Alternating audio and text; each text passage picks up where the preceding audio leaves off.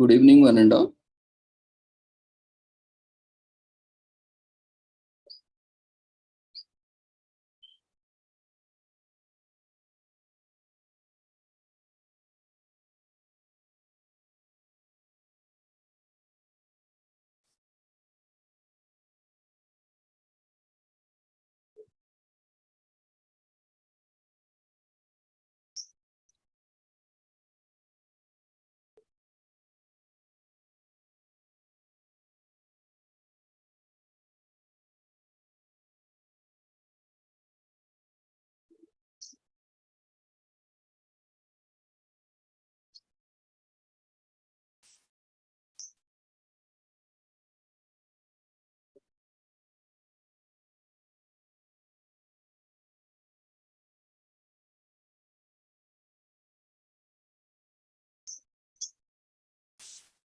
Good evening, one and all.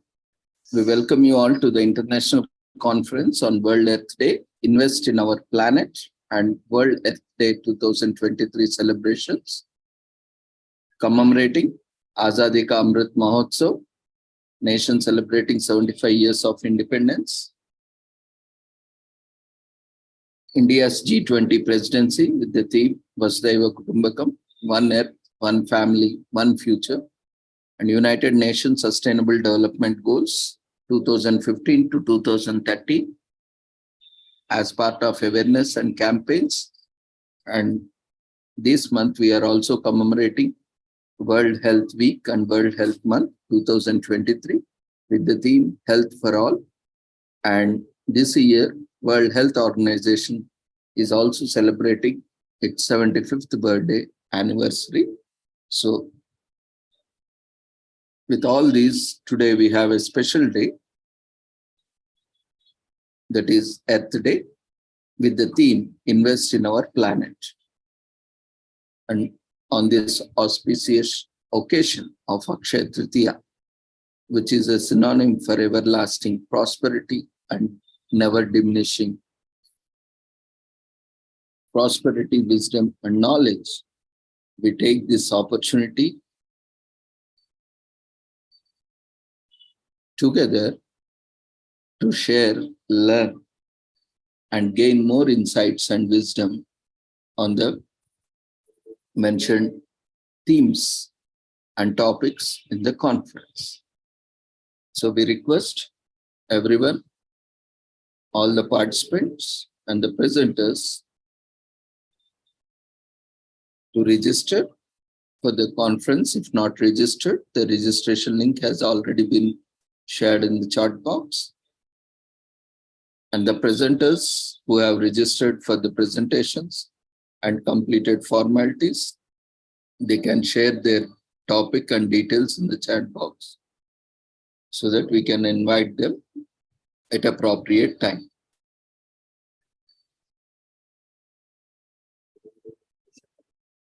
So before we start our sessions, let's take the blessings of Almighty.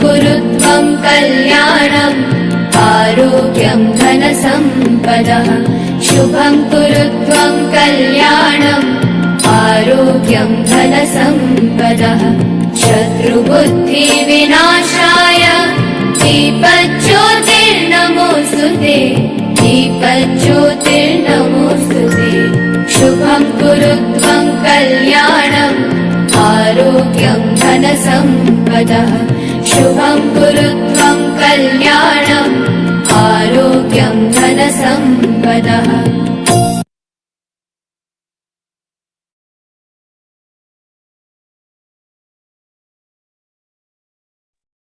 For the smooth proceedings of the conference, all the participants will be muted and the video is disabled off.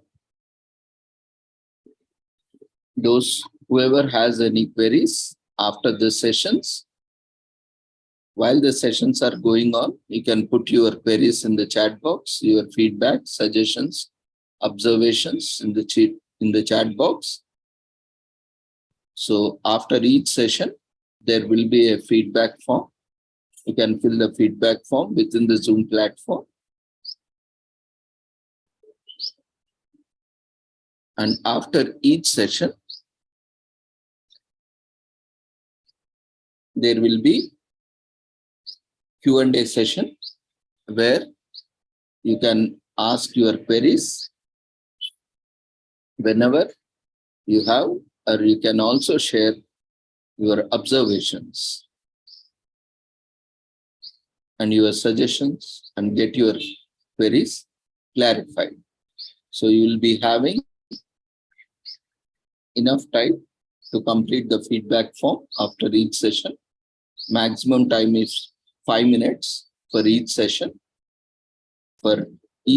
feedback form. So we request everyone to quickly fill up the feedback form after each session. And the same time, we will be having question and answer session, so that once you complete your feedback form, you can ask your questions or share your suggestions, feedback on the session. So for that, as all the mics and videos are disabled, you can raise your hand so that we can unmute yourself. So if you are joining with a different name, kindly join or rename yourself, or kindly message to the host so that they can rename you with the actual name, because attendance is automatically tracked by the Zoom platform, and it will be easier if you can use your actual name when you are attending the conference, so that your attendance can be automatically mapped to the username that is being listed in the participants list. You can see there are participants, so each participant's attendance and feedback is automatically recorded by Zoom platform. So that will help you to get your certificate. So if you are using any other names, kindly rename yourself. If you are unable to rename, you can share your name in the chat box so that we can do it from our side.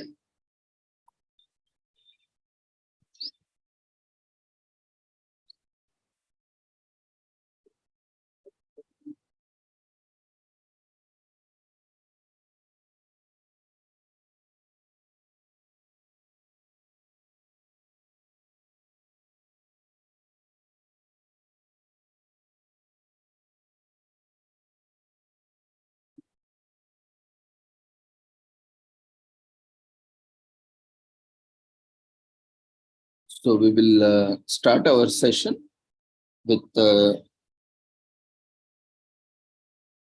getting to know about Earth Day.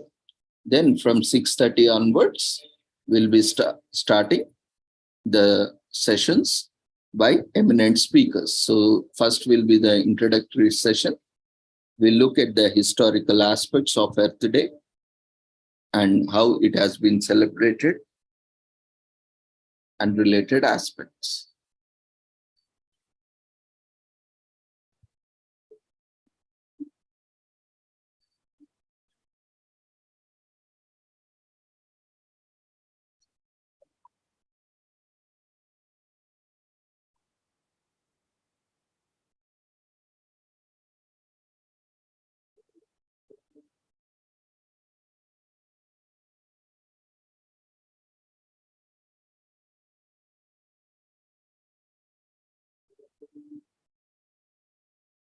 There's no need to worry if you have partly your name mentioned, but if it is entirely different, then you need to log out and set your name and log in again if you are unable to rename yourself.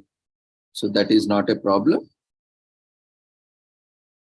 But at least we need to, if we can identify part of your name is also there, it's easy to identify. It's always better you have your complete name so that it is easy to identify and map your attendance and feedback automatically. Otherwise, we need to manually verify the participant name and your attendance registration name. So that might delay the process of certification.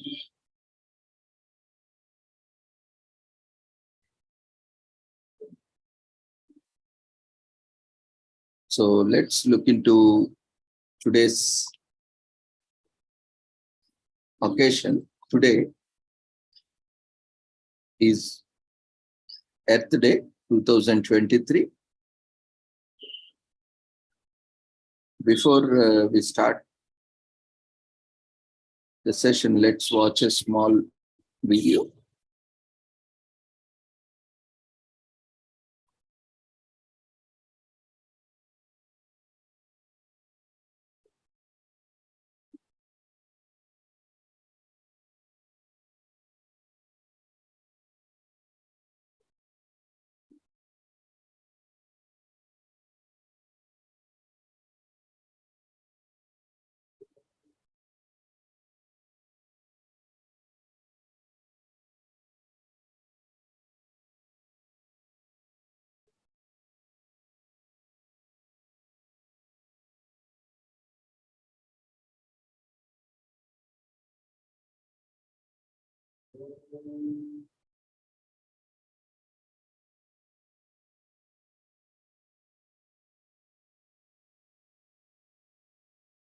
Just give me a second.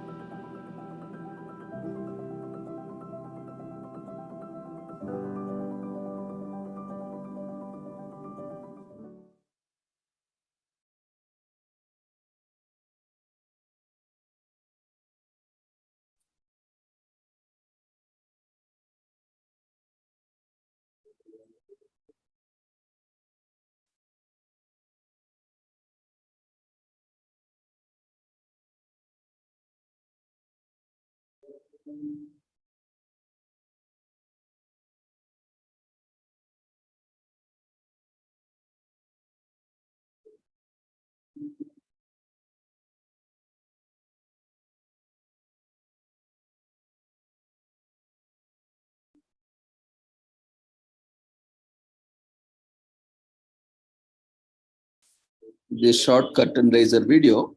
Today we are commemorating Earth Day 2023 with the theme Invest in Our Planet. So this Earth Day has been promoted by the earthday.org, which is collaborating and coordinating the world's largest environmental movement. And we have Earth Network also, organizations across the world working towards the promotion and conservation of Earth.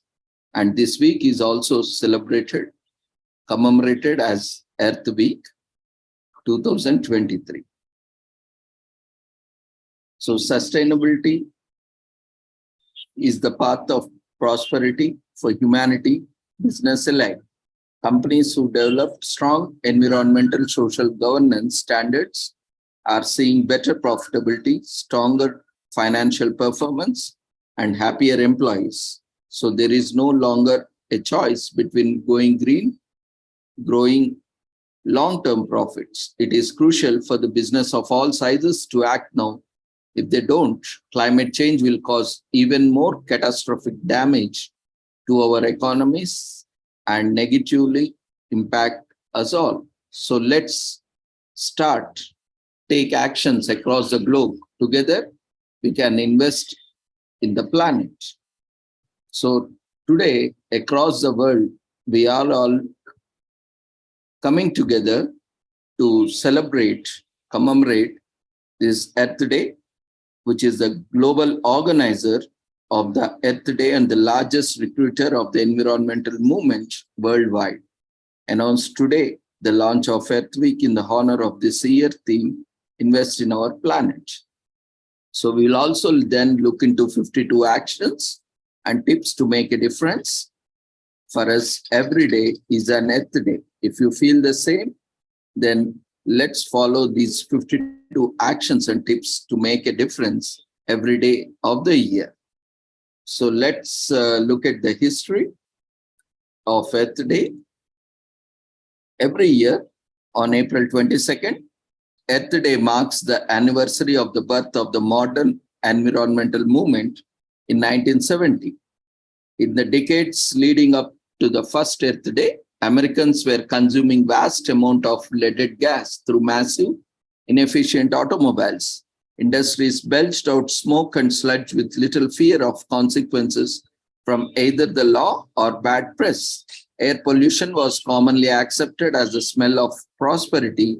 Until this point, mainstream America remained largely oblivious to the environmental concerns and how a polluted environment threatens human health. However, the stage was set for the change in the publication of Rachel Carson's New York Times bestseller, Silent Spring, in 1962. The book represented a watershed movement selling more than 5 lakh copies in 24 countries as it raised public awareness and concern for living organisms, the environment, and inextricable links between pollution and public health. So Earth Day 1970 would come to provide a voice to this emerging environmental consciousness and putting environmental concerns the first spring. So the idea for this first day was by Senator Gaylord Nelson, the junior senator from Wisconsin, had long been concerned about the deteriorating environment in the United States.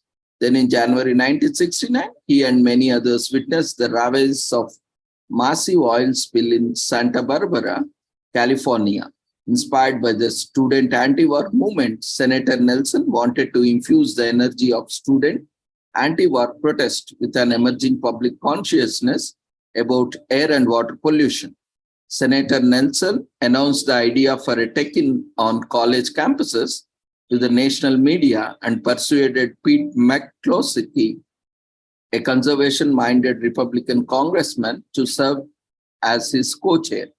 They recruited Dennis Hayes, a young activist, to organize the campus teach-ins, and they chose April 22nd, a weekday failing between spring break and final exams, to maximize the greatest student participation. Recognizing its potential to inspire all Americans, Hayes built a national staff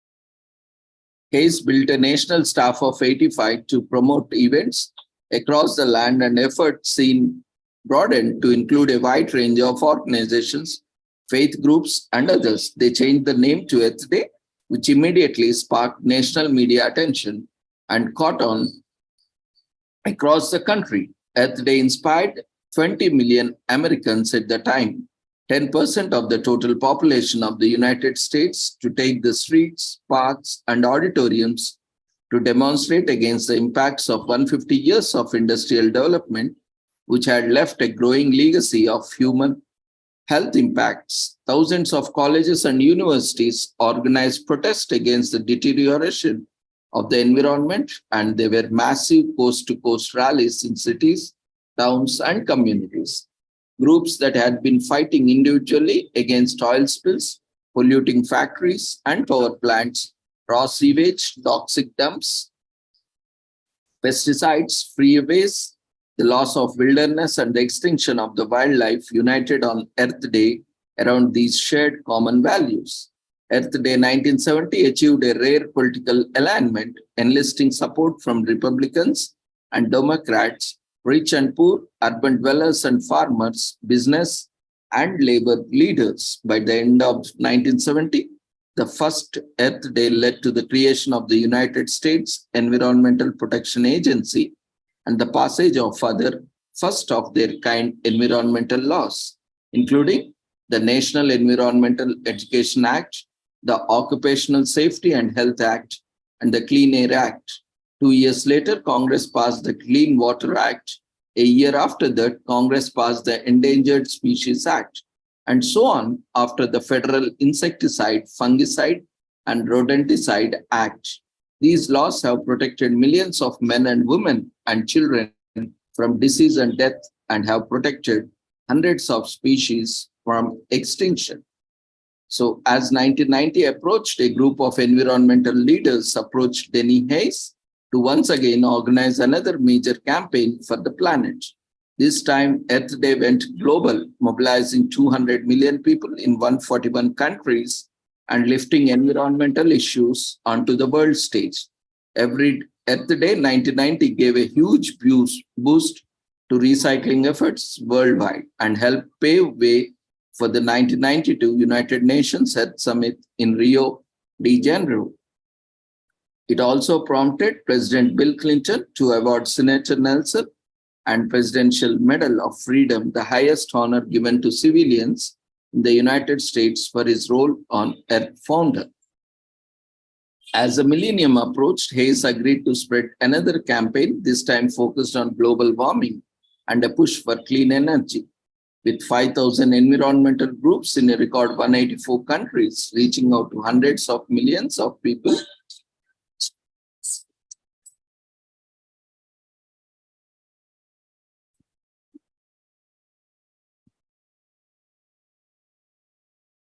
hundreds of millions of people. Earth Day 2000 built both global and local conversations, leveraging the power of the internet to organize activities around the world, while also featuring a drum chain that traveled from village to village in Gabon, Africa. Hundreds and thousands of people also gathered on the National Mall in Washington, D.C. for the First Amendment rally. 30 years on, Earth Day 2000 sent world leaders a loud and clear message. Citizens around the world wanted quick and decisive action on global warming and clean energy. As in 1970, Earth Day 2010 came at a time of great challenge for the environmental community to combat the cynicism of climate change deniers. Well-funded oil lobbyists, reticent politicians, a disinterested public, and a dividend environmental community with the collective power of global environmental activism. In the face of these challenges, Earth Day prevailed, and earthday.org re-established Earth Day as a major movement for global action for the environment. Over the decades, earthday.org has brought hundreds of millions of people into the environmental movement, creating opportunity for civic engagement and volunteerism in 193 countries. Earth Day engages more than 1 billion people every year and has become a major stepping stone along the pathway of engagement around the protection of the planet. So today, Earth Day is widely recognized as the largest secular observance in the world, marked by more than 1 billion people every year as a day of action to change human behavior and create global and national policy changes. Now, the fight for a clean environment continues with increasing urgency as ravages of climate change become more and more apparent every day. As the awareness of our climate crisis grows, so the civil society mobilization, which is reaching a fever pitch across the globe today. Disillusioned by the low level of ambition following the adoption of Paris Agreement in 2015, and frustrated with international environmental lethargy, Citizens of the world are rising up to demand far greater action for our planet and its people. So with this brief introduction, we will continue with the sessions. Then at the end of the conference, again, I will be giving the tips which can help all of us to make every day an Earth Day. So thank you everyone for joining us for these beautiful sessions.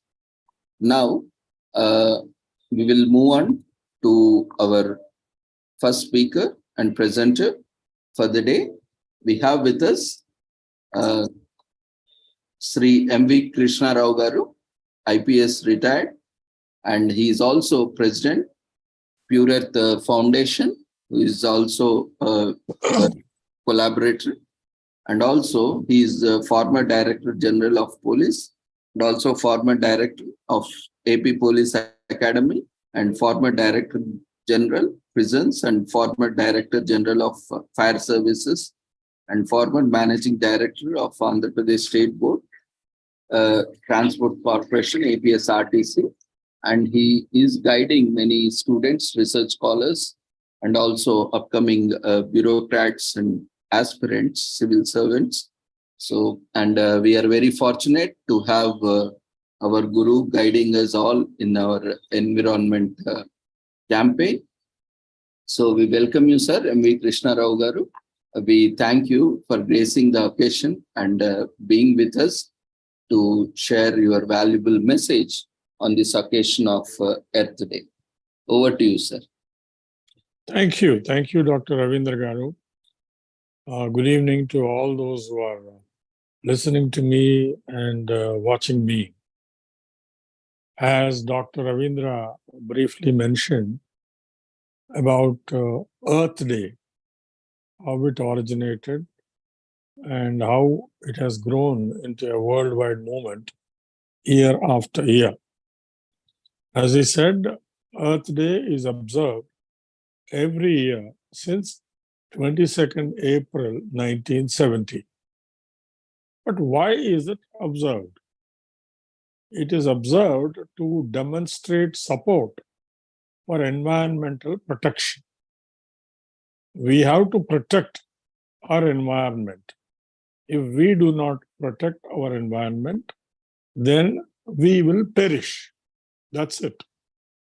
How it will lead to our perishing, I'll come a little later. The second thing he must have mentioned is that this year, the official theme for the Earth Day is invest in our planet. So you will certainly have some doubts as to, by our planet, we mean our Earth. Yes, undoubtedly, though Earth is one of the planets, it is a unique planet. Unlike other planets, which do not have any life, primarily because there is no water or oxygen to sustain life. Our planet, Earth, is the only planet in this massive universe.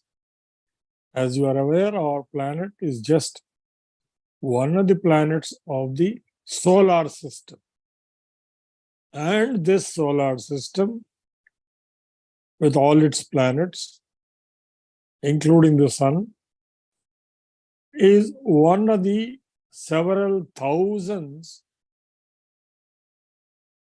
of galaxies, Galaxies. And our galaxy is Milky Way, which has billions of planets like us. But in this vast universe, Milky Way itself is only one of the millions of galaxies.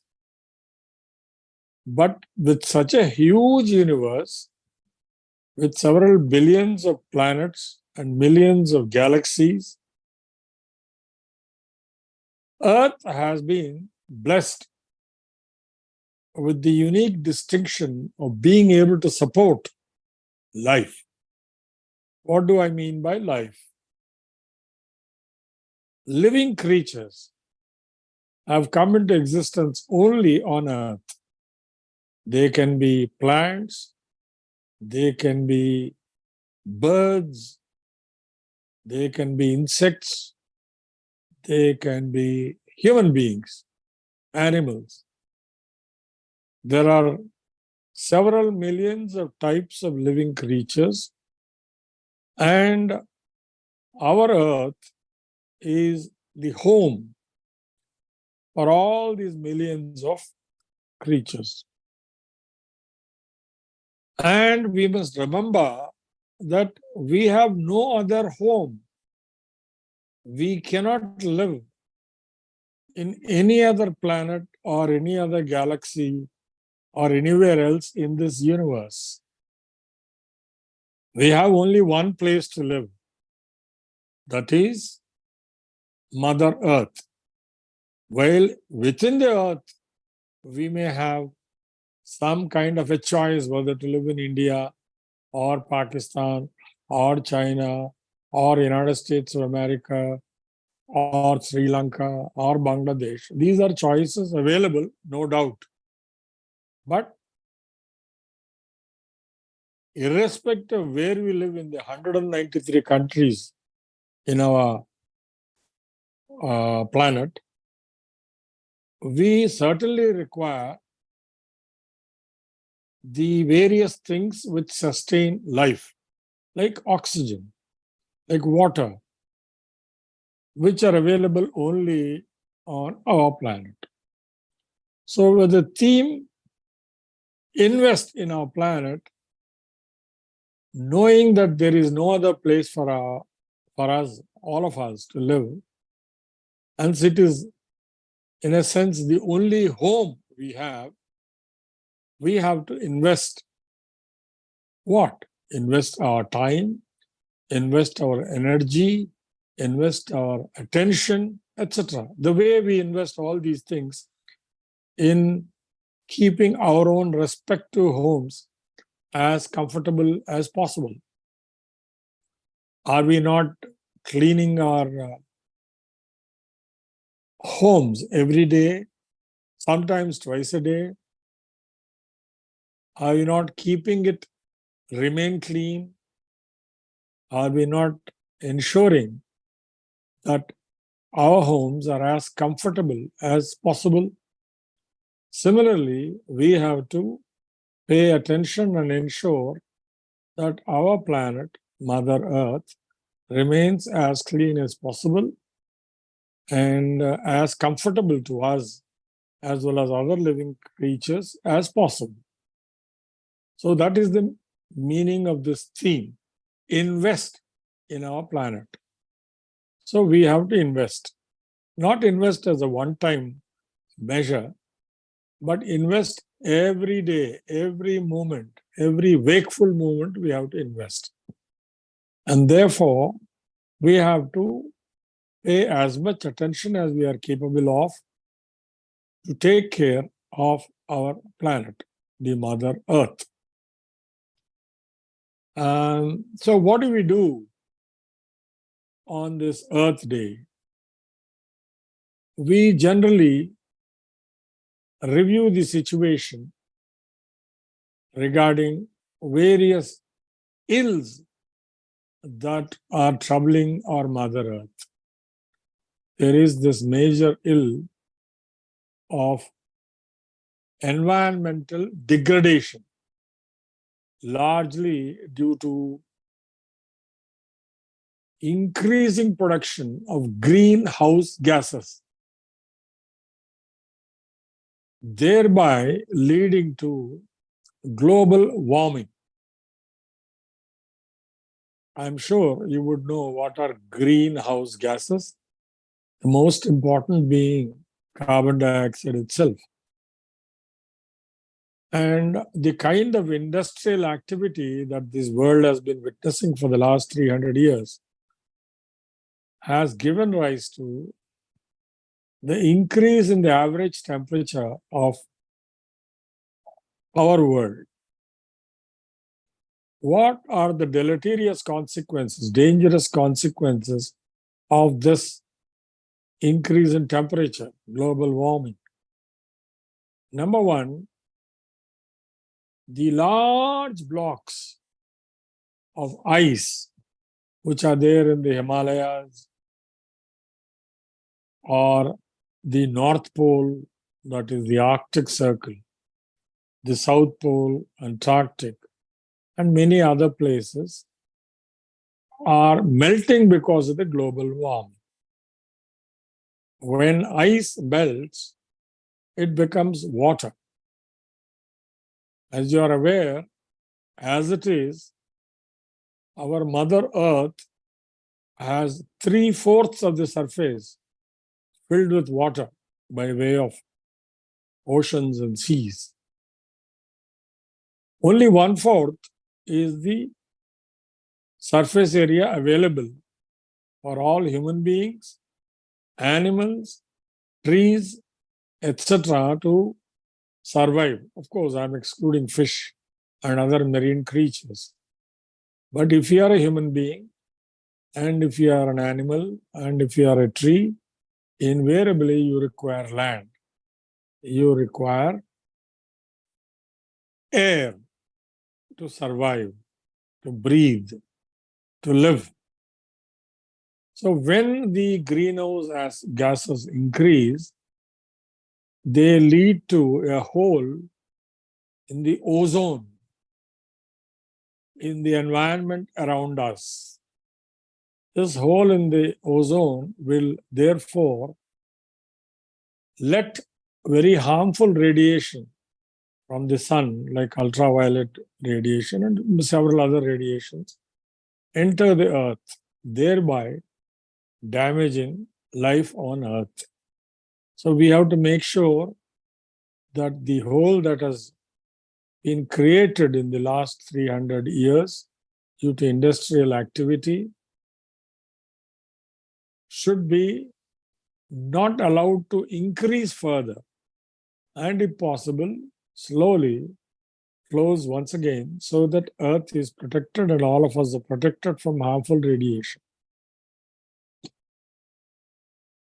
Most of us are indifferent to the damages that are being done by our own actions. And therefore, the very first objective on every Earth Day is to push for climate literacy. Now, what is the meaning of climate literacy? While most of us are indeed literate, we know how to read and write, we have no knowledge at all about the environment around us, how it is getting degraded, how it is leading to loss of various forms of life, diseases, discomfort, etc. So our first objective on every Earth Day and thereafter on every day is to increase climate literacy to the extent we can.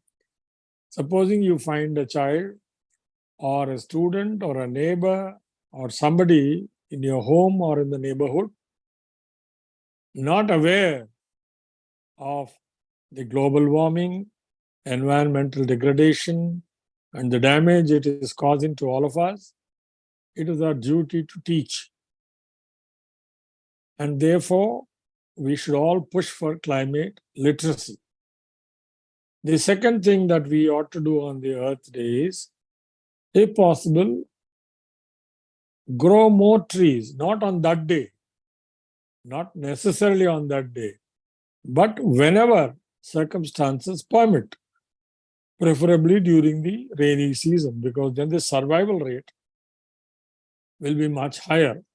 Why should we grow trees? Because among the various greenhouse gases, the most ubiquitous, most common being carbon dioxide, we need sinks, S-I-N-K-S, sinks, for sequestration or deposition of this carbon dioxide. Instead of being emitted or let into the environment around us, we need to see that it is safely deposited or sunk or kept in some safe areas. Fortunately, nature itself has provided the remedy. All trees, they inhale carbon dioxide and exhale oxygen, which is very necessary for all of us to survive. Human beings survive only on oxygen. We cannot remain without oxygen beyond 1 minute. We'll die even if oxygen is not available to our lungs for anything more than a minute. So where do we get this oxygen from? The only source are the trees. And the population of the world is increasing. It's right now estimated to be around 8 billion, that is 800 crores of human beings, male and female. Out of that, of course, 1.42 are in India itself. India has emerged or has become the country with the largest population. While that may not be of very serious consequences because every country is interlinked. We all share the same sky, we all share the same environment. If the environment in one country is damaged or poisoned, it will affect all other countries. And therefore, irrespective of which country we live in, we have to grow more trees. Why are we required to grow more trees? To absorb the carbon dioxide whose production is increasing day by day. The quantum of carbon dioxide, say, produced today is about 1,000 times more than the quantity of carbon dioxide produced 100 years ago. And therefore, we need mechanisms in large numbers to absorb and act as carbon sinks for the sequestration of this carbon dioxide and other greenhouse gases. So the Earth Day is a good time to resolve and initiate action to grow more trees. Further, we are fully aware that the plastics in the last 30, 40 years have posed a big risk to the survival of Earth and all of us. And therefore, we should resolve on this Earth Day to help end plastic pollution. Now, how do we end plastic pollution? When I was a child, whenever I went to the market, there were no plastic bags. We carried our own bags, and whatever we bought, whether it is vegetables or something else, they were packed in newspapers and deposited in our bags, or sometimes if the quantity is only one, if the item is only one, they would pour that, say rice or wheat, into our bags. There was no question of plastic. Then came the large number of items to be stored, whether it is milk or anything else. And we have started using plastic bags, plastic pouches, plastic containers, and it will take on an average 500 years for the biological and chemical degradation of this plastic material. And some of these plastics are unfortunately being eaten by animals and even fish in the sea. And since we in turn eat those animals and that fish, it enters our body, and thereby it becomes a great poison and prevents us from leading a healthy life. And added to that, unnecessarily, we have increased the use of plastic. Even to have a drink from a coconut or a cool drink or anything, we are using plastic straws. And after we finish the drink, we throw away that straw, which takes 500 years for decomposition and degradation. The latest, of course, are the earbuds, plastic earbuds.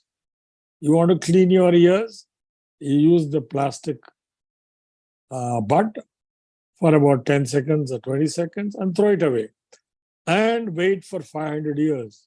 Of course, you would be happily dead and gone.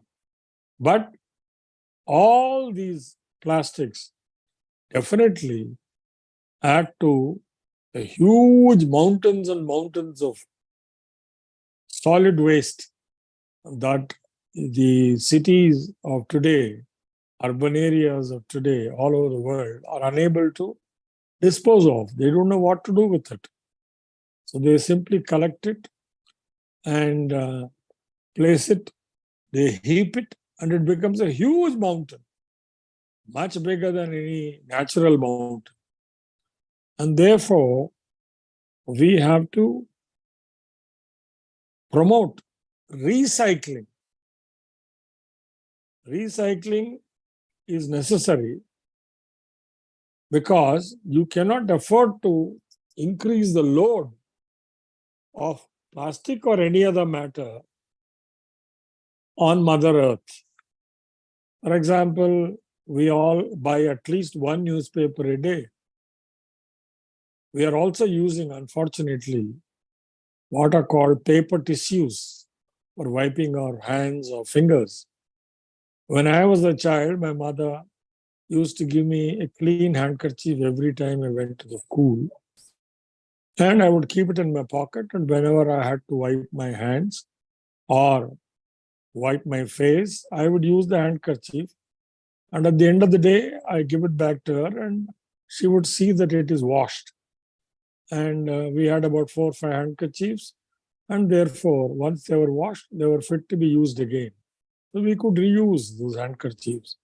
But the present generation has succumbed to this fashion of using the paper tissues. And unfortunately, whether it is newspaper or paper tissues or anything else, the main raw material for producing them are trees. You have to fell the trees and you have to make pulp out of it and produce the paper. And if we can recycle this paper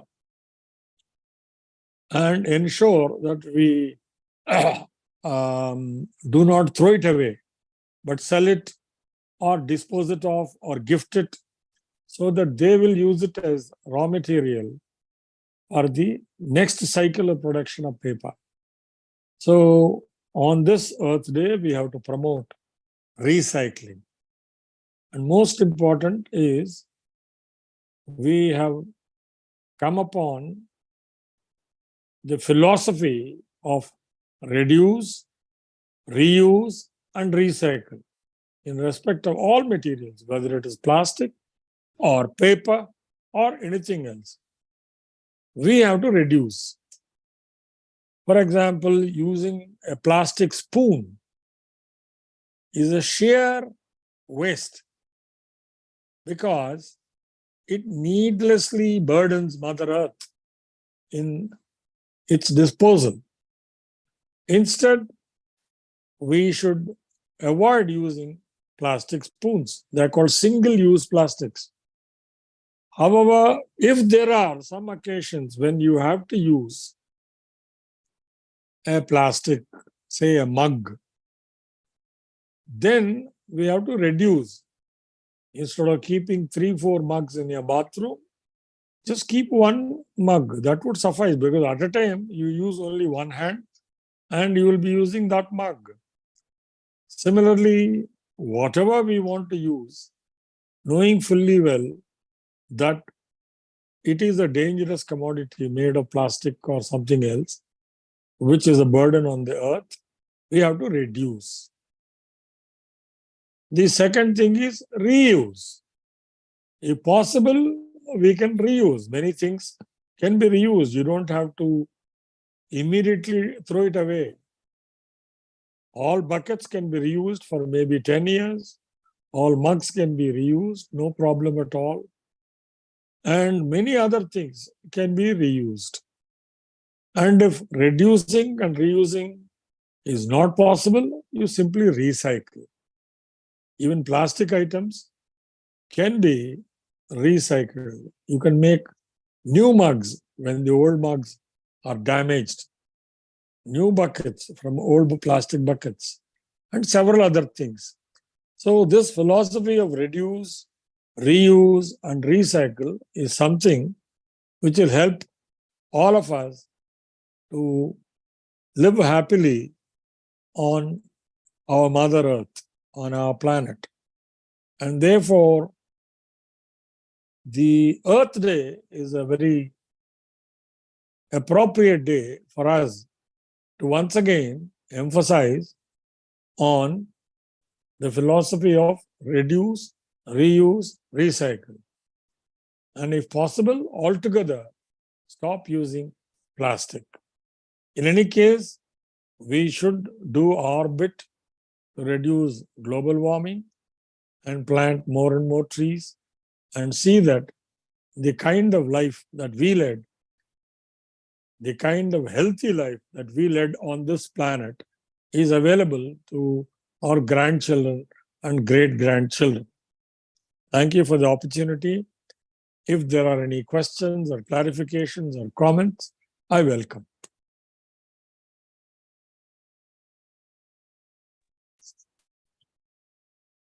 Thank you, Sri M.V. Krishna Rao garu. It was a great message for all of us. How using a simple, conservative measures, we can save, protect, and conserve Earth. So, without taking much time, we will go for feedback. So, we request all the participants, you can unmute yourself, you can raise your hand or use your chat box to share your queries or comments or observations, or if you have any clarifications, you can feel free. Okay, you can raise your hand so that we can unmute one by one. Yeah, Mary ma'am.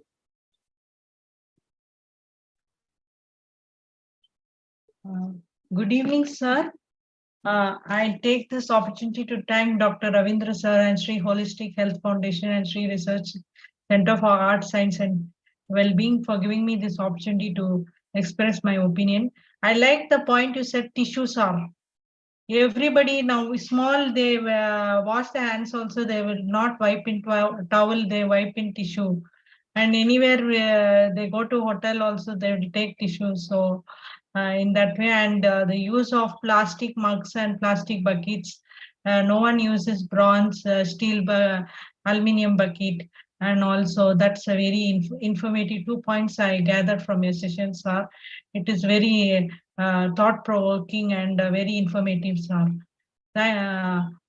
Thank you for coming, sir, and gracing our occasion. God bless you, sir. God bless you. Thank you, Madam Mary. Every time you are a keen listener and you participate very actively. God bless you. Thank you. Anyone else?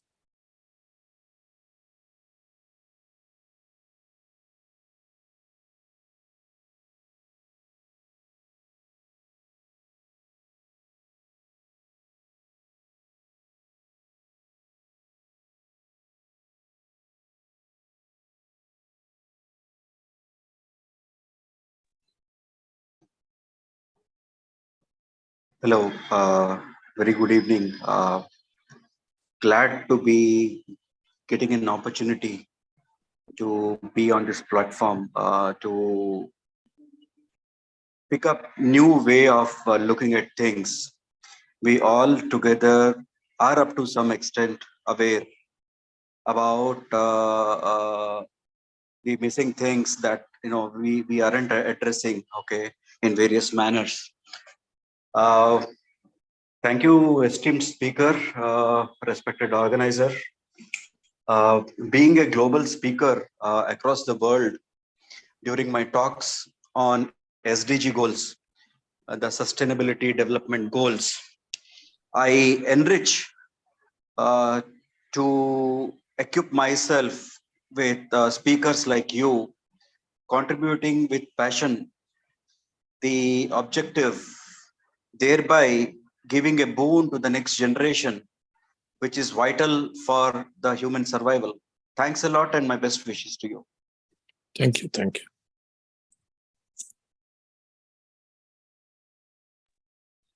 Thank you, Mary ma'am. Thank you, Amitji. Anyone else would like to share your feedback, comments? You can raise your hand. There is one query in chat box by Ghanshyam Das Garji. He is ex-chief manager, planning, HAL Lucknow.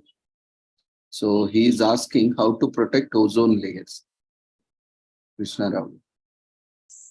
Garg ji और गार्गी जी, आपने बहुत बेहतरीन सवाल पूछे हैं. Nature itself, or you can say God himself, gave us that protection, the ozone layer. But we, for the last 300 years, by our indiscriminate actions, have been increasing the emission of greenhouse gases. If by some deliberate action we reduce the emission of the greenhouse gases, slowly that hole will get filled up, healed. It wasn't there all of a sudden one day. It went on increasing slowly as the quantum of greenhouse gases in our environment increased. And it will heal and fill up as the quantum of environment, quantum of greenhouse gases in our environment decreases. So once we are able to harness new fuels instead of the fossil fuels that we are currently using, say green hydrogen or renewable energy, most of the power, electricity that is generated in India, about 70% is by burning coal. And if someday we can reduce it substantially to that extent, we as a country would have reduced our contribution to the increase in greenhouse gases. And similarly, other countries also. As you are aware, Germany has closed down about a week ago its last 2 nuclear power plants, which were producing together about 2,000 megawatts, that is 2 gigawatts of electricity. They are desperately in need of electricity, and still, in spite of not having the usual gas from Russia, the pipeline has been blown off. And still, they went ahead with the original decision of closing down the nuclear power plant. Why? So that they will be compelled to speed up, hasten, accelerate the action to replace the generation of electricity with renewable energy, be it wind or solar or something like that. All these methods of generating electricity will lead to a reduction in the emission of the greenhouse gases, and slowly the extent and size of that hole in the ozone layer will be becoming smaller and smaller, and someday it will be fully healed. I hope I have answered your question, Gargi ji. Thank you.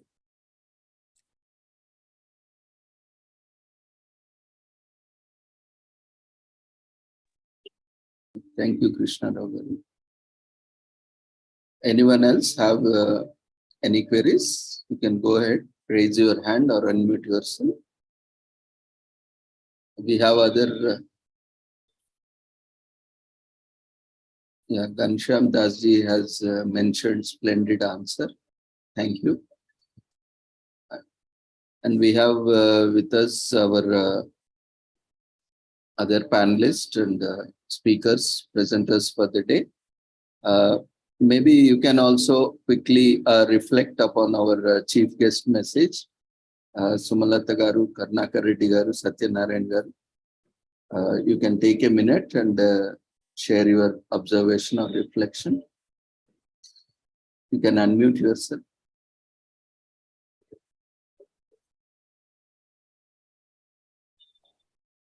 If you are able to. Om Shanti, good evening. I hope I am audible. Krishna Rao Garu, namaste.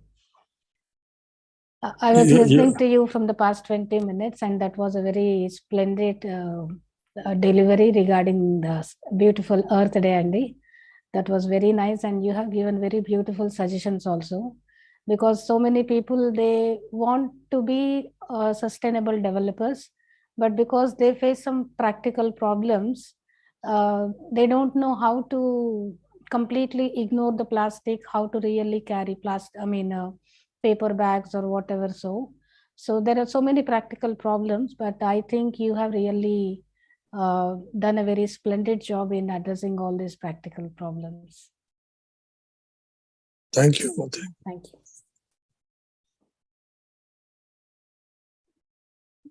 Thank you, Sumalata ji. She's a very good faculty and also researcher. She has dedicated her entire life for Brahma Kumaris, and she pursued psychology from our Department of Psychology, Usmania University. And she is presently heading the research wing of Brahma Kumaris. And she is very passionate researcher and also a very kind soul contributing to spirituality. Satyanarayan Garu, would you like to share your observation? Yes, sir. Please, sir. Welcome.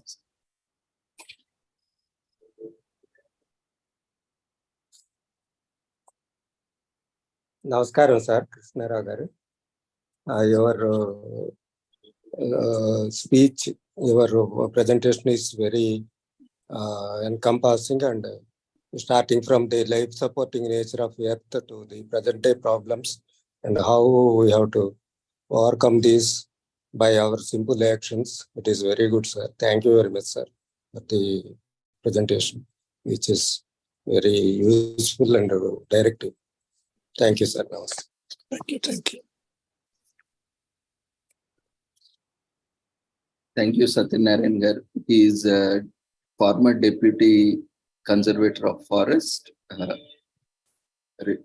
from AP Forest Department and also served as Technical Officer.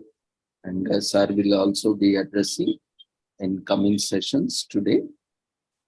Thank you for your observation, sir. And we have Karnaka Reddy Garu. Sir, would you like to share your observation? You can unmute yourself. Yeah, thank you, Dr. Ravindra, for this opportunity. Yeah, I just joined at the almost at the end of his talk. So, but about the reuse RRR, reuse, reduce, and what is that? So recycle. Recycle. So it's a very good message. People should adopt it and practice it, so that every person has to participate in that exercise and do it. Only then it contributes significantly to the global, or you can say the size of the earth. So one should not feel that if I reduce 10 tissue papers a day or 10 plastic bags a day, what will happen? So it's not that individuals, it is all together. When everybody does it and majority of the people do it, it definitely makes an impact on the climate change, and the good will be done to the earth, nature. So nature will definitely rather protect us when we take care of the earth. Thank you for that good message, sir. I got the message. Thank you so much. Thank you, Karnaka Reddy Garu. He is former head and former director, scientist, IMD, Hyderabad, and he has occupied various positions at even headquarters level at New Delhi. Thank you, sir, for your observations. And with this, I thank M.V. Krishna Rao Garu for joining us and gracing this occasion as a chief guest for this conference. And we are ever indebted to you, sir, for your guidance. And with your direction, we look forward for organizing more such initiatives and taking environment activism forward. Thank you once again for joining us. And we wish you all the success and look forward for more sessions. Thank you, Dr. Ravindra Garu, for giving me this opportunity. May God bless you. Thank you, sir. With this wonderful session, we will move on to our next session by our Sumalata ji. She is LC coordinator to SPARK, which is an acronym for Spiritual Application and Research Center, the research wing of Brahma Kumaris. She is also a multifaceted faculty, writer, programmer, psychologist, and teacher, mentor, and she has dedicated to the service of humanity and God. And she is presently associated with Global Socio-Spiritual Organization, which is spread across the world with the name Prajapati Brahma Kumaris Ishwara Vishwavidyalaya. In short, it is very popularly known as Brahma Kumaris.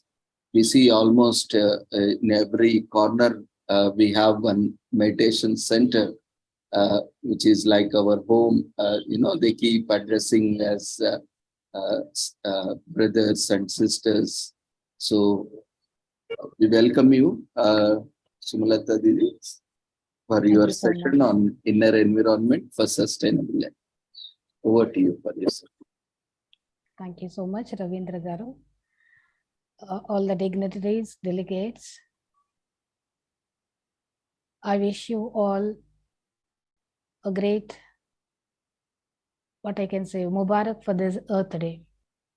Because we the human beings are responsible in sustaining and developing this Mother Earth. We call it as nature. And this Brahma Kumaris organization is a spiritual organization.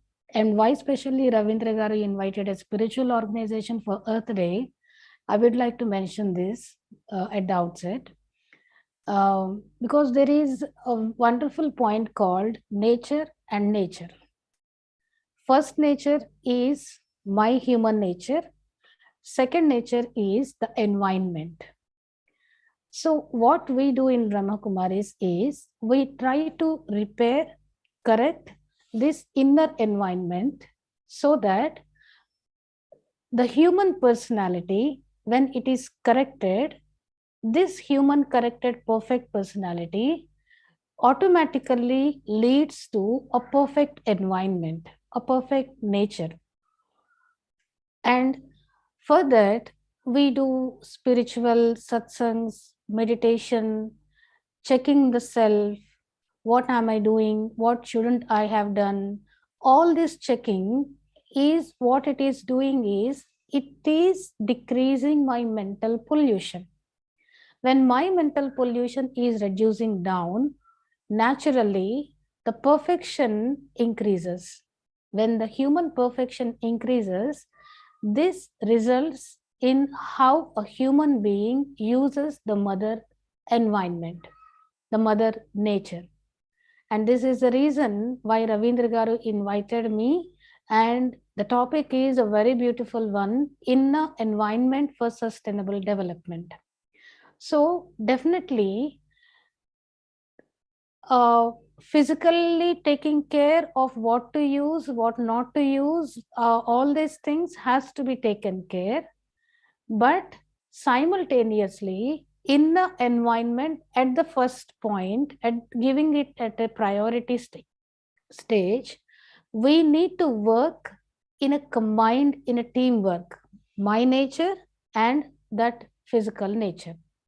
If I concentrate only on the environment, it is, something like not curing my disease from the root, but just applying the ointment externally and expecting further removing the problem from the root, which is not possible.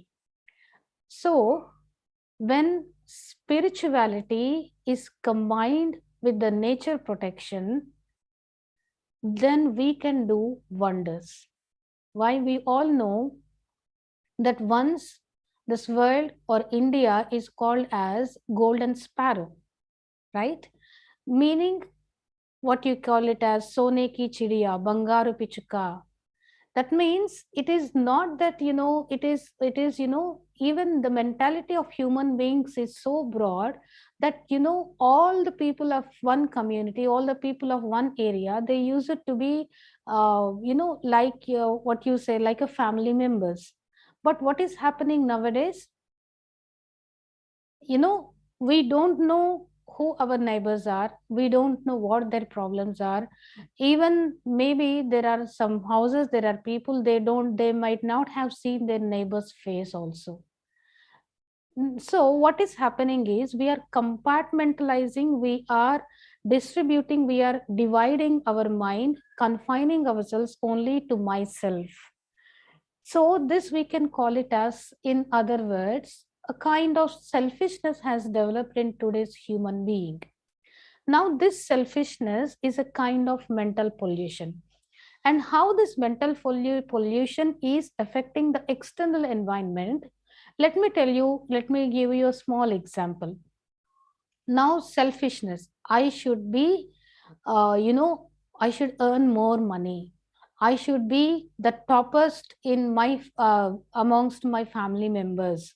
So this thought, what it is giving, what kind of behavior it is giving is, it is making more of concrete jungles. No problem. You can cut off the forest, you can build a concrete jungle, cities, apartments, saying that these concrete jungles have more opportunities, have more amenities, it is a villa, it is, you have a beautiful facilities, at one place you have gym and so and so. That means the natural facility which the nature has provided, we are cutting it off, and I am developing a concrete jungle by giving a tag with all these facilities. So if this, don't you think that this mental pollution called selfishness of a human being has disturbed the external environment? Don't you think it has developed unsustainable development in the nature? And this is because of this, we say global warming is increasing. We say the glaciers are slowly melting down. So if I say only the glacier melting down is the problem, no, it is the result of the inner environment of a human being. When I don't repair myself here, then how can I really target or cure the problem from the root? Similarly, greediness. Greediness is another pollution that pops up in human mind. I want more and more. And for this, what we are doing? Definitely what we are doing, we try to increase the marketing of not so healthy products. What I think? I'm getting money, I should take care of my family members, I should be safe, so that if something occurs, I should have some certain facilities for my family members. So I am confining my thinking only to myself and my family members. And even in that also, if greediness is increasing, what is happening is I am trying to exploit more and more of natural resources.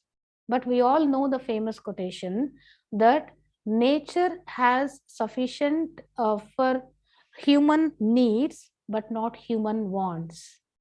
If I continuously have wanting, greeding, I want this, I want this, I want this, it is just my want. So there is a very clear-cut demarcation between what my need is and what my greediness is, what want is. But what we are doing is slowly we are uh, we are we are clubbing these wants also into the needs and say, no, this is the minimal requirement for today's life. So this kind of mindset has developed in one person's mind, and he will try to imbibe this kind of thinking procedure to the other people in his society or in his office work. And slowly, today, this mind has developed in such a way in the whole world that people think that, yes, you have to be greedy. No matter what the what the condition of nature is. If you are safe, if you don't think about yourself, how good you are enough to save the world. So first think about yourself. This is what is the nature of today's world. And so definitely we have to work from here.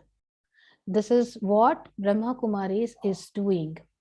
And even in a spiritual context, if you see, it was said according to scriptures that there was a golden age, Satyug, Kritayug, where the nature is a servant to a human being. The nature serves the human being. But what is happening in this Kali Yuga? Nature is showing its unsustainability, so that somewhere it is a earthquake, somewhere it is a famine. All this, why there is so much of imbalance in the nature? Why the nature is also unable to help the human being? It is all because of the inner engineering that is going on in the human mind. So it's a very important that today, on this beautiful occasion of Earth Day, we need to take a strong, determined thought that we will start repairing, or we will start sustainable development in myself, in my mind. Not to be greedy, not wanting much, helping others, how much I need, how much I can really protect my nature, all these things. Let me tell you one small example. When we conduct children's camp at our campus, and when we try to imbibe them that you should, you should be able to help your friends, you should help your, you should grow plants in your home. Though it is an apartment, you might be having a small balcony. So according to the space available to you, you have to do that. It's a surprise to me that what the children's response was. They say, okay, sister, we are very interested, but my parents doesn't encourage. They say, why you waste your time in doing all these things? There's a plant growing and all these things. Tomorrow, you have exams, so you first study on your studies. That is the main thing which our parents do. All this is a secondary. First study, you have to earn a job, and you have to earn money. Of course, I am not underestimating underestimating the power of a professional career. I am not underestimating the power of money. Everybody needs money. If there is no money, no survival. So money is important. But the point I want to mention here is, when children at their tender age, when they are being told by the elders that that is not important, only studies is important, how can we really expect our next generation to save the planet? Will they do? How is it possible? Tell me. So any conference, any seminars, anything, what we can do is, we are supposed to change our inner mind. We have a big campus at Hyderabad, Gachibowli called Shanti Sarovar, and we really give utmost priority to the greenery, to the sustainable environment. Those who ever come to the seminar, we try to keep them more in touch with the nature. We make them to participate in the early morning meditation, especially nature meditation, so that they walk with the barefoot, so that they touch the earth, the stone, so that that occupation pressure comes. They feel the fresh air of the nature, which is not possible to have fresh air in cities nowadays. So as Brahma Kumaris, we start inner engineering from the mind also. We start meditating. We give the meditation course to the people. We make people go close to the nature. And let me tell you one of the research works which I have done in collaboration with ICRISAT. So ICRISAT, which is in Patancheru, you all know it, that it does research works relating to the growth of the plants, the best way they explore for the growth of plants. So one of the scientists who came in touch with Brahma Kumaris and meditation, when he heard that this nature affects the nature, he said that, can you really do some meditation power, give meditation power? Will this meditation power be useful in the cultivation of the plants? And I said, yes, we can really prove it. So, what he has given me, 7 sets of seeds, which can sprout, like peanuts, peanuts, pesarlu, boparlu. I'm sorry, I don't know what they were to call them in English. So they have given me 7 sets of two sets of 7 kinds of sprouting seeds.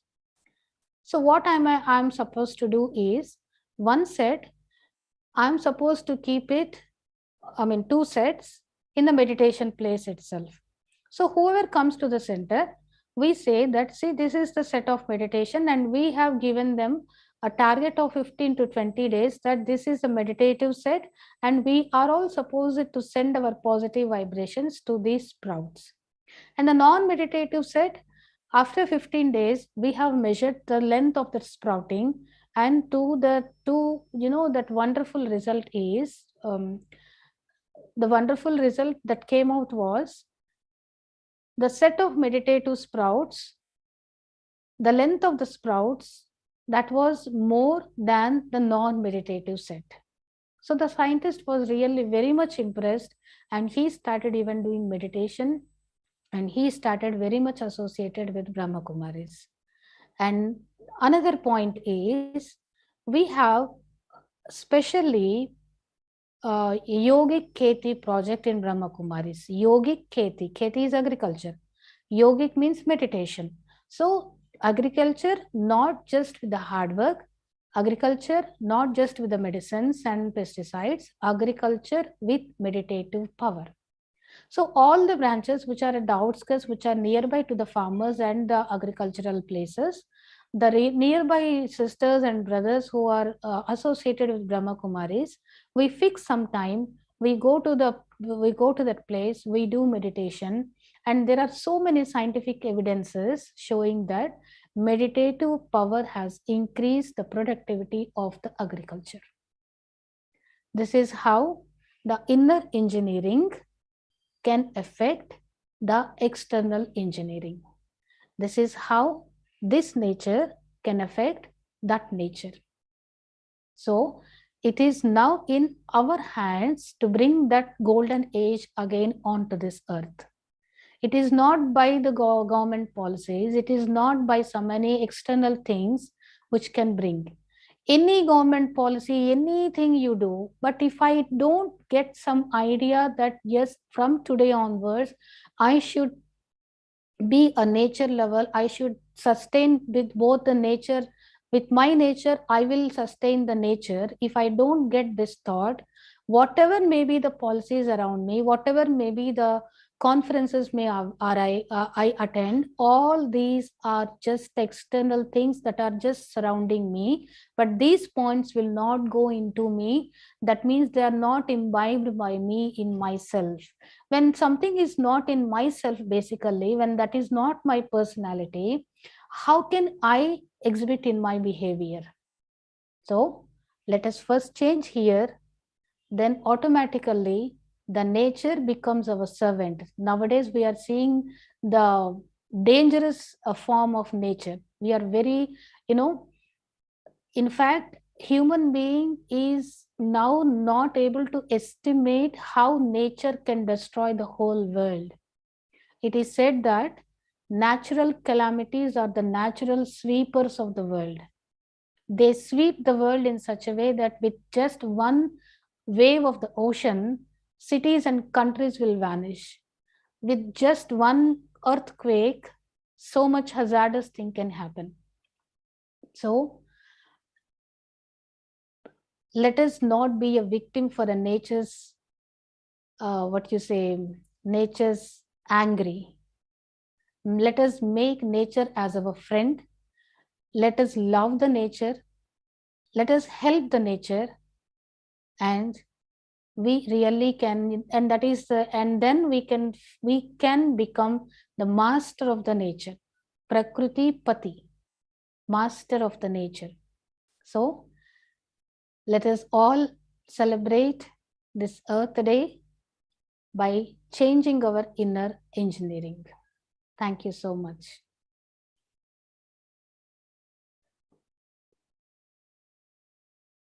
Thank you, Shimlata. It was a very insightful and lucid the way you presented. It's true, unless and until we are at peace within ourselves, we cannot have peace outside. And even with the environment, as you rightly pointed out, we are seeing wrath of nature. These extreme temperatures. Now summer, we are having scorching heat, rising temperatures. And we have disasters everywhere occurring across the world on every day. We are, frightened to see the newspapers and televisions, because we see every day some place is affected by a disaster. So it's a high time that we need to realize, and we need to be in harmony with the nature and environment so that we can have a sustainable planet. Very well explained. Yeah, participants, if you have any queries, observations, comments, feel free to unmute yourself. Yeah, Mary ma'am, you can unmute yourself. Hi, good evening to all.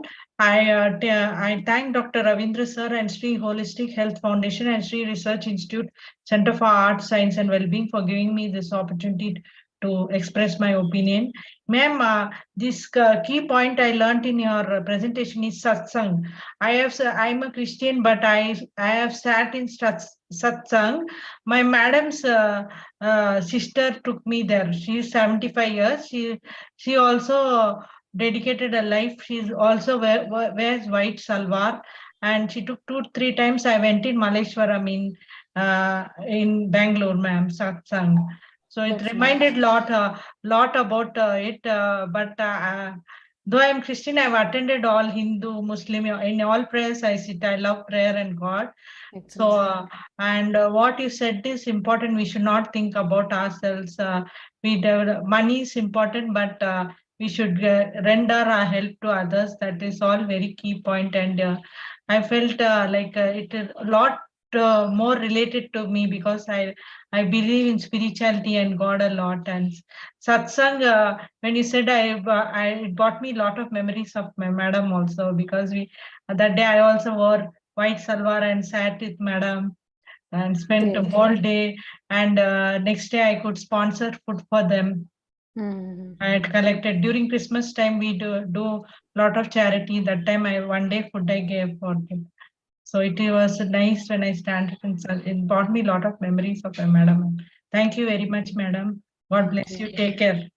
Thank you. Thank you very much. Anyone else would like to share? You can raise your hand so that we can unmute yourself, or you can unmute yourself, or you can share in chat box.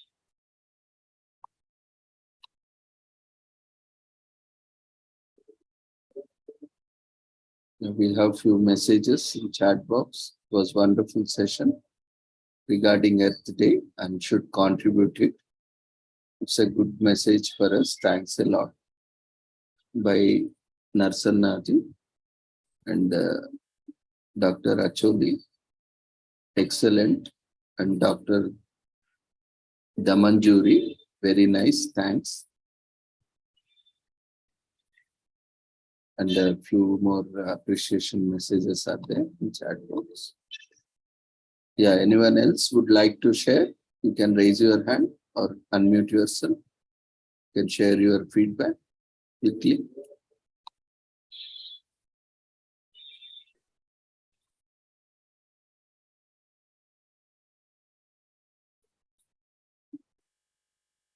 Okay, I think the way you presented, I know there is no doubts and it's clearly very well understood.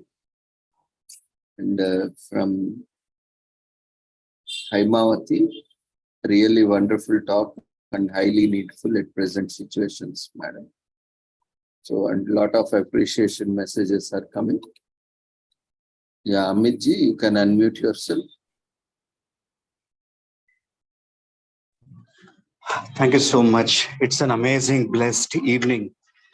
I am fortunate to also meet Shivani Di from the respected Brahma Kumari team, and being vocal about the transformation that is required from the inner self. I concur with that, and it takes a lot to implement that and undergo the transformation. That matters really a lot. And once we exhibit that, we inculcate the transformation within us that radiates to our family members, to the community, to the society, and for the betterment of the nation. I respect you so much. Thank you so much for giving your valuable time. It has been a pleasure to interact with you. Thank you so much. Thank you, Amitji, for sharing your observation. There are other messages also from Abdul Rage. Very nice lecture. Thank you, everyone, for sharing your observations and for your patience listening. As Didi was saying, we need just attending will not do, will not serve the purpose. Let's take these messages and let's put it into action from now onwards so that we can see the results in coming days. So let's practice meditation, being calm, and you can visit any nearest Brahma Kumari center. Anywhere they are, available almost across the world. So you can find a nearest one and you can explore yourself, experience yourself, and you can start practicing meditation and you can find the difference within yourself. You can see changes happening and maybe that will lead to more sustainable planet as we will have peace within. So thank you, Sumlata Didi, for joining us on this wonderful occasion and gracing us and giving your valuable message. And we look forward for more sessions in future. Sure. Thank you, Didi. Thank you so much for giving me this opportunity. Thank you. Om Shanti. Om Shanti.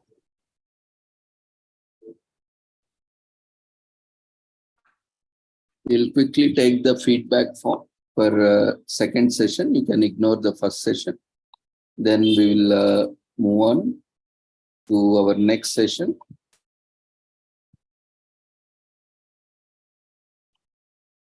We request everyone to fill up the feedback form.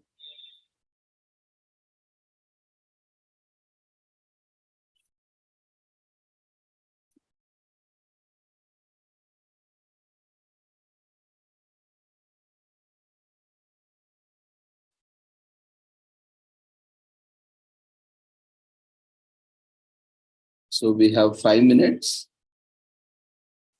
Doesn't take much time, but we can complete it in a very short time. Feedback form has been raised in the form of polls in Zoom itself. There is no external link. So you can, if you have accidentally closed it, you can find the option just below or above. You can see polls option. You can click on that.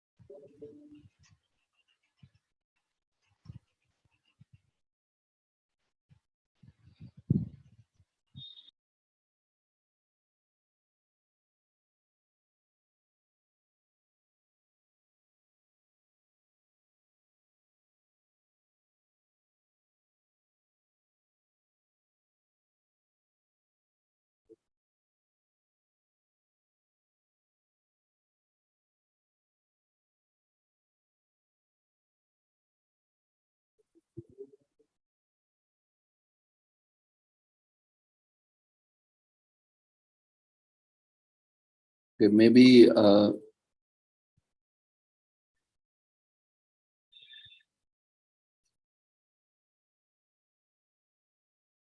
just a second, maybe being, yeah. I will share it once again. Don't worry.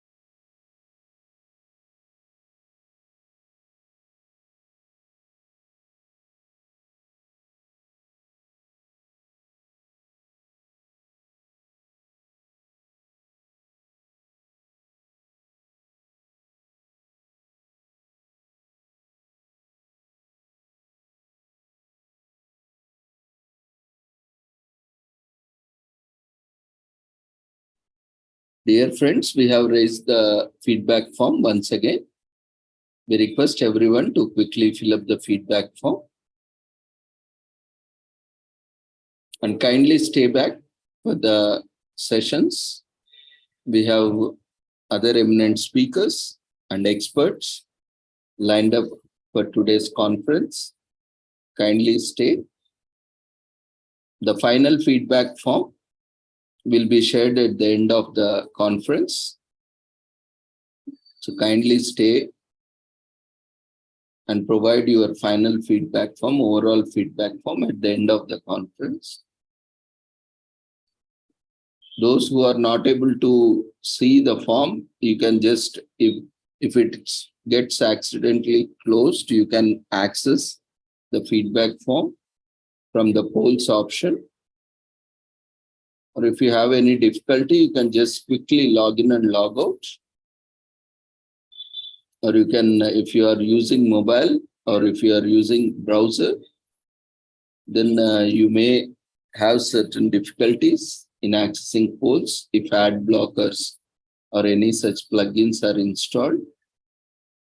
So you can join from the Zoom app if your Zoom app is outdated or having old version, you may face certain issues. So you can update. Always keep the latest version, whichever your device supports, and you can join in from the Zoom app. And if you are using mobile, you may have difficulty that if you are somewhere not on the Zoom app screen, then you may, or you can also, there is a possibility that it gets closed when you swipe the screen or touch the screen. So make sure you are attending from laptop or system. Even if you are attending from mobile, make sure you are active in this session. Do not close or do not minimize.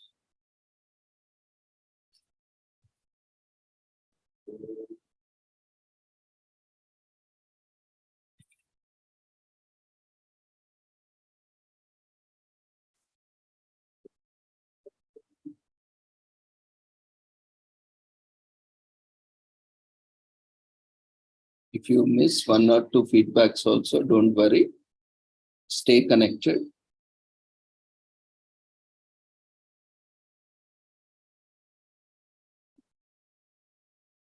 Attendance is automatically tracked by the Zoom platform. So your name will be mapped with the attendance and feedback. So if you miss one of the other feedback also, no problem, no need to worry, but stay connected. And whichever feedback form you are able to fill, keep filling it up.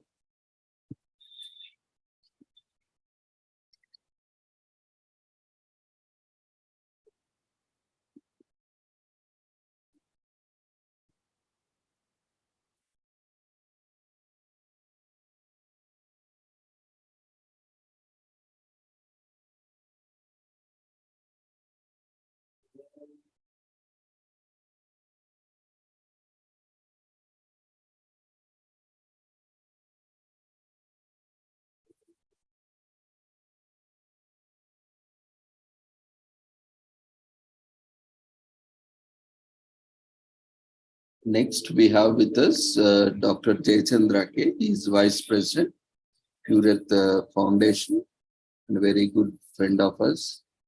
And he is also Regional Director, Center for Environment and Development, and also CEO for Global Information Technologies, and also faculty and consultant for geospatial technologies for various departments of state and central governments, and as well as other private organizations. So we welcome you, sir, for this Earth Day conference, and we invite you to take over for your session on natural resources for natural earth. Over to you. You can unmute yourself.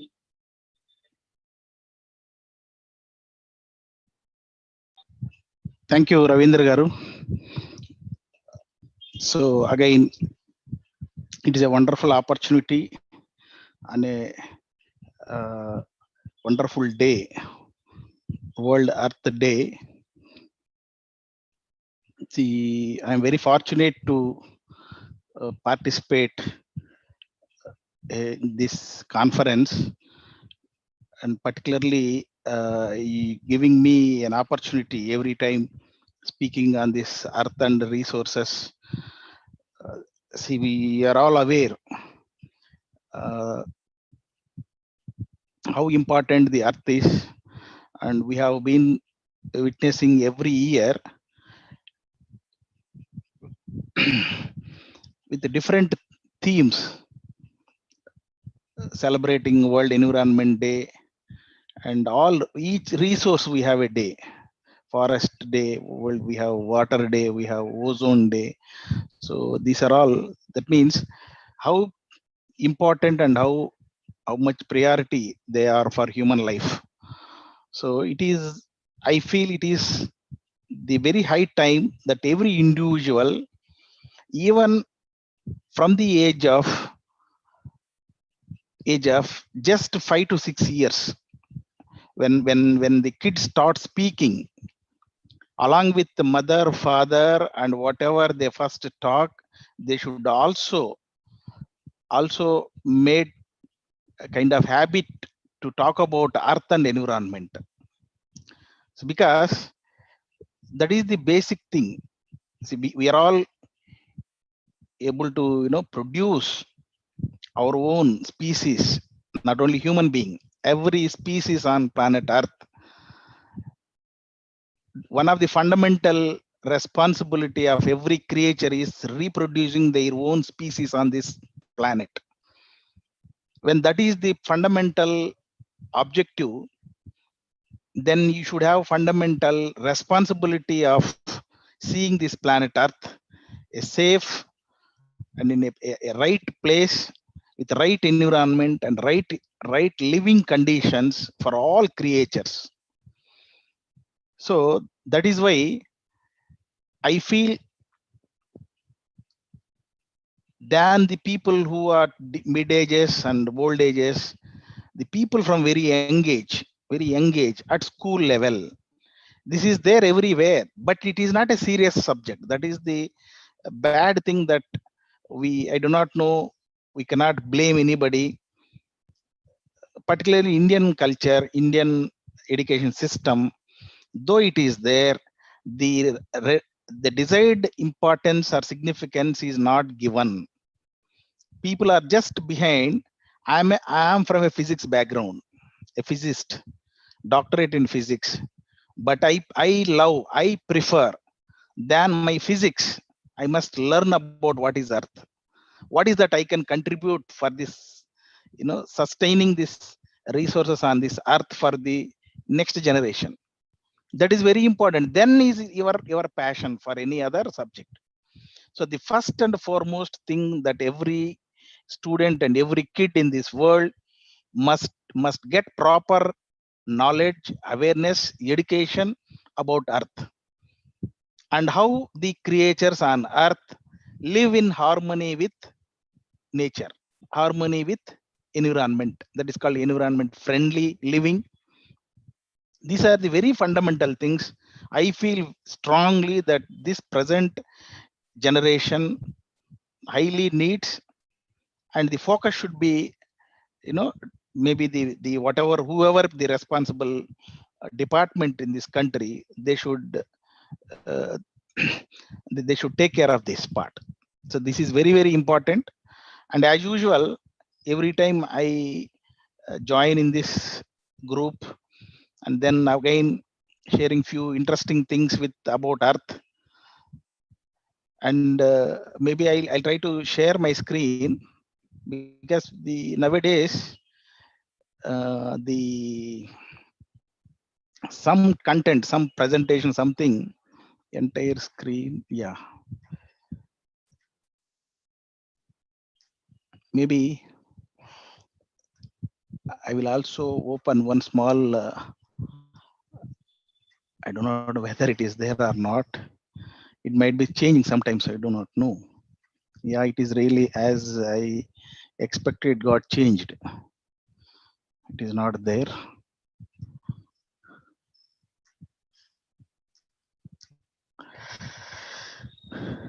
Okay, doesn't matter.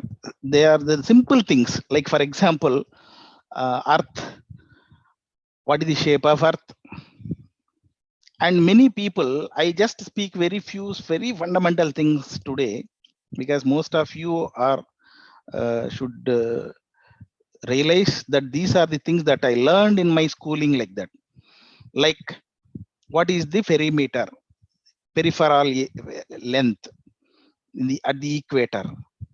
Or for example, on Earth, every object, every small object, it can be, suppose a human being stand anywhere on Earth. You can have what is its location, where he is standing, or you can also have what is the location of his left leg and right leg. To that extent, what I mean to say, every object, suppose a small stone, small objects, grazy surface, whatever granules, everything will have unique position on planet Earth. That means everything we can identify by a coordinate that is called latitude and longitude. So I hope all the audience here knows, because I just want to on Earth Day, instead of talking about too much, because there are many great speakers talks about great things, but I just want to share the basic things like what is a latitude, longitude.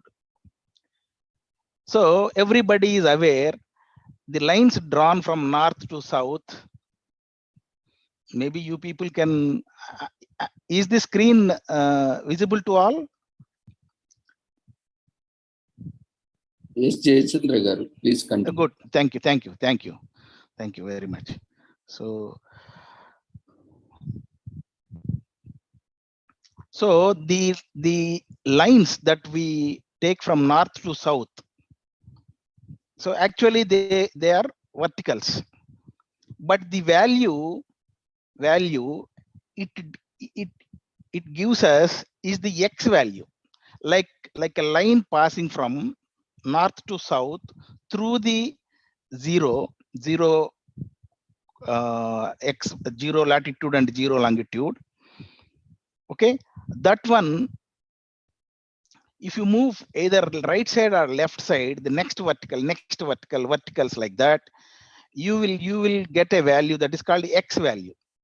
So we call them longitudes.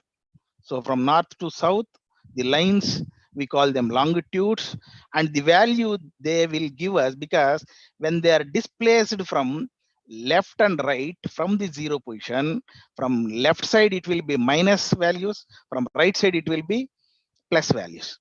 So like that, even you move by a small distance or a feet or even less than a feet, few centimeters, the value is different. You cannot say it is 0. The line that passes exactly through 0 is 0. Even 1 feet next to right to the 0 is some value, some displacement. Maybe that can be recognized in the 5th or 6th decimal. 5th, 6th decimal, you will identify you moved by few feet. It is, but certainly it will be in 6th decimal. So similarly, that means these lines drawn from north to south, we call them longitudes, and we also, when you denote x and y coordinate, this values is nothing but x value. So longitude x. Okay, now the other one, which is parallels, the horizontal lines,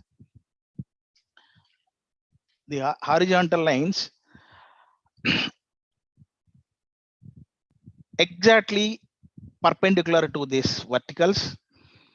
Okay, from west to east or east to west, these lines we call them latitudes, parallels, latitudes. Same way, if you move from 0 to the northern side, northern hemisphere, it is positive value. From 0 to southern hemisphere side, south pole, it is minus values. So when we divide from north to south, the left side is, that is western side is the minus values, the right side, eastern side is plus values. Similarly, when we take the long latitudes, which are parallels drawn from west to east, and from zero latitude to above towards north is plus values, towards south is minus values. So then, now this interesting thing, the 1 degree near the equator or the mid latitudes or that middle portion of earth, if 1 degree, that means 0 to 1 degree, 2 degree, like that. So 0 to 1 degree means on ground near the equator, Vamshi, near the equator, it is 110.1 kilometer. So 1 degree, fortunately, India is in that condition. That means I can also take one earth from here while talking about this. So then you will UTM grid I will take.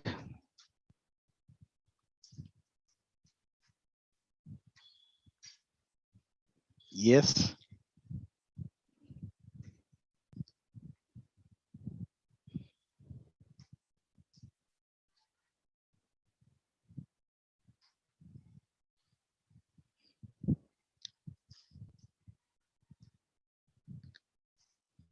What is this here?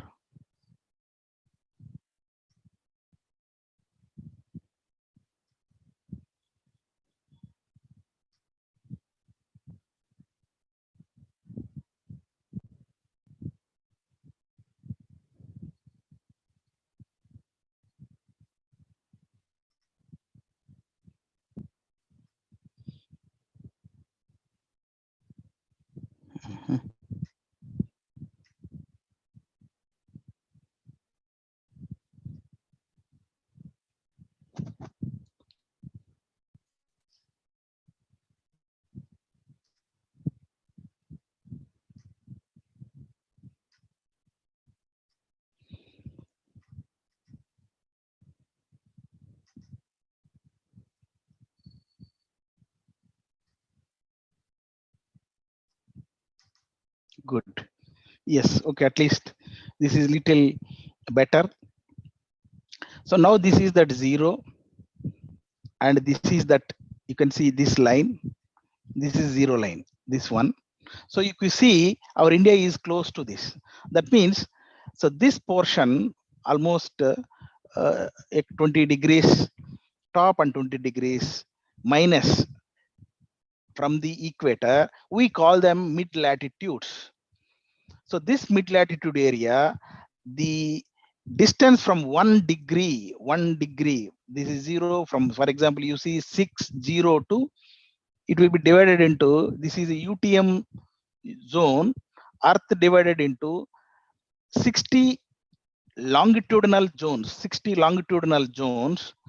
each one with 6 degrees. So this is, of course, in map projections and all. UTM means universal transverse Mercator projection, where the Earth can be seen like this, a flat, and of course it has different advantages and all. That is in depth technology we don't want. So near the equator, the Earth 1 degree is equal to 110.1 kilometer. Okay. So now I will tell you, suppose after degree, next decimal value, suppose 77, Hyderabad latitude, longitude is 78 or 77 something, point 1, 2, 3, 4, 5, 6 like that. Suppose 1, 2, 3, 4, 5 or 6 decimals. We'll see how it varies. The first decimal, if it is varied by one value, suppose 78.1, 78.2. So first decimal variation is 1 digit. That is nothing but 10.1 kilometer. That distance will be 10.1 kilometer. Like that, if you go to the fifth decimal, it will be 1 meter. Okay. And sixth decimal, then it comes to into centimeters. So that means the lat long value in up to sixth decimal value, if you can make out, locate, then you can identify features which are separated by just a few centimeters. So to that extent, there are wonderful technologies today to identify. That is called global positioning system. Calculating one's position, that means whoever is standing somewhere with a mobile phone or with a handheld GPS or any that global positioning system receiver, it can calculate, it can take signal from satellites and it can calculate. For example, if it is here, maybe this one, GPS constellations, these concepts. So you can easily find out where you are with that decimal. For example, I'll show this slide. This is what, that is constellation of Earth. This is what. So this many satellites around Earth will be, they are launched already by different countries. First one being America, then Russia, China, like that. India also launched some 7, 8 satellites. These are called global positioning satellites, GPS satellites we call. So you see, this is one plane, one orbit. This is another plane, another orbit. Each orbit may 6 like that. This is 1, this is 2, this is 3, this is 4. 4 planes, each plane with 6 satellites, totally 24 satellites. Whole Earth will be covered, and anywhere you stand, you can measure, you can calculate your position. Okay, that is called your XY, that is latitude, longitude. That is what I just mentioned about few small technical information to all of you. So everyone has, that means today we are all writing our addresses. I belong to Hyderabad in a place called AC Ghats, or nearer to something like this. But I am telling, in future, our kids are their kids. They don't talk about these roads and all. They only go by longitude. Already it is there in some places. What is your location? Just location. A location is X and XY, latitude, longitude. That's all. You can give precisely. So there is, because there is no need of writing all the details, which street you are, which place you are, which city you are, which country you are. This all 3-4 level of information will be simply replaced by one coordinate with X, Y, longitude and latitude. So this is simple thing. Similarly, Earth today, particularly after new millennium, we are already past 20 years. We are in 2023 now. New millennium, so much advancements happened in this, space technology. See why? Because I find in information technology, the only space technology has all positive things, are positive outcome with respect to protecting the earth, with respect to planning for a better living, better thing, and how to take care of earth and all, than any other IT. Other IT, there is always a positive is there, and equivalent negative is also there.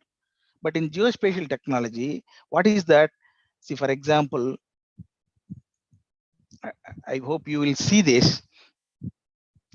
What is this? The entire earth information is called geographical information. What is entire earth information? That is either the information of the features of the objects on the surface. That is called geography. It means all surface information is earth information. And is it only earth information? In subsurface also we have so much things. I told our non-renewable resources, non-renewable resources, most non-renewable resources are in earth crust. So many minerals, depositions, and all these are the resources of earth. So these resources, nothing but the information about the features which are inside the earth, inside earth surface, is called geology. That is also earth information. And there is information surrounding the earth, around the earth, that is also earth information. We call it environment or atmosphere, because each planet has its own wonderful environment. Not every planet is having environment of similar to earth. And we have seen earth environment and atmosphere here. So these are these things. So different, that means when you talk about earth surroundings, earth environment and atmosphere and all, this is the, what is the surrounding, what important it is, because it is the only kind of atmosphere associated with the planet Earth alone, not with any other planet. So scientists observed this kind of arrangement, this kind of objects and gaseous mixtures around the earth, that means from earth to few kilometers in its surroundings. Such environment is not there. The reason is again and again I go to my physics, and then because the sun is the common source of energy for so many, not only earth and not only the solar family, like how stars sends their own radiation to this entire universe. Similarly, sun also emits its radiation, and it passes, it touches, it spreads to because we are all aware what is the speed of that light, speed of that radiation. See, whatever the radiation, the speed that light has, same speed all the radiation what is seen here will be coming out from sun and travel like that, and touches some planets like that, like Earth planet, like Venus, Mercury, all this, and then it may reflect at these all. So depending on this radiation, which is common, which is the universal gift, it is universal gift that we are getting. Say by morning, now it is night, just by morning you wake up, you will see light. Where you get? That is the nature's gift. So that is the one of the prime inputs, prime resource is the sunlight. For living, without sunlight, no plants. Not only plants, can you imagine, can you survive without light? And you also find some wonderful places and wonderful locations on earth where you don't get sunlight for a few months. That is a different, once you habituated to that, you can survive there. But you cannot survive here if a sunlight is not seen for 1 week in Indian conditions. So like that. So these are some the natural gifts from this in nature for the universe. So sun gives such one of wonderful gift is nothing but the light, or you call it as the radiation coming out from it. And that radiation with so many bands and so many characteristics, they are put in use by human being for so many purposes.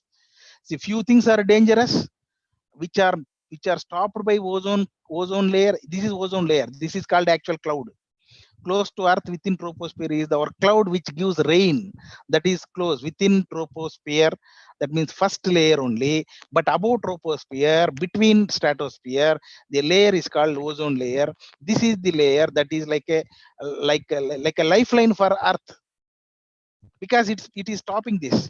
If it can't stop, if the layer don't exist, this radiation will enter into the atmosphere and kills everything, smashes everything.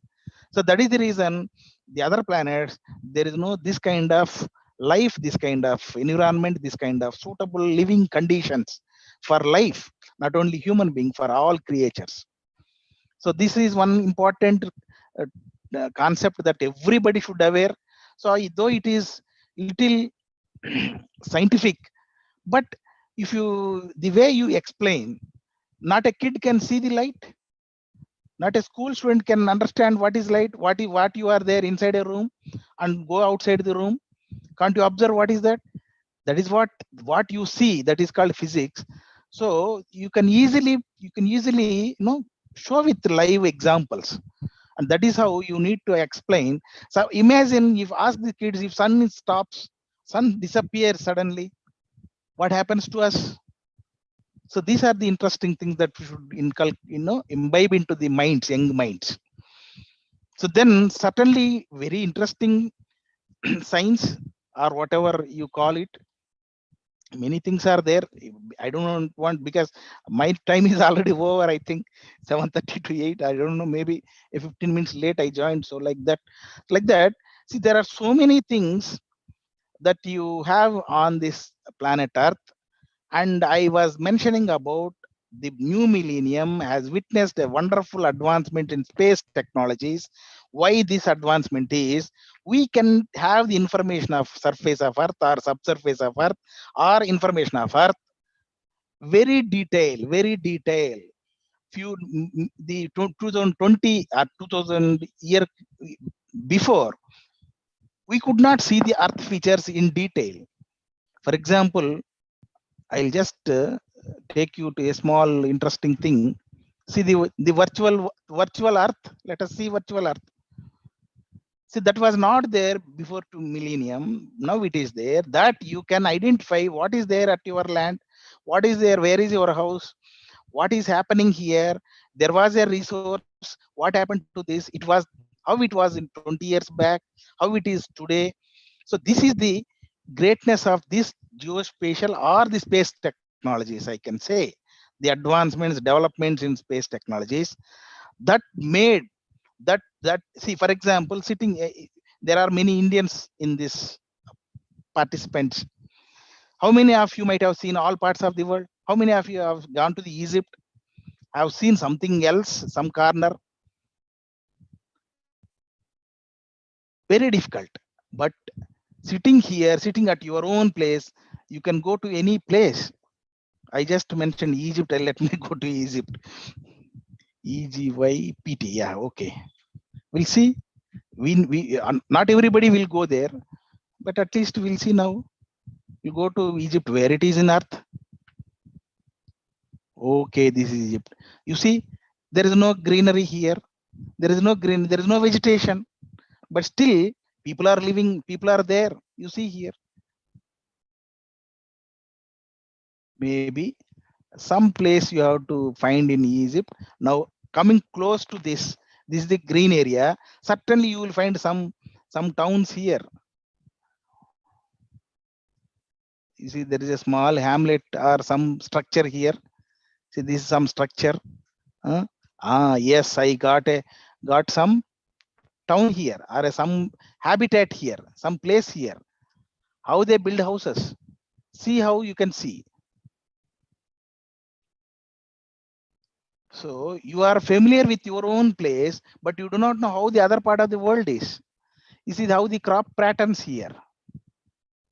How detailed resolution. How you see a shed there and a small shed here and some tree here that is also a kind of coconut or something you see here, or that what do you call a similar like coconut.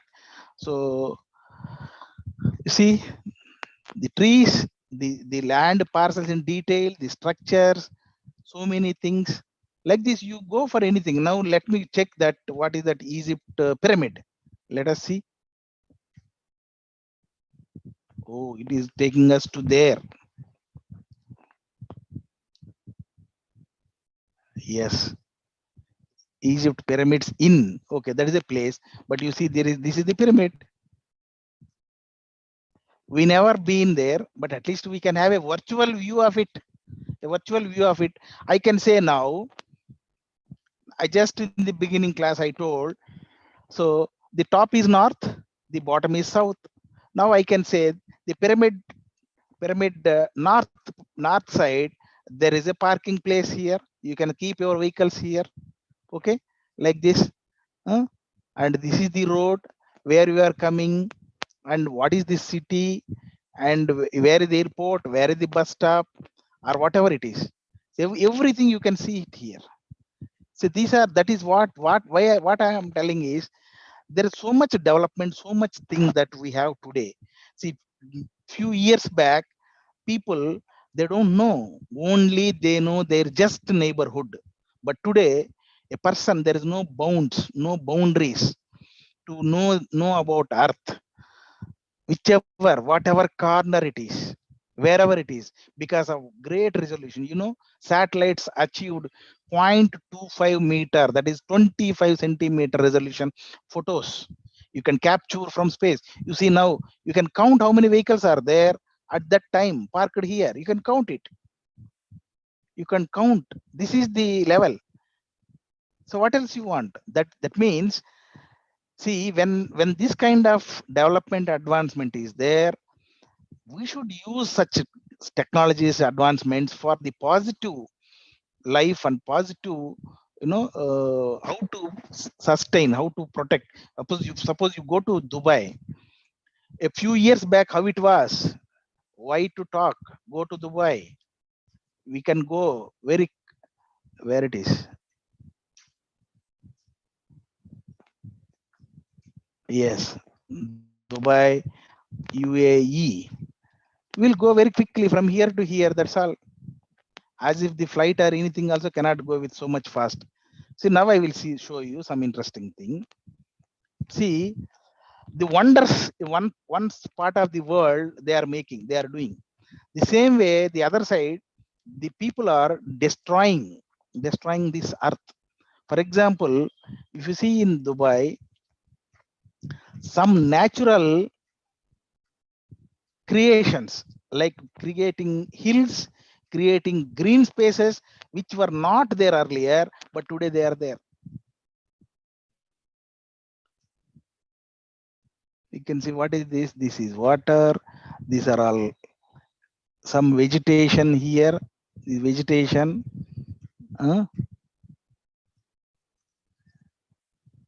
Plantation you see here.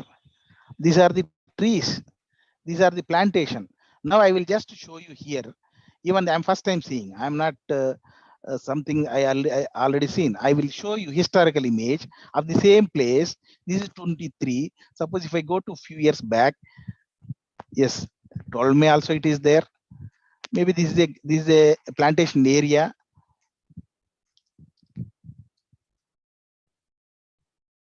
Good.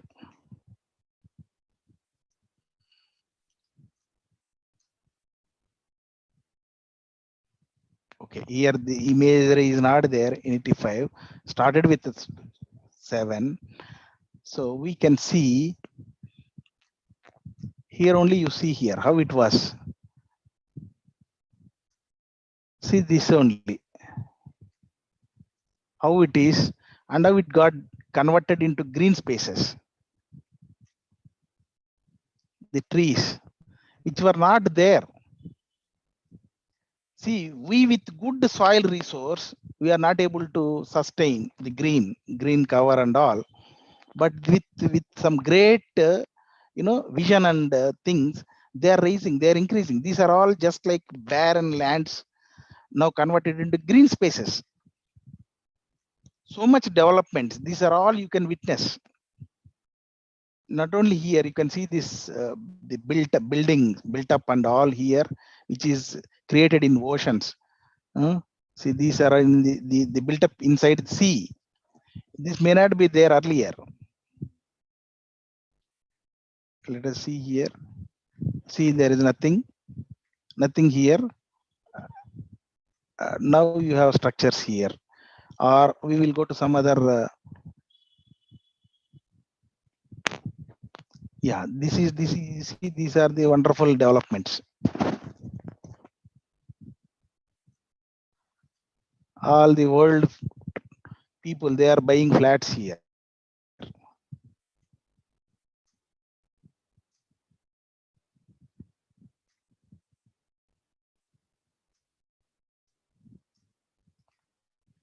Something it's not showing proper pictures here.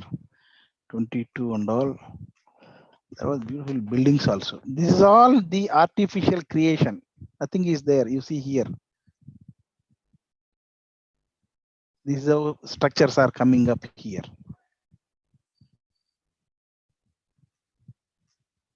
Check a decade back. What is here? Nothing. So like this, see why I'm showing this is anything you can manipulate, but the reality on ground can be proved or can be recorded through this technology, space technology. So because you cannot go and manipulate there. Suppose you destroyed some area, and earlier it was a very good water resource, very good natural resource like a vegetative block, but today you converted into an urban or something else, or is a negative to the environment, negative to the earth, against the nature, that can be reflected, that will be seen in this technology. You can find out exactly what it is. So that is what the historical imagery, this is virtual earth. Okay, see how it got, and then access here, everything. So this is how, not only this place, just everything, everywhere. How structures will be there, you can see. Can you imagine this kind of plantation? We don't have in Hyderabad. I'm sitting in Hyderabad. We don't have this much great space between houses. As if we don't have land. In Hyderabad, we cannot differentiate building to building. If I show you along the main roads, you don't find one building next building like this. So this is called the environment friendly living that we are missing day by day. In a desert, the things are being created like this, and in a beautiful, gifted place like India, we are in other side, the wrong side. So I don't want to tell, and within short time, what is that I can call and I can appeal to all the people. As I told in the beginning, it is our high time to make our younger generation know about the importance and significance of earth, and what is that in your life you can do. There were some quotes like, what you have not done since 20 years or some 50 years or whatever age, you set it to your own age, can be done today. You can do it today. Suppose you have not planted that age, that time, now you do it. The simplest and easiest good thing that every individual, because not everything is possible by every people at individual level, but the only thing that every individual can do is planting trees on earth. And many times, many occasions, I told in this platform that there are wonderful species which suits to this, which suits to the in-house, suits to the outside world, which are comparative to any vegetation, any green, any tree. There are few good species. You check top 50, top 20, top 100. What they do? They are the best purifiers of air. So such kind of species you encourage and you create in your lifetime. That is the only thing you can do and give back to this earth. So thank you with this. So because it is already almost beyond the time and encroached to other speakers' time. So Ravindra Gara, I am very thankful to you calling at the final minute and then giving me this opportunity. Yeah, there is a Ravindra Garu himself raised hand, maybe to start keep me. Please, Ravindra Garu. Thank you, Jay Chandra Garu. So Yeah. with support of with confidence and support from Jay Chandra Garu, we are planning coming up with a daily environmental series, like we are having an international webinar series. We are also soon coming up to create awareness so that every day we think about the environment. We are soon coming up with a daily half an hour or 1 hour series on environment. So on this occasion of Earth Day, I am announcing this series is going to be started very soon. And we will all have daily deliberations on environment concepts. And we will continue to bring on many more environment crusaders onto this platform and create more awareness. And we'll see that maybe by next 1 or 2 years, we'll try to bring a great change within ourselves because we have stalwarts working in environment, and we have many good resource persons, like-minded people. So definitely we should utilize them. We should take their support and guidance. We should move forward. So thank you, Jay Chandra Garu. Due to paucity of time, I had to interrupt you. Otherwise, this even if we talk hours together, there is so much to be taken. So that's why soon we will also come up with a series where we will daily sit together with the participants and we'll share our thoughts. So Mary ma'am, you can unmute yourself. And any others, you can raise your hand if you have anything to share. Mary ma'am can talk to me over phone also, but Amit is there raising hand. Amit ji, please. Amit ji. Yeah, thank you so much. Sorry, I was on mute. I just realized, amazing view and perspective of you, especially while I work with the police, right? I also operate with the police, and because you brought up this very important point, okay, I salute and respect all the police officers who are guarding our forest. Recently, couple of weeks or month back, we celebrated the Forest Day. You know what it means to protect our forest, to preserve the ecosystem, the wildlife and everything is a major challenge and threat. And we go through a lot of tough times during our nighttime deputations, venturing into the jungles and forest, taking care of, sandalwood theft and the robberies that happened with the mother nature, okay, without understanding the seriousness about how much time it takes to plant, grow the forest back to its greenery and the reserves, right? So what I learned from your session is about the earth view, right? I will take up with my police team on how to leverage that to look at the forest that we deputed at, if we could do some markation, because we have a different mechanism, the way we mark the zones, and we keep a tab on the available lung space and all that, and which is getting destroyed. But using technology, what you highlighted, amazing. Thanks a lot. Respect you a lot, sir. Thank you. Yeah. Thank you, Amit ji. Because there is a much scope is there to speak, but it's not the right time. So thank you. We can do a lot with forest and police, and not these any because the whole human activity is connected with earth. It's okay. Yeah, we will soon come up with we are coming up lot of training programs, awareness programs in coming days for everyone. We will not leave anyone, and we will include everything. I mean, complete inclusion. We'll customize training programs, awareness programs in coming days, where for everyone we can bring awareness on utilizing the tools and resources so that common man can effectively use and contribute to the environment. So, and we definitely, we are going to work with many other environmental activists, and Jay Chandra Garu has to play a great role in coming days. So we will take it forward definitely, and will bring out more opportunities. Anyone else would like to share? Quickly, we can take it up, then move on to our next speaker. Good evening, sir.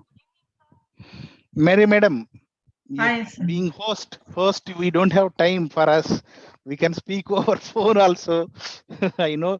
Okay, yeah, you okay, can share in a minute so that. Yeah. Just because we can. Sir, actually, it is very informative, sir. I learned lots from your sessions because I'm from arts background now. For us, all these topics is very new. Every day we are learning from you, sir. God bless you. All the best, sir. Thank you, madam. Thank you. Yeah. Okay, Ravindra Garu, we can move on to this next speakers.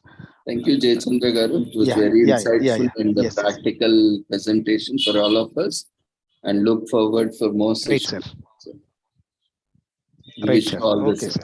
Thank you. So we have with us next.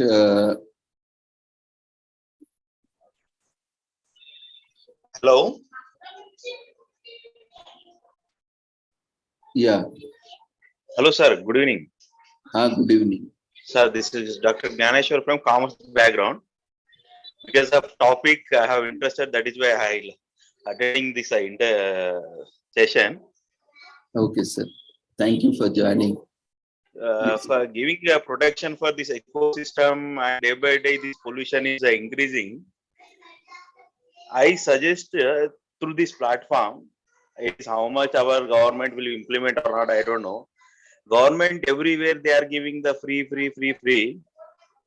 And why not taking care of this pollution related issues, how to overcome? I feel the government, instead of giving free schemes and all, strictly implement whoever plant every year 5 trees, and who will take care of these 5 trees. Okay, every head. For them, they can give some any kind of financial support. Like that, indirectly, they will be benefit pollution. The society will be safe, and they will be get some financial benefit also.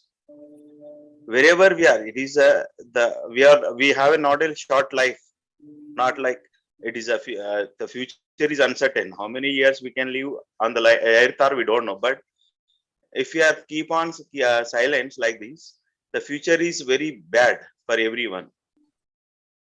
So through this kind of session, we have to suggest to the government also, so that they have to take action for whoever cutting these trees and all, especially development like real estate, the cutting, developing lands and removing the trees and all.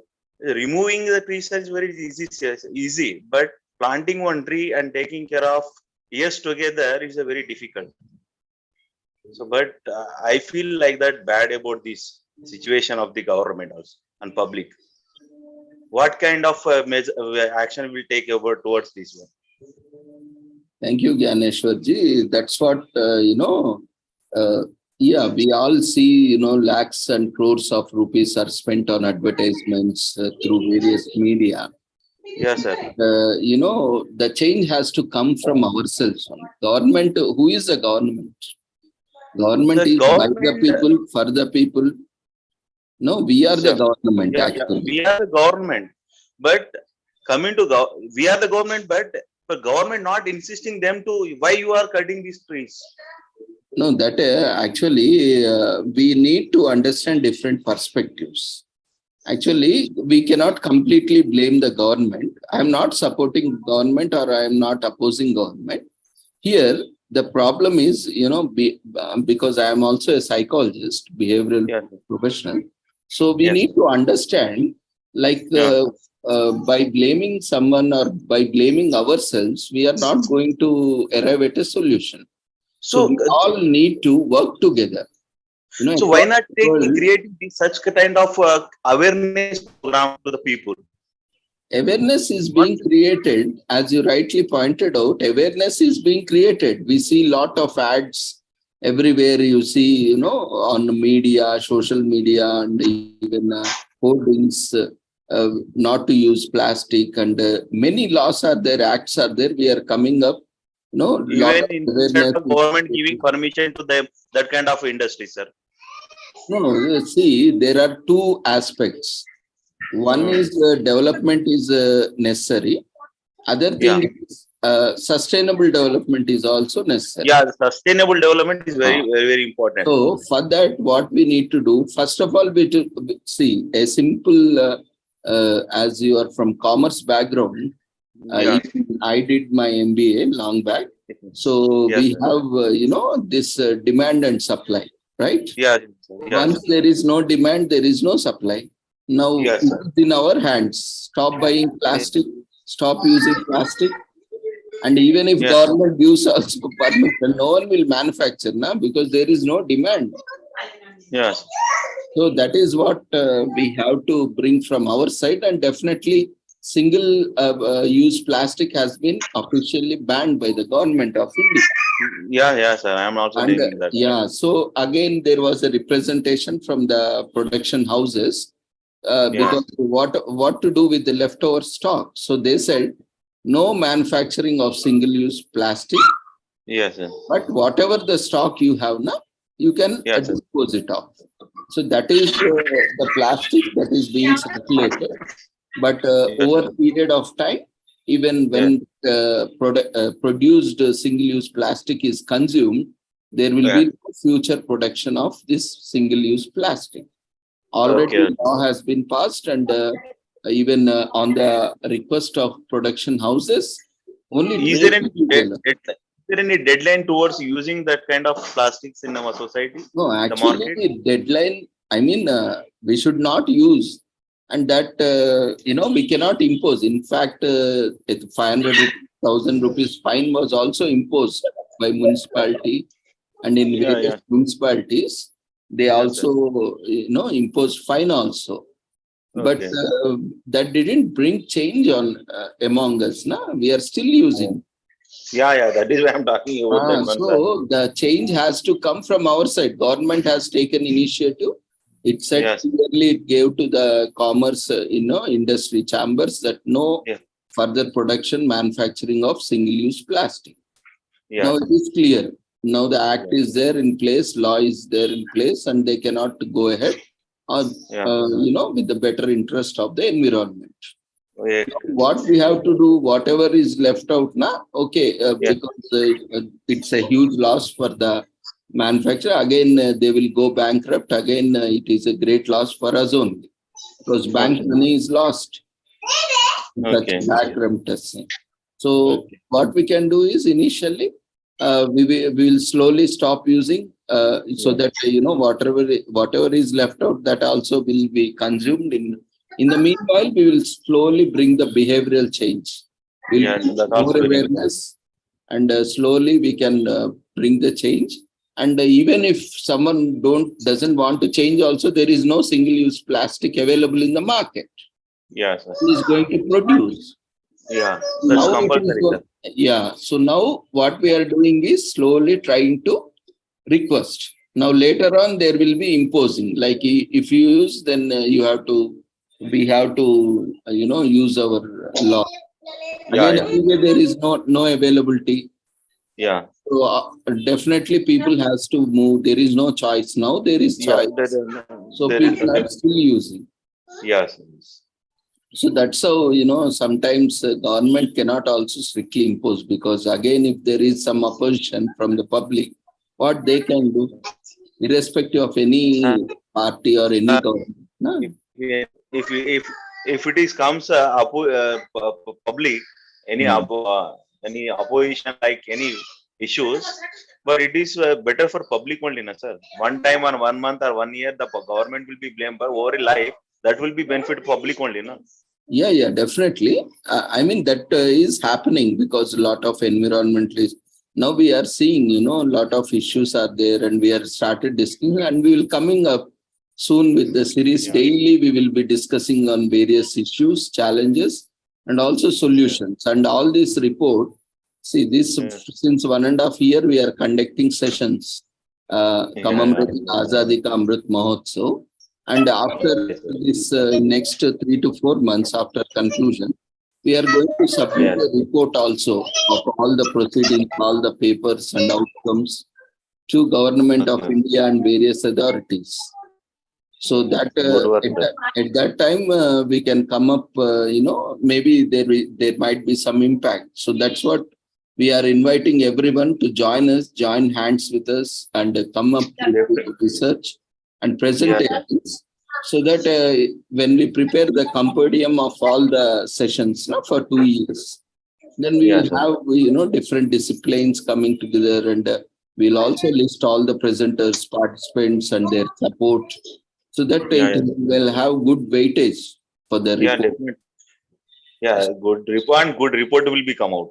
Yeah, so we request everyone to join us daily. We are having sessions from 6 to 8.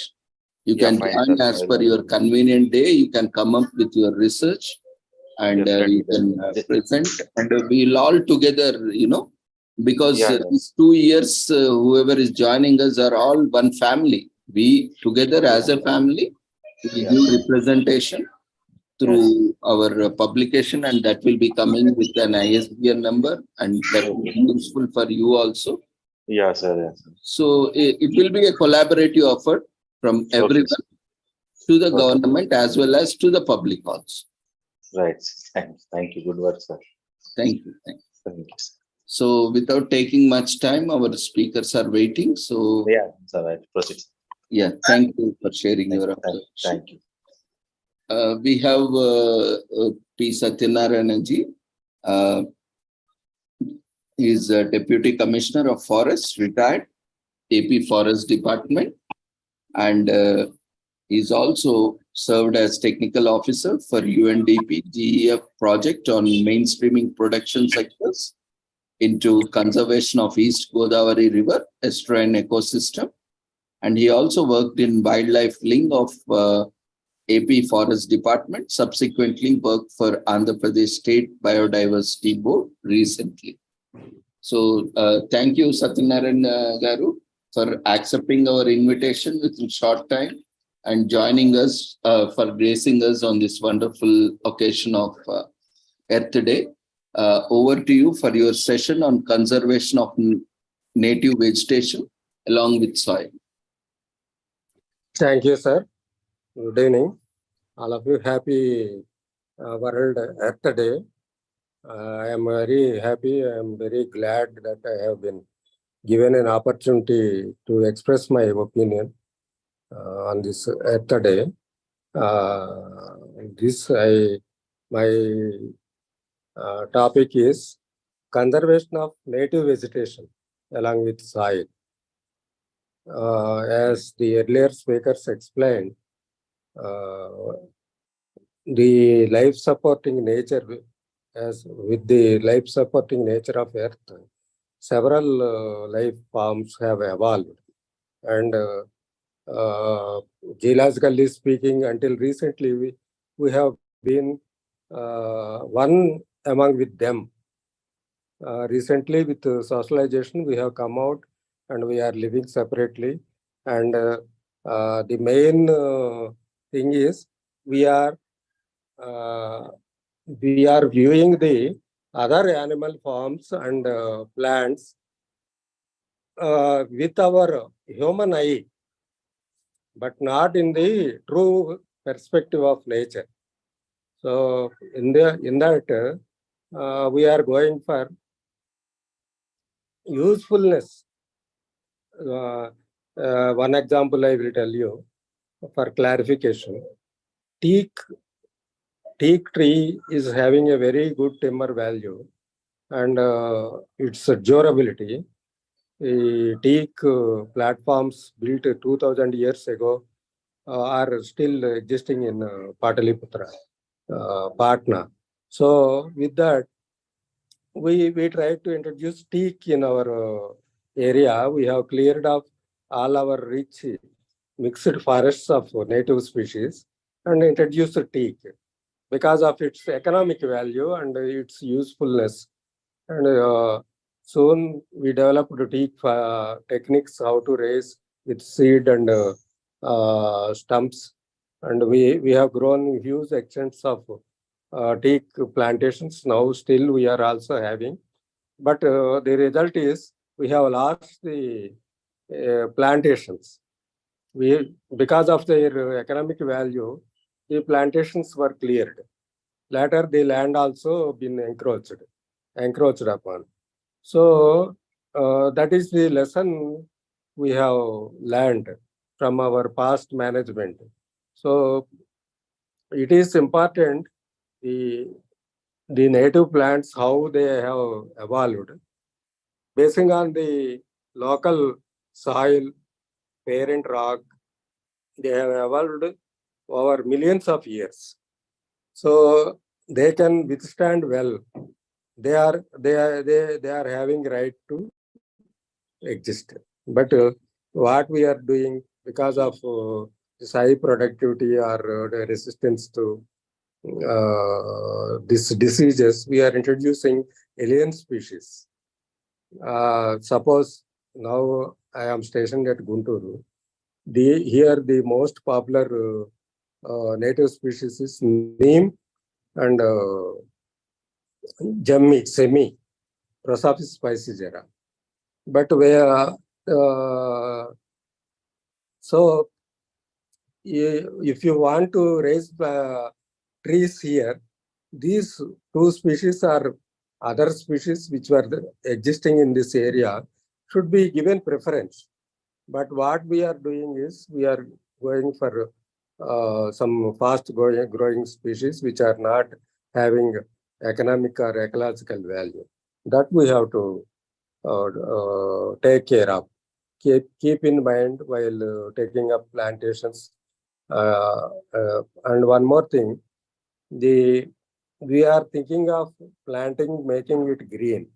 But we have, at the same time, we have to take care of the plants, trees which are trying to come up naturally.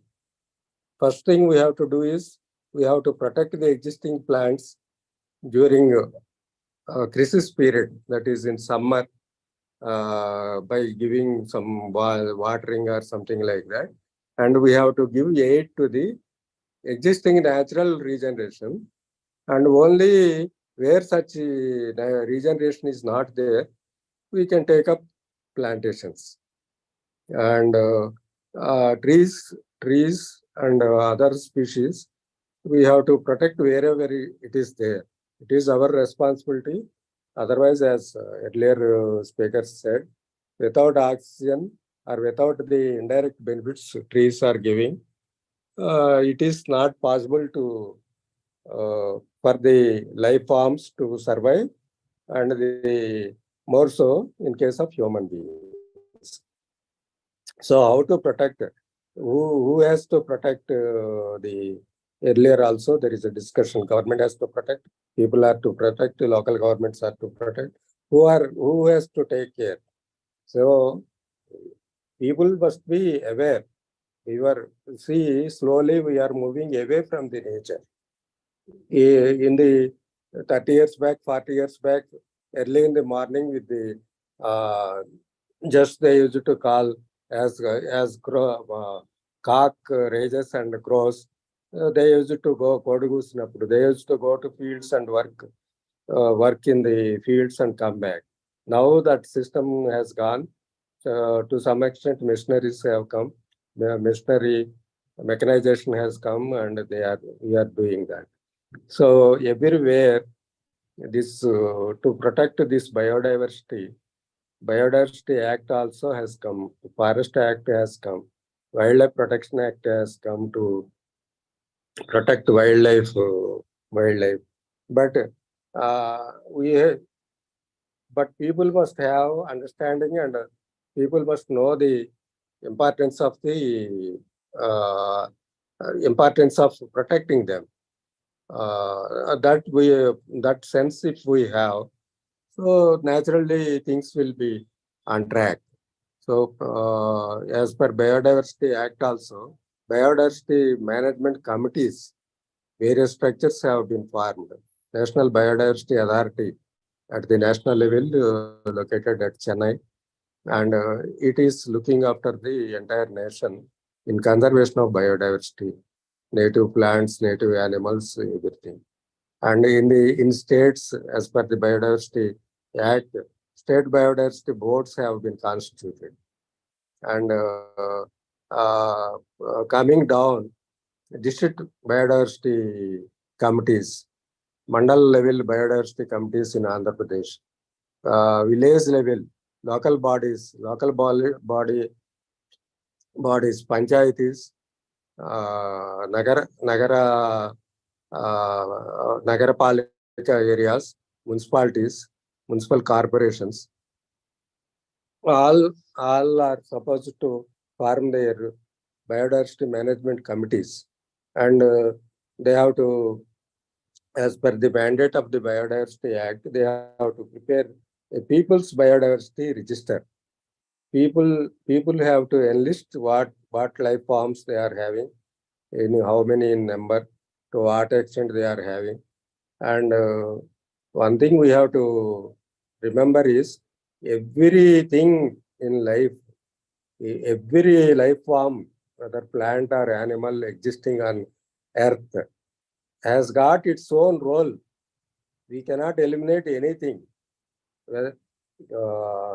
We are short-sighted and thinking for economic results, economic growth. Somebody, if he is having a land, he wants to raise some tree plantation. He will ask, can I raise sandalwood or red sandals? Because in the market it is having high price. But we have to raise or only go for native plants. If every inch of the land, if sandalwood is raised, what will be its fate? It will be equivalent to firewood only. So that we have to understand, and at least majority of the these things, majority, not if not majority, some percentage, 20%, 30%, we have to definitely leave for native plants, and we have to see. And every suppose in every village we know how many people are there, how many cattle are there. Just like that, how many trees are there, how many plants are there, what species of plants are existing. Everyone must be aware of it and its uses. So some companies, pharmaceutical companies or something else, they are extracting it. People have, local communities have right over it. Without their consent, without the mutual agreement from the local people, they cannot, nobody can take away any natural resource from any area. That we must understand. And people must be, though we have come out from the nature, we should understand, we should observe the nature by the birds in our surroundings, the animals, the small creatures in our house like lizards. We have to ants. We have to observe, and youngsters must have that inclination, and how life, how they are living. See the things like birds, bird migration.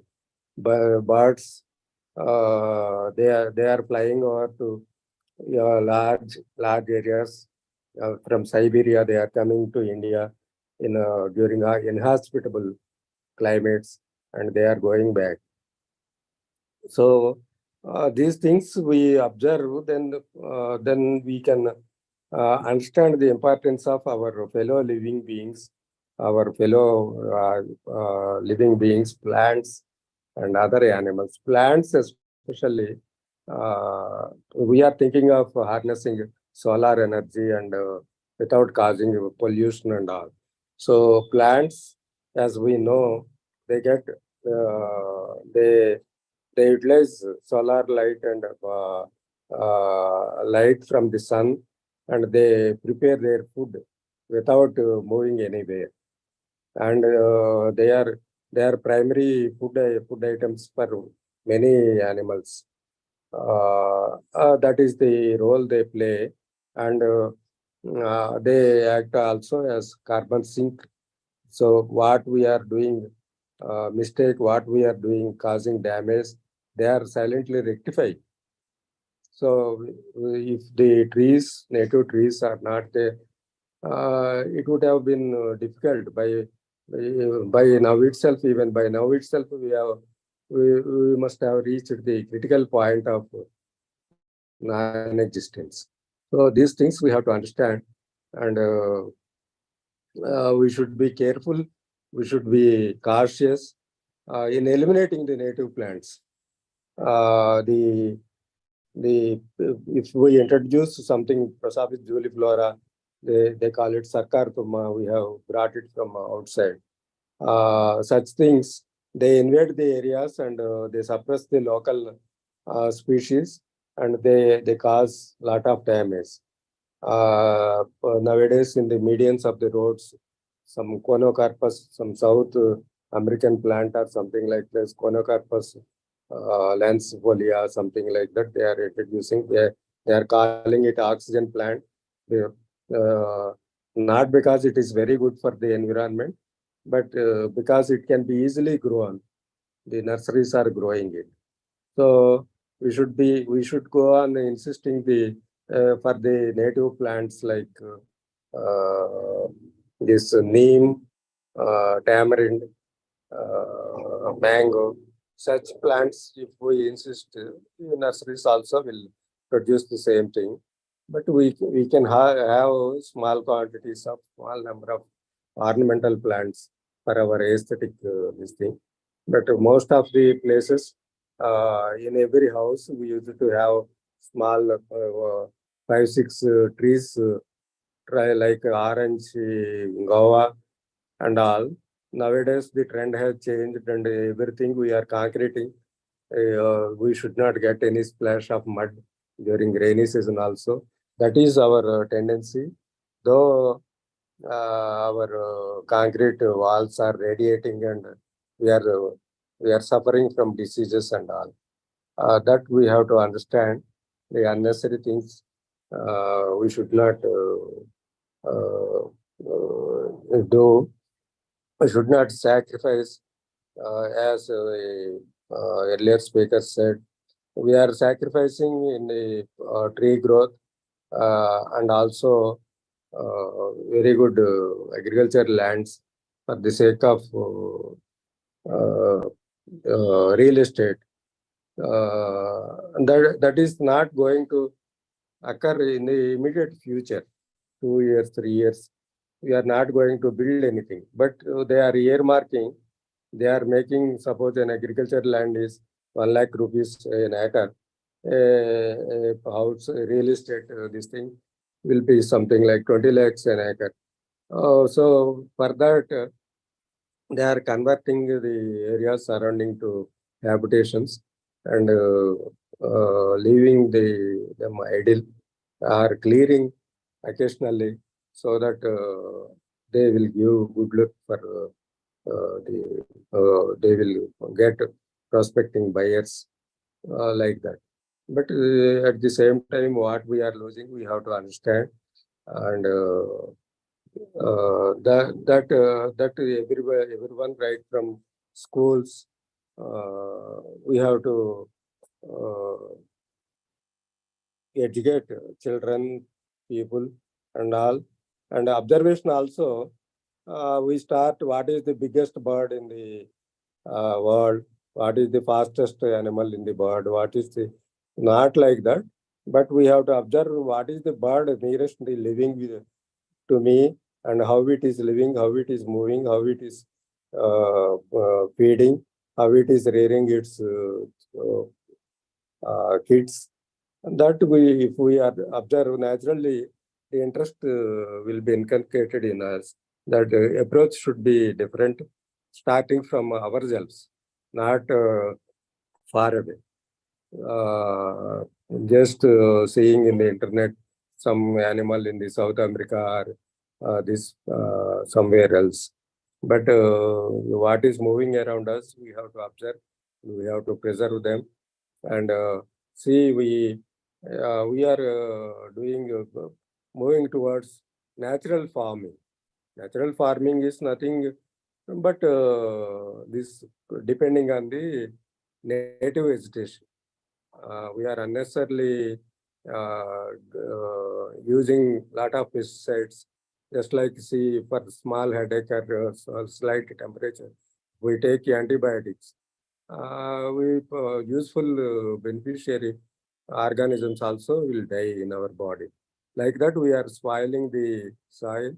Soil is also getting deteriorated, and this type of consciousness we must have. We should be cautious with the nature. We should be slow, very slow and cautious with the nature.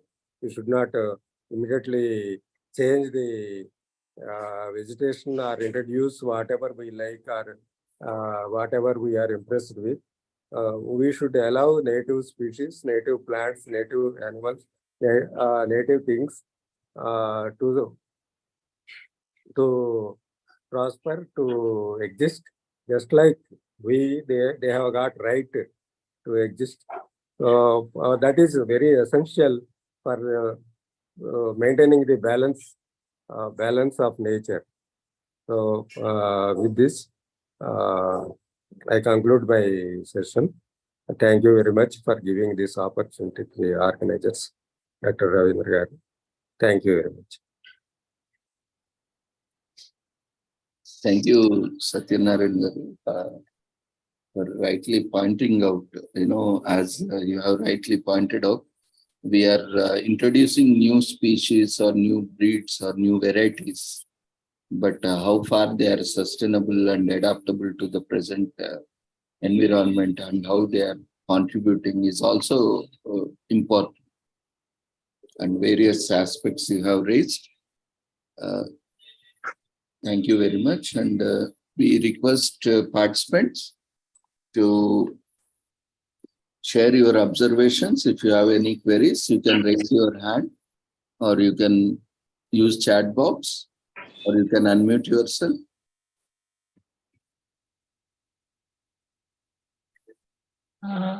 Good night, sir. I thank Dr. Ravindra sir and Sri Holistic Health Foundation and Sri Research Center for Art, Science and Wellbeing for giving me the opportunity to express my opinion. Sir, I learned a lot from your sessions, sir, right?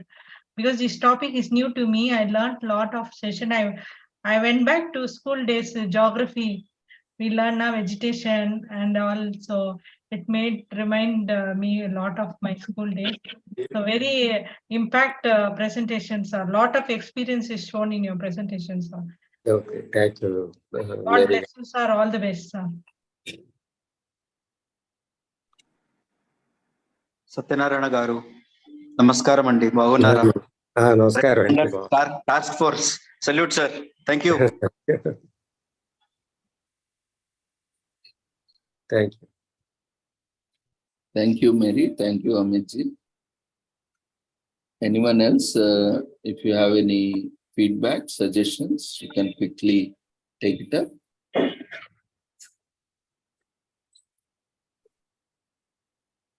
There are few messages also in chat box, appreciation messages.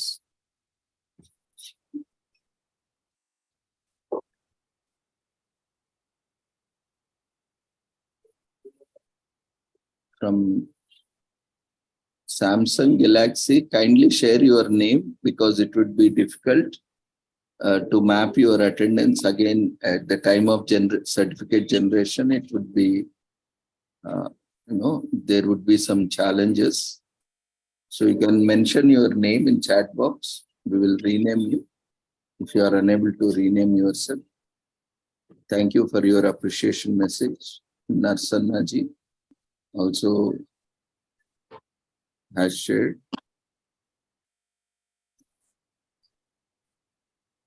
Dr. Swati ji, do you have any observation? You can unmute yourself.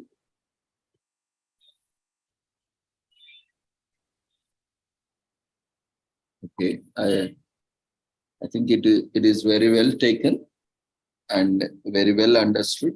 Thank you, Satyanarayan Garu, for accepting us and within a short time. But your suggestions, your message was really a value addition to the entire conference. And we are happy, and definitely, as we said, in coming days, we are going to launch a campaign where every day, as we are conducting now, we are trying to allot 30 minutes or 60 minutes. And we need your support in taking it forward. We will bring all the like-minded people, and we will together continue this advocacy on promoting conservation of Earth. Thank you once again, sir, for joining us. And we wish you all the success and look forward for more sessions in future. Thank you, sir. Thank you very much for giving this opportunity and reception. Thank you very much, sir. Thank you. So friends, thank you for...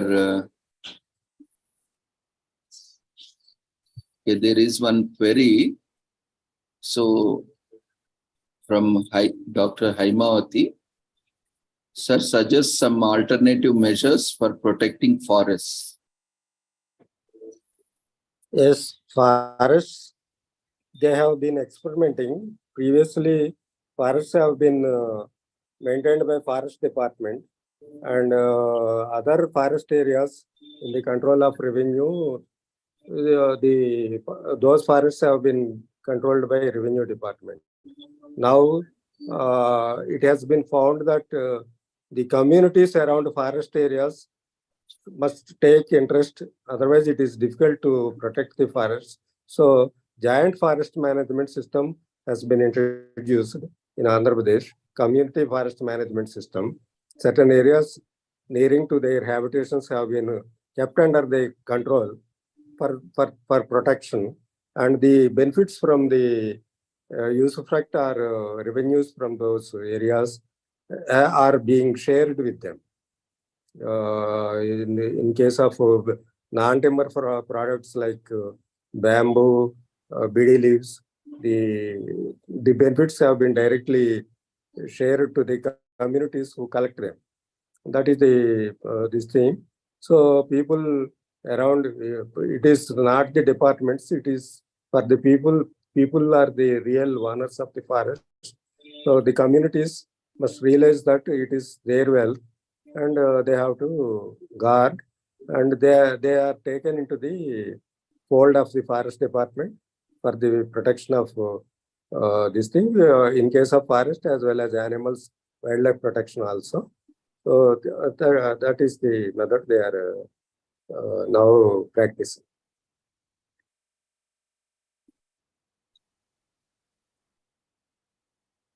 Yeah, Amitji.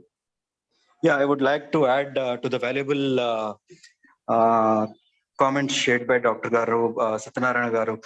Ma'am, what we also do is, right, we are trying to eliminate the fear of the nearby local communities hesitating to report any suspicious activity. When I'm on deputation in the nighttime in the forests, okay, when a load of container, I mean a lorry, which is passing through the forest, okay, maybe on a suspect, okay, taking the logs of teak wood or other forms, only on speaking to them, validating the documents and the modalities and all, we certain come to know. But what matters is that, you know, we go out in the nearby forest areas where people are living, and we spread the awareness. How we spread the awareness is about how do you report, why do you feel so, okay, and whom to contact, what is the number, and whether it is the greenery that is getting impacted, or as sir said, it is the wildlife. Like any other activity around the globe, reporting is very critical, a thing that a citizen at least must do. See, for example, we hear about sale and consumption of drugs, which is a crime. But, you know, people are not sure, you know, okay, if I report, will I fall into problem? And over a period of years, there are a lot of laws coming up protecting the normal citizens as a good Samaritan. Okay, today, if somebody meets with an accident and we are getting him enrolled into a hospital, you'll not be bothered about your phone number and your address. So things like that, right? Within ourselves and our community, we have to also report in the right spirit, in the right channel, and leave it to the stakeholders and the people who are reported to handle it without interfering on the mechanism they adopt to. Because, you know, we go through a lot of juggles to actually validate and process and, you know, things to fall in place in terms of the acts and, you know, the kind of revenue that is involving there, and with the kind of sale and purchase and the movement. Because, you know, sometimes, you know what, when we see a suspicious activity, you know, though we monitor it, it may be for us to actually track the route, okay, for which, for a temporary instance, we may let it go loose, because we have to reach the place where this actually is originating from. So a lot of things, these conversations, you know, amazing day to day, brilliant topics, brilliant speakers. Wow, thank you so much. Thank you, Amitji. And thank you, Satyanarayana Garu, once again, for hope this query has been clarified and she responded. Thank you very much, sir. And even we have a lot of opportunities, you know, where we have, you know, every day when I sit for the webinar series or conference, I keep learning a lot from you all. In fact, you know, even after joining this also, if we sit quietly, again, there is no purpose. We need to discuss, we need to deliberate. You need to suggest us also every time you join some topics so that we can also look out for certain good resource persons. And if you are also, see, we all are experts in one subject or other. So we need to come forward and share details and share your experiences so that we can find appropriate platform, day, because every day we are doing commemorations.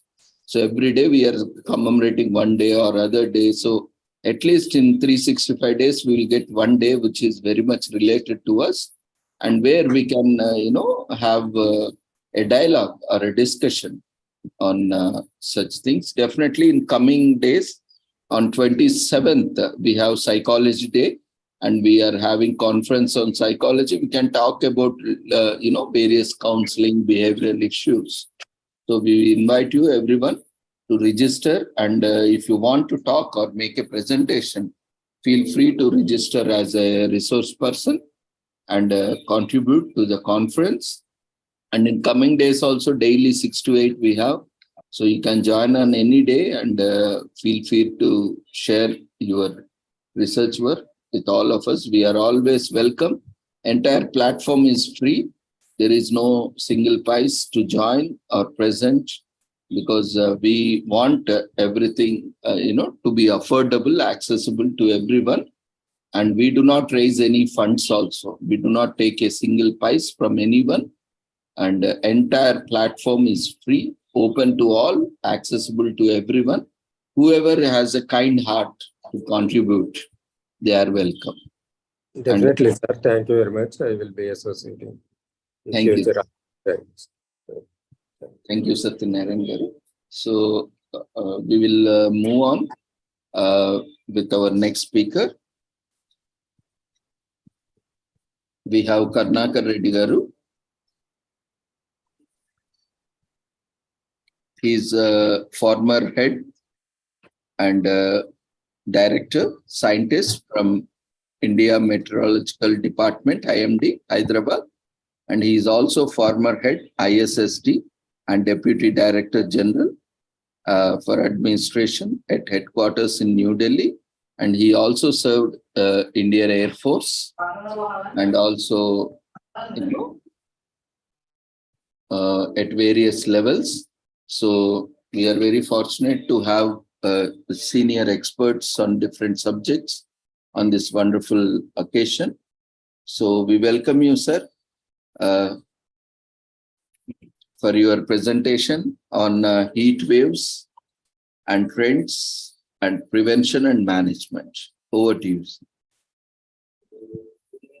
Thank you, Dr. Ravindra, for my introduction, as well as the opportunity provided to me to share my knowledge to the participants in the conference. Yeah. So let me start the topic. So as you have rightly rather given the topic, that is hot weather, heat waves and trends, a little bit of biodiversity.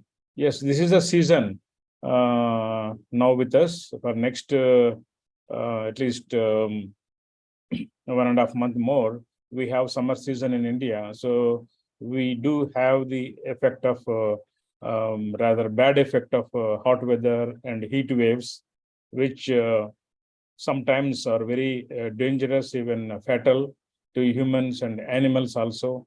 And a lot of damage can happen to the biological things on the earth. So being the Earth Day, I would like to greet every one of you for participating in this conference. And the Earth Day reminds us about our natural responsibility, our duty to the Mother Earth for not damaging it further. Earth will always give us positive things, but we give negative things back to the earth. So we have been giving, and that is why we are facing the, I can say the indirectly the attitude of the earth towards us is changing, because it is giving us the return that some disasters related to climate change, related to global warming and natural disasters. So if you love the nature, nature would always help us, nature will always keep us in comfort. So that is the thing. So yeah, we'll just focus on the topic given to me for this day is heat waves and all. As you know, heat wave means, are you able to see my screen, sir? Yes, sir. Yeah. Let's continue. Right. So as you know, heat wave, by the word itself, we can understand that it is the hot weather.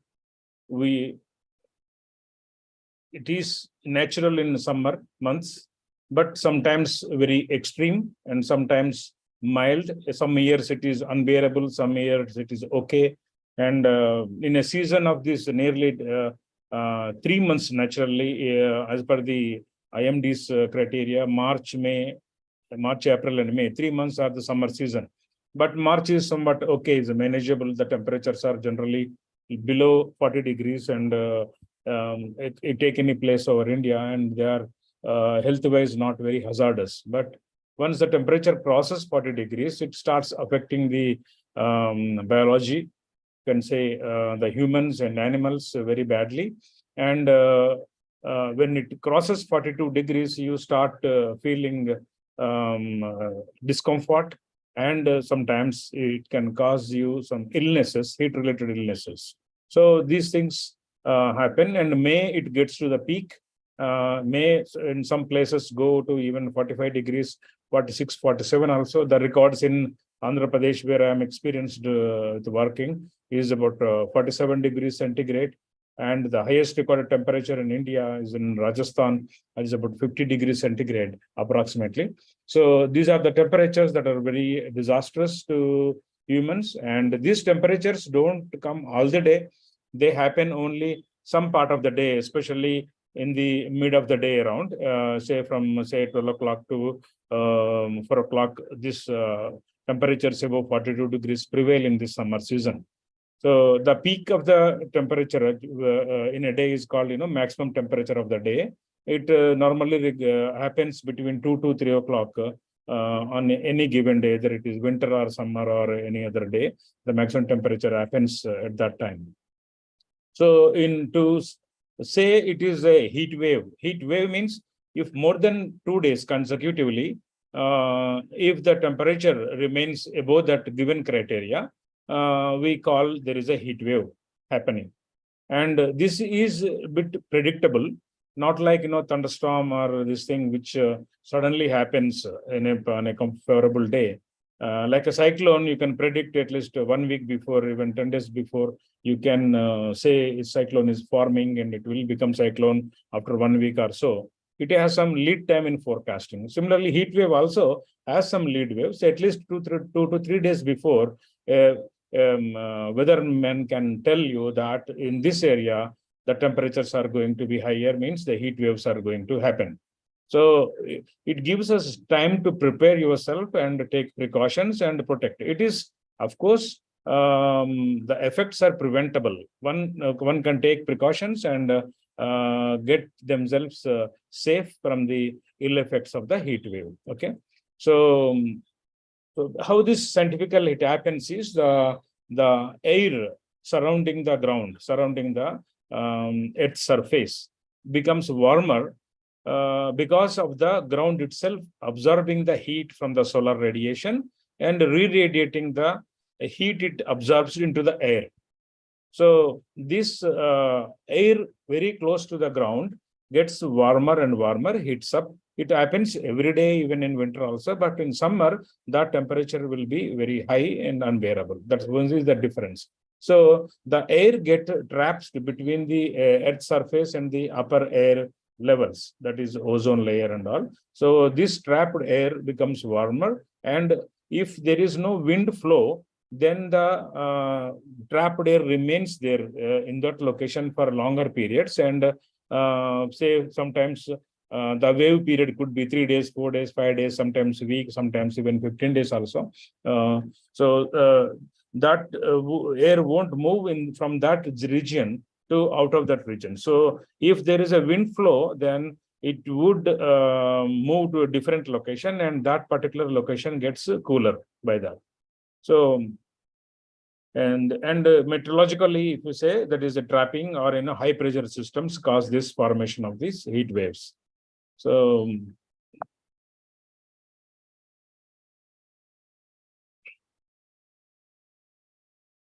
yeah, okay.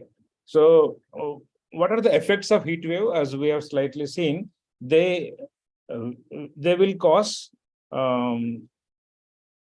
strain to the human body, because human body has its own temperature of 37 degrees centigrade. It is controlled by the brain, and if it is temperature is more, it releases sweat from the skin and tries to cool it down. In winters, by protecting the skin, radiation from the skin, you don't allow the temperature to go out of your body and maintain the warmth in the body. And when the temperature around us is warmer than the body temperature, you start feeling difficulty. And if it is more and more, you will have start feeling discomfort, and sometimes it can affect your bad health. That's what we're saying. So this, apart from the human, it also affects the water availability on the ground, energy, that is the power what you are consuming, will be increased to in order to cool the houses and the various places. Energy will be more consumed, and in the excess heat, even vehicles also fail. Sometimes tire bursts happen. It affects the transportations and other sector. Then when it also affects our agriculture, horticulture, animals, human activities. Means you can't work outdoor in the hot sun because of the health threat. You will not dare to work, and you will not feel like to work. You will get exhausted very quickly in the hot weather if you work. And our productivity also will decrease because of lesser efficiency, body efficiency, as well as less time that you can spend in the outdoor work and all. Okay, so if you are exposed, then you are likely to get sunstroke, and that is sometimes going to be fatal even. And this effect of this temperature heat will be varying from place to place. In forest areas or open areas, its effect will be little less compared to urban areas where you have concrete jungle, full of concrete buildings and roads that actually absorb more heat, and then they reflect back from the earth to air more heat. Therefore, the warmness will happen in the local areas. So urban places are more warmer than the, you can say, the open areas. Okay, so, but in order to declare a heat wave is prevailing or heat wave has happened, there is some criteria. So IMD and the National Weather Service, generally in any country, would define the criteria for them. And the criteria are different for different countries according to their location. They're close to the equator, they follow certain criteria, and though are you can say extratropical places like colder places, they have different criteria. Okay, so in India, when the day maximum temperature, what I said, occurs between 2 o'clock, 3 o'clock, if it exceeds 40 degrees centigrade only, we can say there is a heat wave is there or not. Okay, and if the temperature is more than 45 degrees centigrade, or if the more than 45 degrees centigrade or 5 degrees centigrade above normal. Normal means for a given day and for a given place, the normal temperature means the 30 years average value of the maximum. So given today, suppose April 22nd, if you see the last 30 years values of maximum temperature, if the normal is say 42 degrees centigrade, if above that 42 degrees centigrade, if 5 degrees centigrade rises there, then we say there is a moderate heat wave. If the temperature difference is more than 7 degrees, then we say it is a severe heat wave. Okay, irrespective of that normal value, whether it is 42 degree or 37 degree or whatever, irrespective of that, if it is 44 degrees above normal, you can call it as a moderate heat wave. If it is 47 degrees above, if it is a severe heat wave. And this criteria would be different for other places also. Like for hilly regions, it is above 30 degrees, we consider it as heat wave.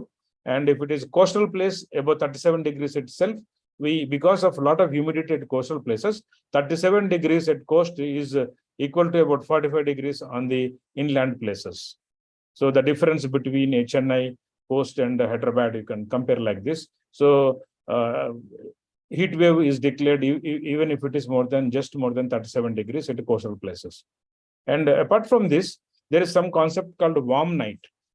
Warm night means normally, daytime the temperature rises and becomes hotter, and in the night time there is no direct sunrays coming in, so there won't be incoming energy to the earth, and earth radiates the heat from its earth surface, and it radiates the heat in terms of long wave radiation into the air, or you can say upper air, and then it starts cooling down. So by radiating, it loses the heat and it becomes cooler and cooler and cooler. Over the night, it gets cools. Suppose if there are clouds in the night, and this radiated energy from the earth will go to cloud level, and cloud will reflect back to the ground. Some energy will be reflected back to the ground. So this energy gets trapped between the cloud and the ground level, and the cooling is effectively very less. So normal days, if it may cool say 10 degrees in the night, it may cool only 5 degrees in the cloudy days. So that is why the temperature when you see at the early morning or just before sunrise will be slightly higher. So based on that is called minimum temperature normally occurs just before the sunrise.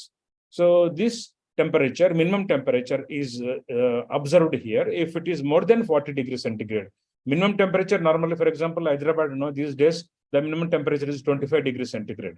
Even in peak also 26, 27 degrees only it goes. But by chance, because of this trapping of this energy and all, if the minimum temperature remains more than 40 degrees, then we call it as warm night. So throughout the day, it will be warm anyway, more than 45 degree or 47 degree. And night also is more than 40 degrees. The lowest temperature in the night also is more than 40 degrees. So this actually causes a prolonged heat environment to living things. And that causes more heat exhaustion and more sickness it is likely to cause. Okay. So this is warm night concept. So absolute values are different. So in Australia, they say they don't take the current temperature. They will say only last 30 days average value and the normal value they will see and they will declare the heat wave like that. So in India, IMD. Karnaka Reddy garu, sorry to interrupt. ఒక window open ఉందండి, pencils అది close చేయగలమా మనం? Pencils opacity అని ఒక చిన్న window slide show మీద వస్తుంది. సిస్టమ్ మీద ఓపెన్ ఉంది కదా. దిస్ వన్ అది పోయిందా ఇప్పుడు? పోలేదండి, ఇంకా ఉంది. Not seeing any window.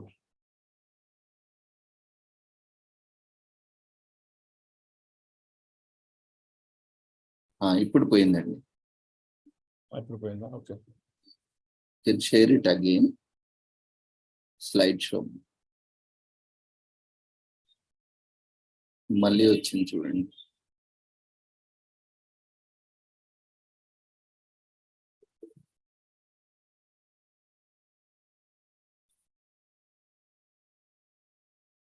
You can click on play button, sir. Play, yeah. Okay. పైన ఉంది కదా, మధ్యలో ఉంది చూడండి.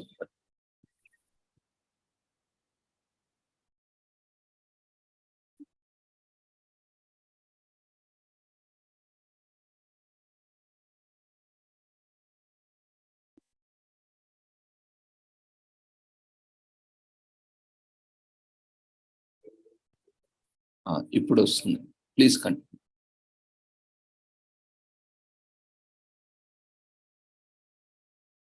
Yeah.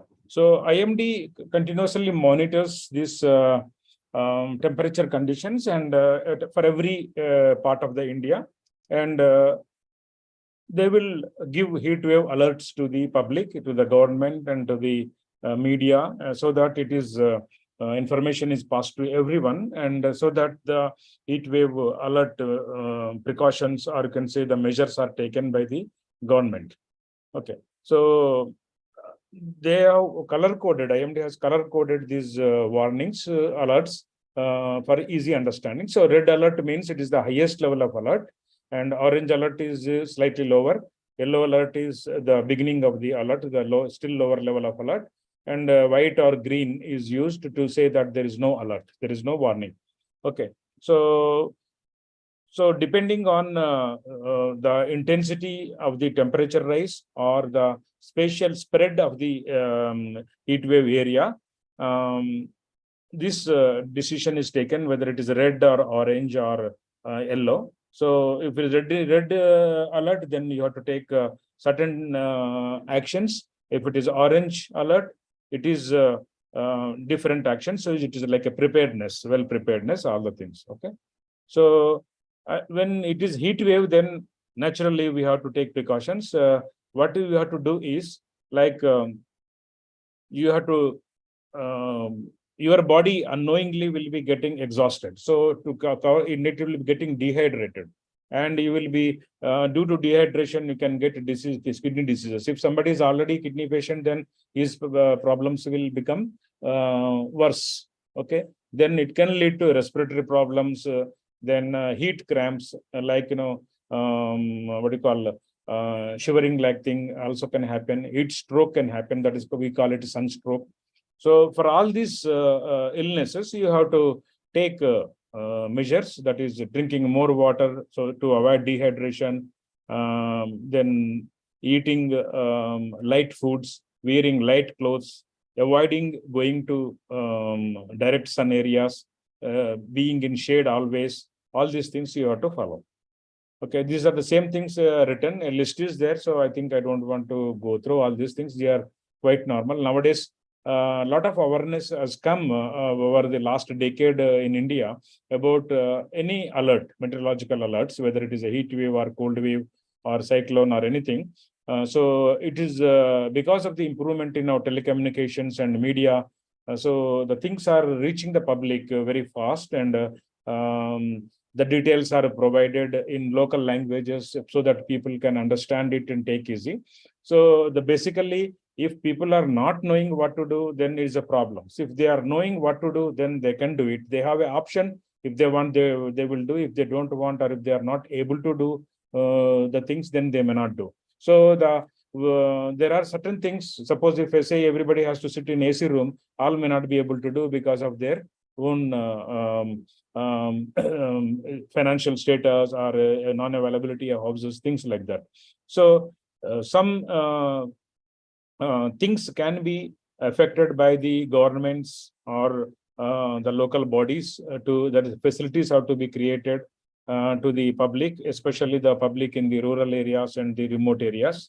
So mostly urban people are, you can say, mostly educated, and they do understand. They have chance to apply all these do's and don'ts to them. So that is the thing. So at least the minimum things anybody can do: drinking sufficient water, wearing lightweight clothes, remaining in shade, and all this should do it. And when it is hot, our body tells us it is hot. It is nobody need to tell TV or policeman in to tell us it is hot. So we know it is hot, and so we have to take care of our health and also help others. Like if there are infants or if there are old people, you have to help them with these things so that they also don't get sick. So there are certain don'ts also: not taking tea, coffee, alcohol like things and all. So one has to do, and this is one for one's health, own benefit, and it is a benefit of the family and their community and the village and the whole country people. Yeah. So in case even after taking certain measures, still somebody gets sick due to heat wave. So there are certain things to be done, like you can go to a doctor and take the help if you are, because you're already sick. And before reaching the doctor, also family people can help them in providing cool water, giving ORS, and putting them in shade, and wiping the body skin with cold water cloth and all, so that the temperature of the body can be reduced. Okay. And actually, normally, people also develop their own, you can say, the body resistance levels. If people who are living in these tropical areas, like, countries or places close to equator, they are, their body is acclimatized already to the regular heat compared to the people who are nearer to the colder places, like very north, like extra tropical, more than 30 degrees latitude places. They are very cold. So even summer also, they are very comfortable weather they enjoy. So those people have very less body resistance and tolerance power to face the heat. Our people in India, especially the countries in Africa and South America, they have more tolerance to tolerate heat also. So the body acclimatization automatically happens, but in case you are already ill with certain disease, then you need to take precautions more. Yeah. So then, as I said, some people do not have the facilities on their own. So government can take measures to make them such facilities, like, they make actually initially heat action plan. Heat action plan means in case whenever heat wave develops, what people should do, what government should do.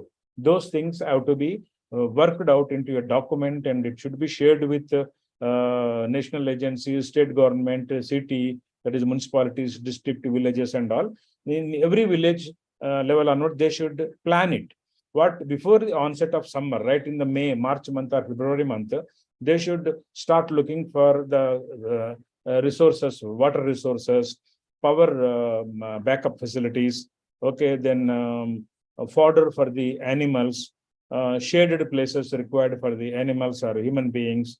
Okay, then keeping stock of the ORS or is for rehydration material for the public in case it is required. All those things they have to retire.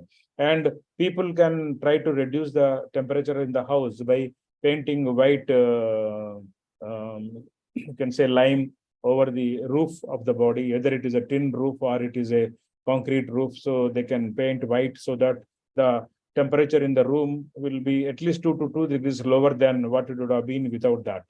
Okay. And then good ventilation in homes, having fans serviced, and all these things can help to reduce the effects of the heat wave. So if you see the heat waves, see many people die due to heat waves.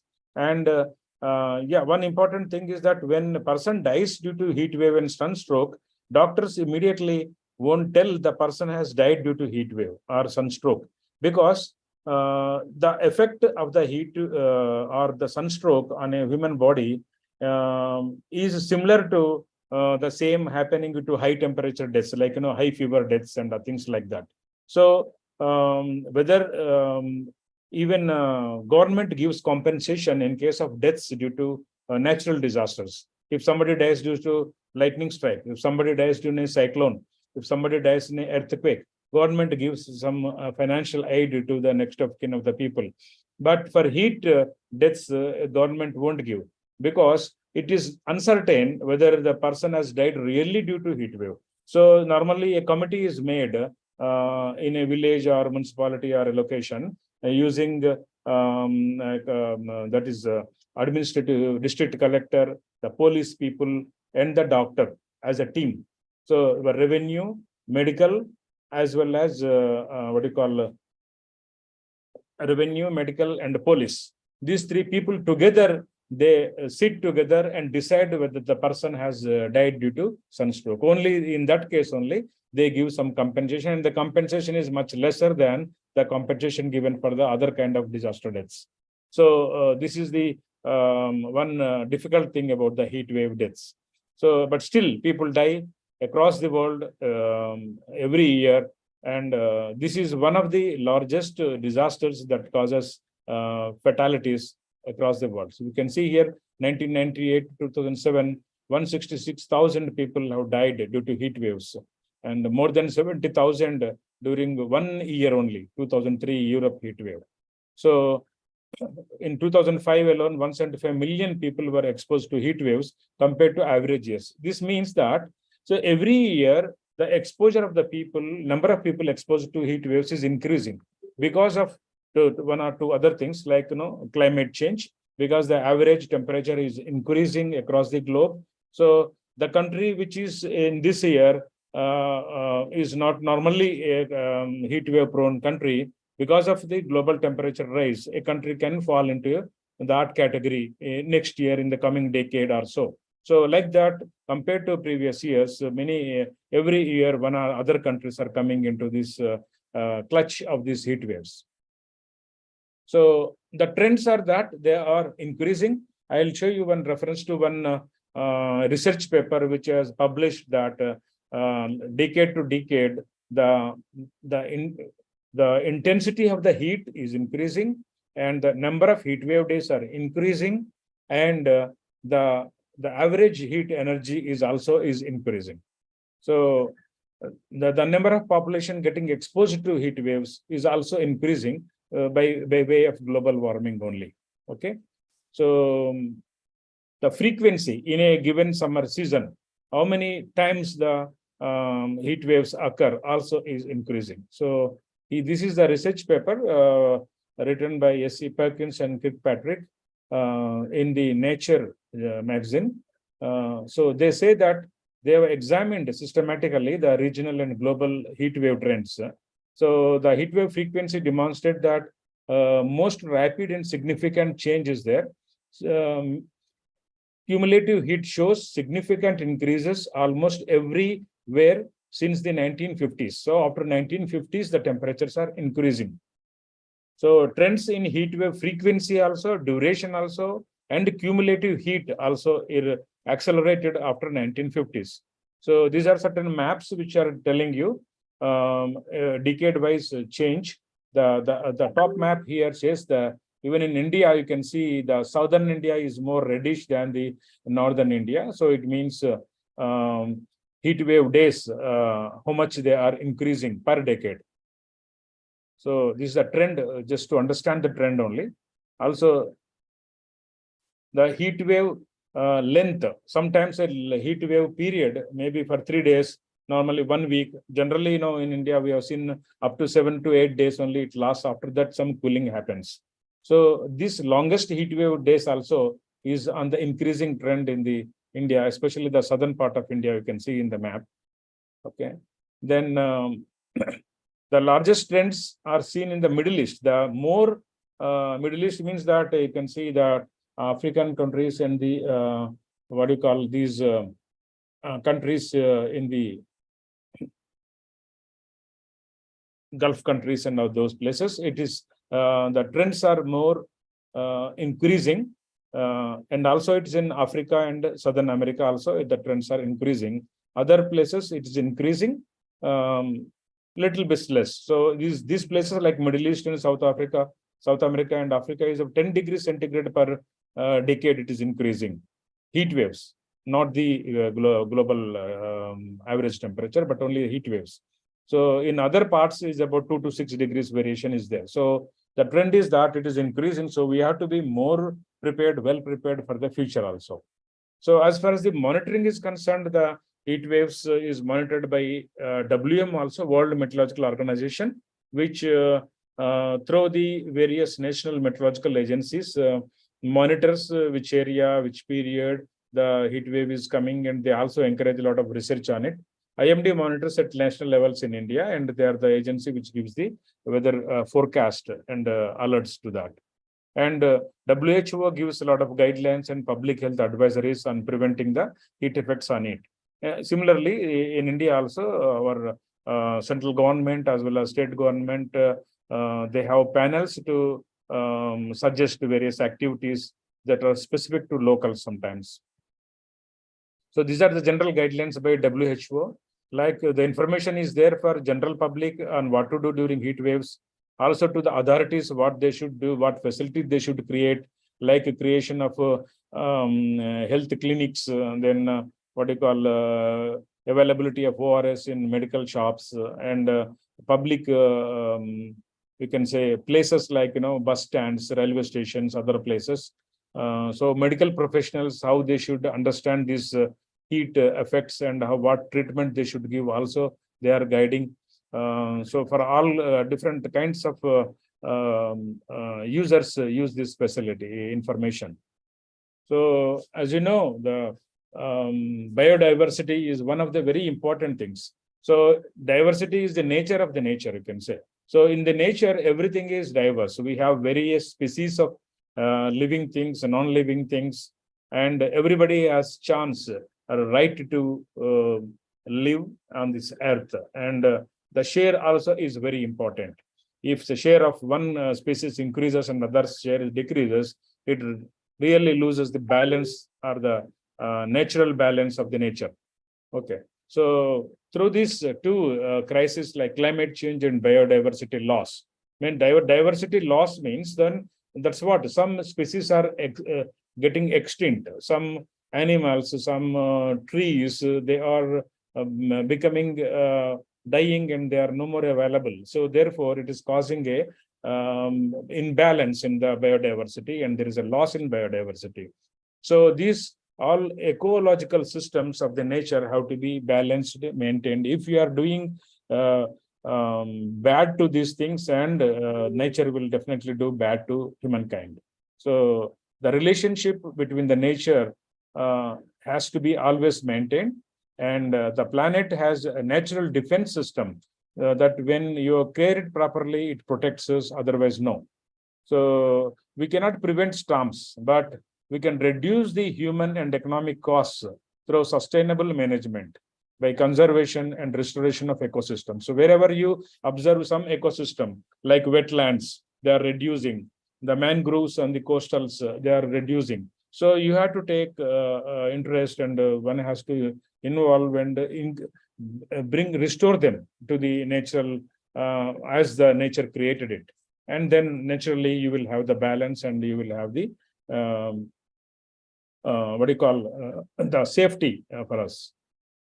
So there are some studies showing that about 64% of wetlands have disappeared since 1900, with 35% lost after the 1970s.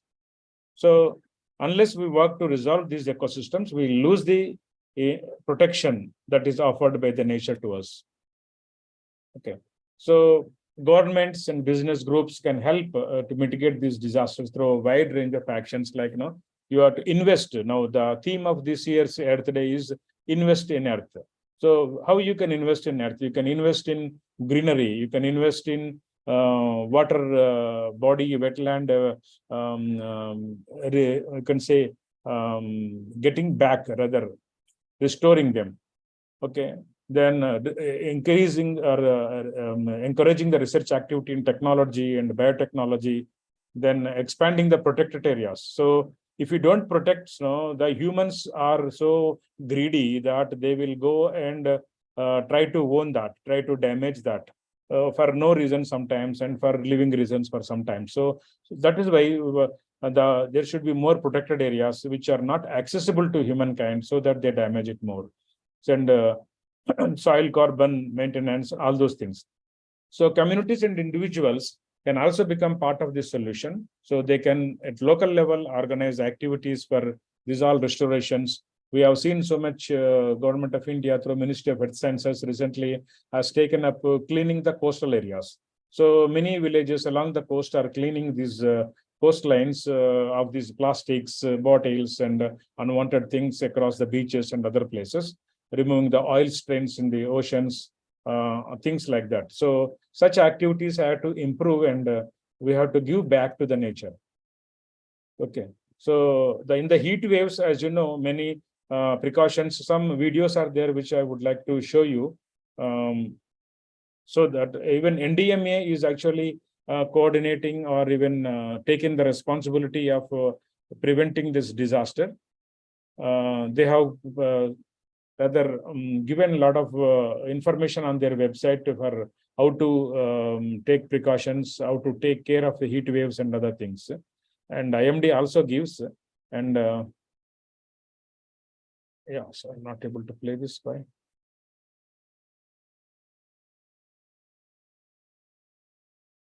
Summer holidays mean travel and fun, but traveling in extreme heat can make you sick.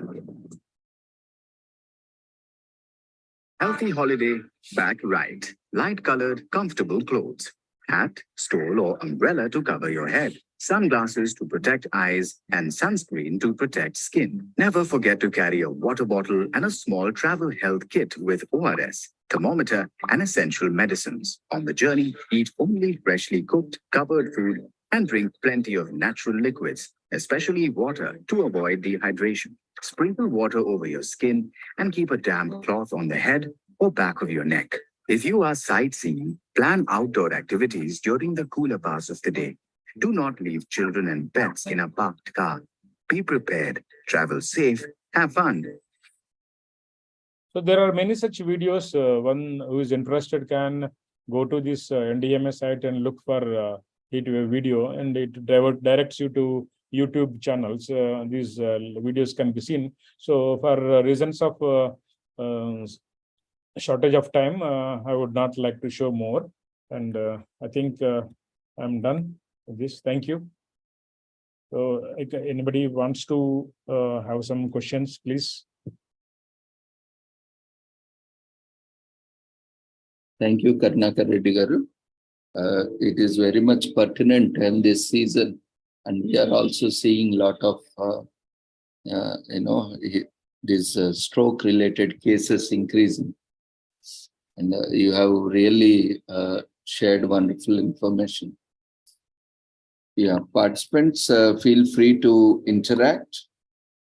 You can unmute yourself, you can raise your hand, or you can use chat box to share your observations, feedback, or any queries. Yeah, Mary, ma'am, you can unmute yourself. Good night, sir. I thank Dr. Ravindra sir and Sri Holistic Health Foundation and Sri Research Center for Art, Science and Wellbeing for giving me this opportunity to express my opinion. Sir, I'm staying in the city of Bangalore. Nowadays it's too much hot, sir. In the afternoon and night it's raining very badly, sir. Yeah, Bangalore is relatively comfortable to Hyderabad or any other city like Chennai and all. So, but we are not used to hot, sir. So we are finding it very difficult. Bangalore, because of higher elevation, that the mean sea level height of the city itself is, I think, 800 meters. So you will have relatively cooler atmosphere than Hyderabad. Also is compared to many Telangana cities. Hyderabad is elevated, is about 600 meters above mean sea level. So higher the town level, so you have better cooler weather actually. So Bangalore is therefore very convenient place to live for the people. Yeah, sir. Now it's getting hot, sir. Very much. Yeah, it is increasing. The global warming, of course, is causing the rise in temperatures. Compared to, say, 20 years back, I used to stay in Bangalore for 1 or 2 years. Those days, 1980s, 81. So compared to that, definitely it must be warmer now. No, sir. This year, the summer season is gone to 40 degrees and all. Oh, okay. Yes, sir. We are not able to bear because we used to cold now. So that's why, sir. That's why I want to ask that main question, because this is the time and we are not able to eat in the afternoon also.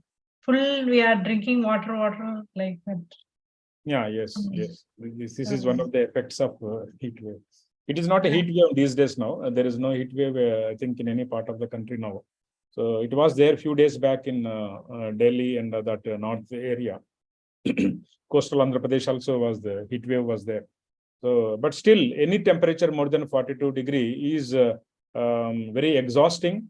You mean the definition of theoretical heat wave above 45 degree or 5 degree above normal is okay, but not from the health point of view. It is a scientific point of view. But from the health point of view, in summer, definitely you have to avoid going out in the midday timings, and working has to be rescheduled to early morning or late evening and avoid the midday works. So that is a way you have to manage these 2 months, especially April, May, and about 1 week or 10 days in June. Until the monsoon sets in, this temperature would be high.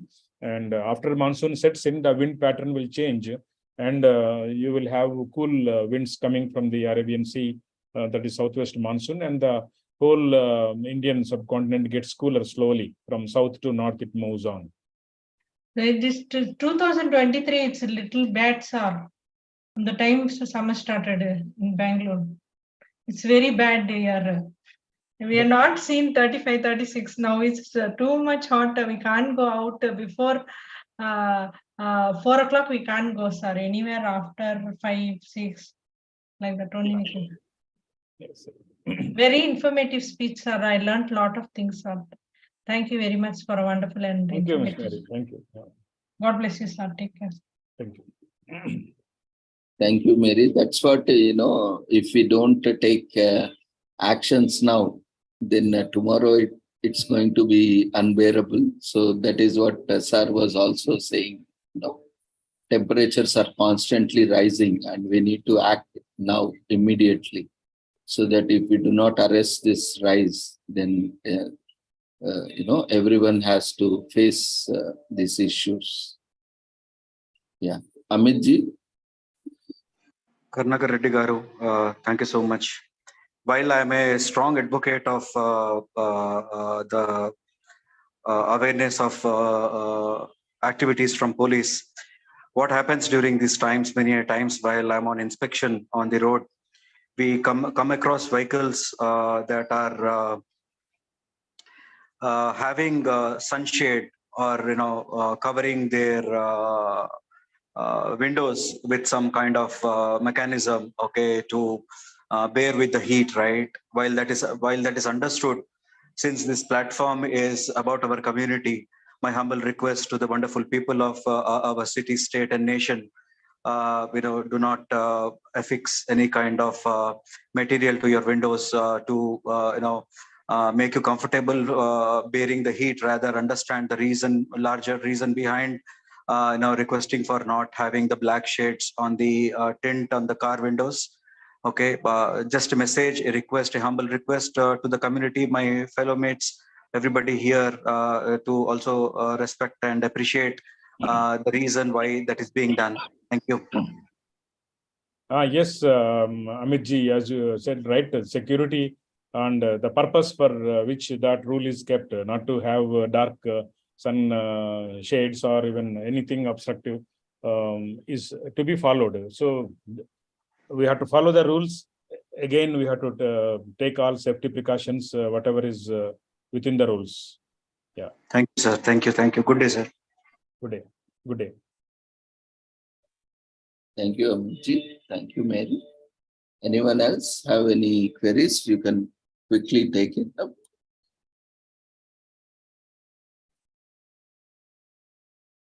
There are few appreciation messages. Very informative session, very interesting, nice.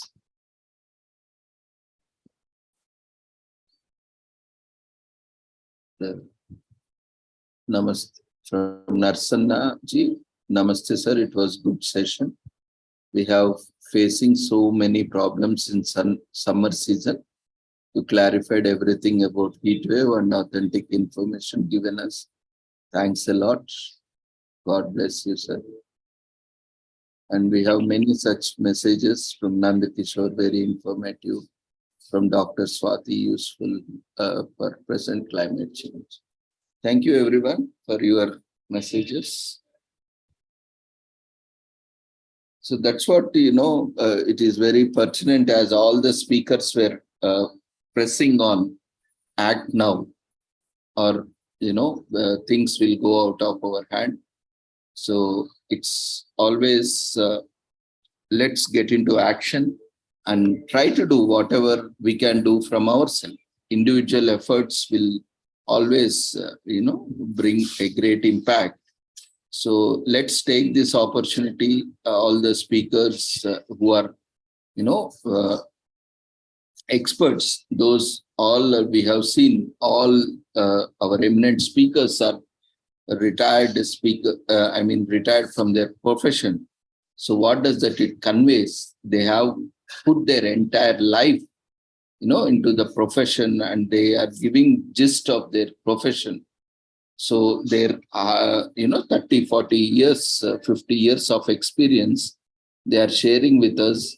And, otherwise we need at least 50 years again to experience all those and get information. So this is a great opportunity to thank each one of them. They have come all the way and accepted our invitation. And even in a very short notice, we planned, and we have to invite them within a short notice, because today, this occasion, we have both the occasions. One thing is, we are celebrating Earth Day, and the other auspicious occasion. Especially we Hindus believe that anything started today on the day of Akshaya Tritiya, so it multiplies. So I thought, we should take an initiative today so that it multiplies many folds, and this advocacy should go on and on, and we should have more sessions and more measures so that we can combat this climate change. So thank you, Karnaka Reddy Garu, for joining us once again and accepting our invitation and gracing us on this wonderful occasion. We wish you all the success and look forward for more sessions in the future. Thank you. Thank you. Thank you again for giving me the opportunity. Thank you, sir. So finally, we have come to our last session. So I will not take much time. Already we have exceeded. And anyway, I am there daily. So we can cover up tomorrow also. Not an issue. But before concluding, I would just would like to share the 52 tips which I have promised. So we will just quickly look at the 52 tips that can be used every day so that we can, every day we can make every day as an Earth Day. So in the meanwhile, let me share the feedback form so that you can continue to fill as I am sharing the information. You can use chat box if you still have any queries. So ignore the session number. Don't worry about them. As to save some time, we have skipped some feedback for sessions. Don't worry about them.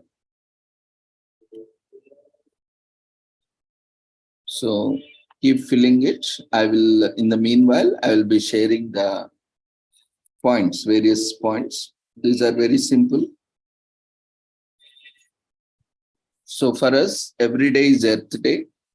And if you feel the same, then here are 52 actions and tips to make the difference every day of the year. This is part of, as our first speaker, chief guest for the day, M.V. Krishna Rao Garu has said, we need to invest. And how do we invest in our planet? It is none other than these 52 ways or 52 actions or 52 tips that we can invest, or in 52 ways we can invest to make a difference and make it every day of the year. So first, tune into Earth Day Live. That's what we all did together. So we created awareness, we shared information between us, among us, and we'll also take a pledge that we'll pass on this information even to our family members, friends, community, and to our colleagues at large.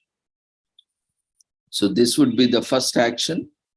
So as we all have tuned in to Earth Day Live, these sessions will also be available on YouTube. Now we are also streaming live on YouTube. And this same link has been already shared in the chat box. You can use the same link later on also. They are available permanently. Whenever you feel that you need to listen back, you can always visit the YouTube link and you can hear. And all these links are being updated on our website also. So we have, daily lot of events happening on a daily basis. So, you need to navigate through the site and reach the appropriate date so that you can find the right event. Because generally, from an institution point of view, we generally organize 1 or 2 events only. More than that, there are various other limitations for us. So we don't generally organize more such events when we under university affiliation, say even when we are affiliated to certain university. So hardly we find very few events. So, but here on this platform, we are having different collaborations with the universities and institutions, NGOs, and all we are working together. So every day, almost we have webinar series. Every day we have webinar, and frequently we have conferences, symposiums, and workshops. So all these things are happening. So it's, for us also, it's very difficult to manage because every day we have an event. So every day, unless and until we close that day with all those formalities, it is very difficult. So we all have to be organized, and we need to take it forward by completing the instructions and formalities. So that will help us, on day-to-day basis to close that day proceedings and also issue the certificates daily also. Every day we issue different certificates for each event, unless and until it is a 1 week event or 10 days event or 20 days event. Like we had 20 days conference also. Recently we had 11 days conference. So, that is also as per the request, because we couldn't have full day conferences because all are working. We all are associated with one or other universities, institutions. We need to take up teaching tasks, and we need to take up guiding students and do evaluation. Lot of things are there, academic, non-academic, all these. So all these are there. And apart from that, these regular events we have to manage, and all these things, every day we need to find a topic, and we need to find appropriate resource person, and we need to circulate. So all these issues are there and challenges are there. In fact, I don't say issues, but this is all part of the job. It's not the job, it's a voluntary job task we have taken. So there are various events that are happening, not only on our platform, but across the world. So tune in to various events so that we can gain more insights. So that is the first action we can take. And use the internet, not trees. Means go use email and various other communication methods instead of going for paper. To produce paper, we need to cut a lot of trees. And as even one of our speaker was also telling, even the first speaker, Krishna Rao Garu, was mentioning, lot of tissue papers. We just use the tissue and throw, but how does the tissue paper is made? Again, lot of trees are cut. Instead of that, use a napkin or use a towel where, or a cloth where you can wash it and reuse it as many times as required. So we have to reuse, recycle, then only we can help this situation. So use the internet. So nowadays we have e-office, e-governance. So stop printing unless and until it is very much required. And blog and fight climate change with diet change. As we have seen, especially nowadays, lot of animal, products are consumed. Because of that, we are seeing a lot of methane gas emissions and global greenhouse gas emissions, and a lot of pollution also taking place. So maybe we can, reduce the animal products consumption, like meat and other meat products, and also, reduce the animal products made out of animal, so that we can reduce. See, animals, we can always have certain animals in your backyard, or which are naturally grown, in your backyard or in our communities. That is fine. But when we are producing them for a, commercial farming, so there is a lot of exploitation, a lot of abuse that happens. a lot of cruelty that happens to the animal, and again, lot of hygienic issue and sanitation, lot of issues are there. And that is creating a lot of pollution and also not contributing. So what we can do, either if you are, more conscious, you can stop taking meat products. Of course, it's personal interest. I am not the person to tell someone, but it's up to the individual choice. But what my suggestion is, let's be conscious what food we are taking and how it is going to impact the climate. So that is very important.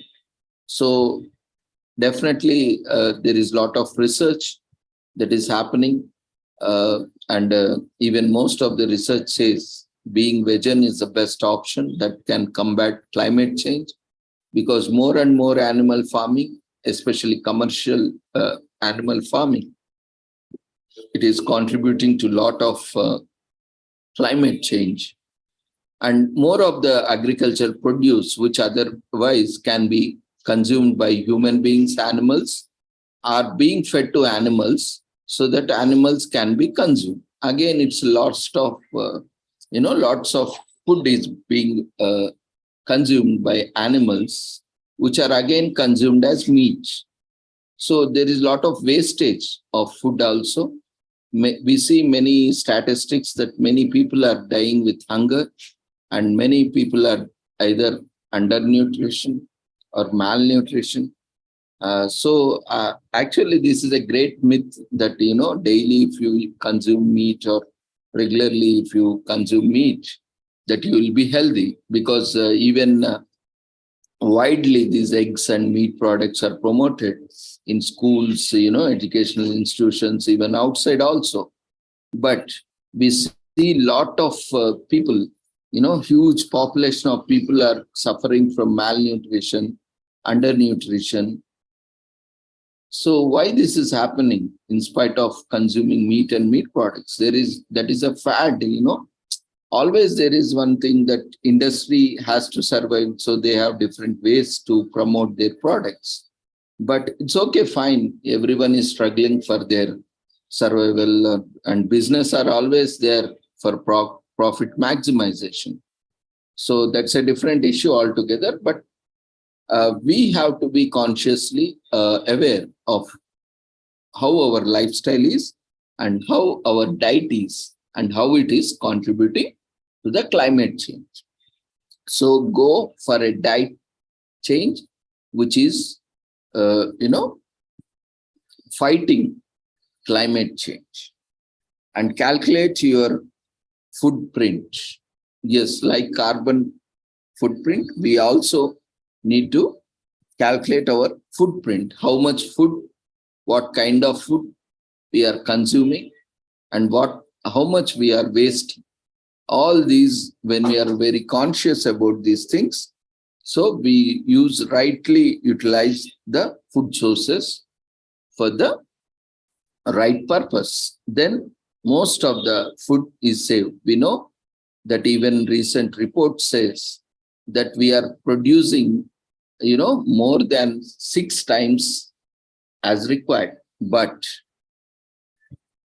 what is happening? Lot of food is getting waste in restaurants and even in commercial establishments, in our households, and people are dying with hunger.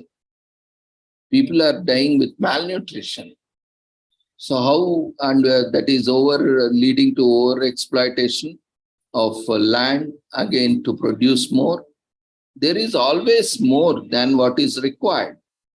Nature has been always providing, but because of lack of, various conscious efforts, or which are inadequate, we are not able to reach every person who is looking for food.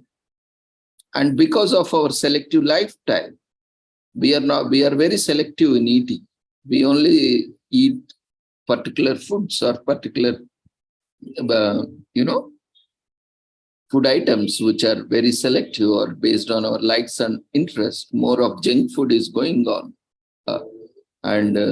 more of fresh green vegetables are lacking.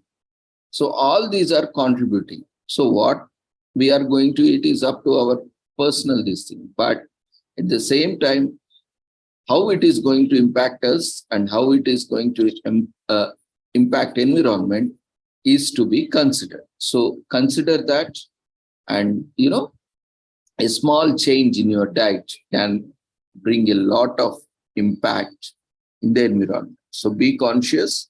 So calculate your footprint also, how much food you are consuming and what kind of food you are consuming and how it is going to contribute. So select those foods which are healthy for you, which provide adequate nutrition, at the same time are contributing to the nature, or contributing in reducing pollution, in contributing in reducing the exploitation of natural resources. So we have to be more conscious about that and encourage your institution, organization, universities to take action, climate action. So let's our spaces, even residential spaces or our institution or even commercial spaces, to be eco-friendly, nature-friendly, and share your stories. Once you start implementing, it is also very important to share stories, what we have taken and what is the outcome. Otherwise, how would people know? That is also important. So let's share our stories with others and stand against deforestation. Already forest cover has depleted a lot. We have seen a lot of forests we lost. So stand against deforestation and try to abandon all the products that are being produced by the byproducts of deforestation. Try to go electronic way, e-way, try to, even there is also long-term interest in, because already we have been using, but again, this digital gap is prohibiting to completely get away with paper. Even a lot of examinations, printing material, textbooks, all this can be get away. But again, there is a huge gap, economic gap and digital divide among the population. So maybe we need to work on those to reduce paper consumption. And not only for books and other things, we are using like napkins and are also tissue papers, like various other purpose, which can be purely avoided conveniently. There is a very good alternative. So we need to use them. Only just a change in attitude or perspective. Instead of using and throwing away, you can just have napkins and keep it in your bag or somewhere safely, and you can all wash together from daily. If you think that I need a fresh napkin, so you can carry this small towel, something like that, or hankies, where you can use multiple hankies over a period of time, and you can just wash it at the end of the day. So that will easily replace, avoid at least 10 to 12 tissues a day. So just a small change, attitude change, perspective change, behavioral change, with a conscious effort, we can bring out the change. And pick up the trash while you walk or run. You might see a lot of trash, or so help our fellow workers to help maintain it clean. So do not, in the sense, if you want to be a very good Samaritan, you can always pick up the trash and put in the dustbin, and also create more awareness so that there is no trash littered everywhere. That's all we have to do. And we have to help our fellow, human beings, they are also sanitation workers, are also people like us. They also have all the, features or all the rights we do have. They are also contributing. Otherwise, just imagine sanitation workers don't come to your locality. What will happen? On second or third day, you will have some or other disease or you will be just, stinking in foul smell and other things. So it is equally important, respect the dignity of labor of everyone. Everyone is contributing. So make things easy for them also. Again, in this way, we are all contributing to ourselves only. And join the Global Earth Challenge and calculate your carbon footprint also. More vehicles, pollution, always keep your vehicles intact, and always you try to use public systems, public transport systems. Wherever there is an option, choose public transport system so that we can reduce the pollution. So we can commute easily and we can avoid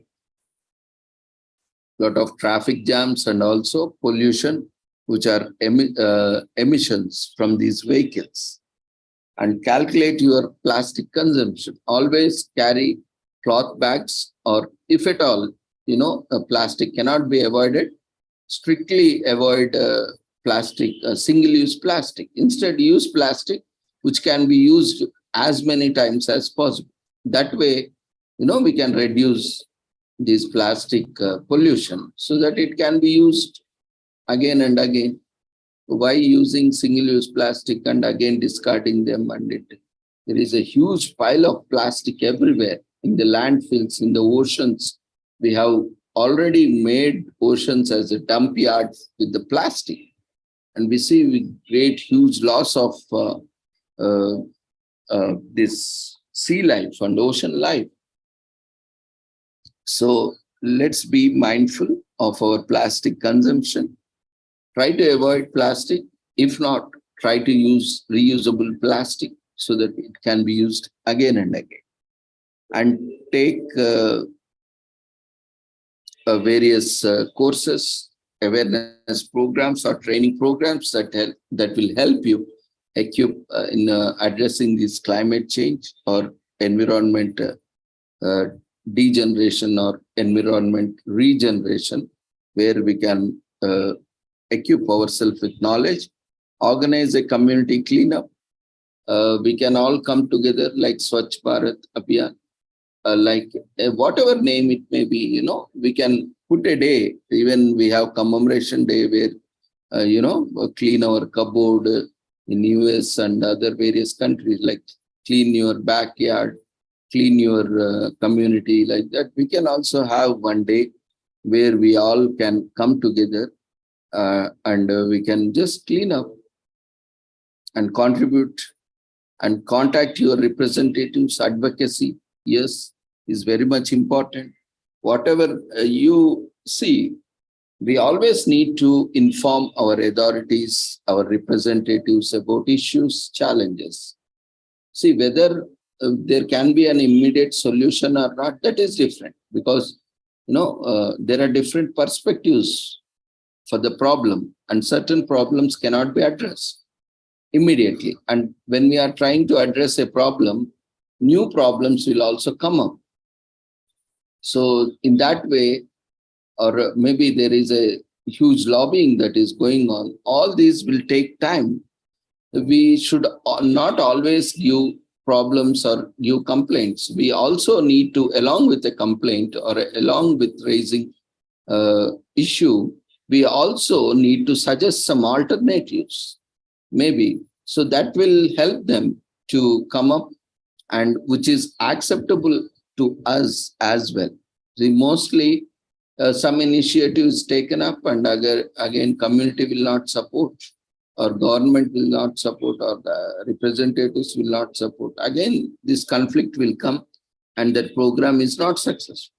So when we are facing certain problems, we also need to suggest some solutions which is acceptable to us. Then a government or authorities can easily take up one such solution which is feasible and can implement. So the success lies there with collaboration and cooperation. So we need to come up with various solutions wherever there is a problem.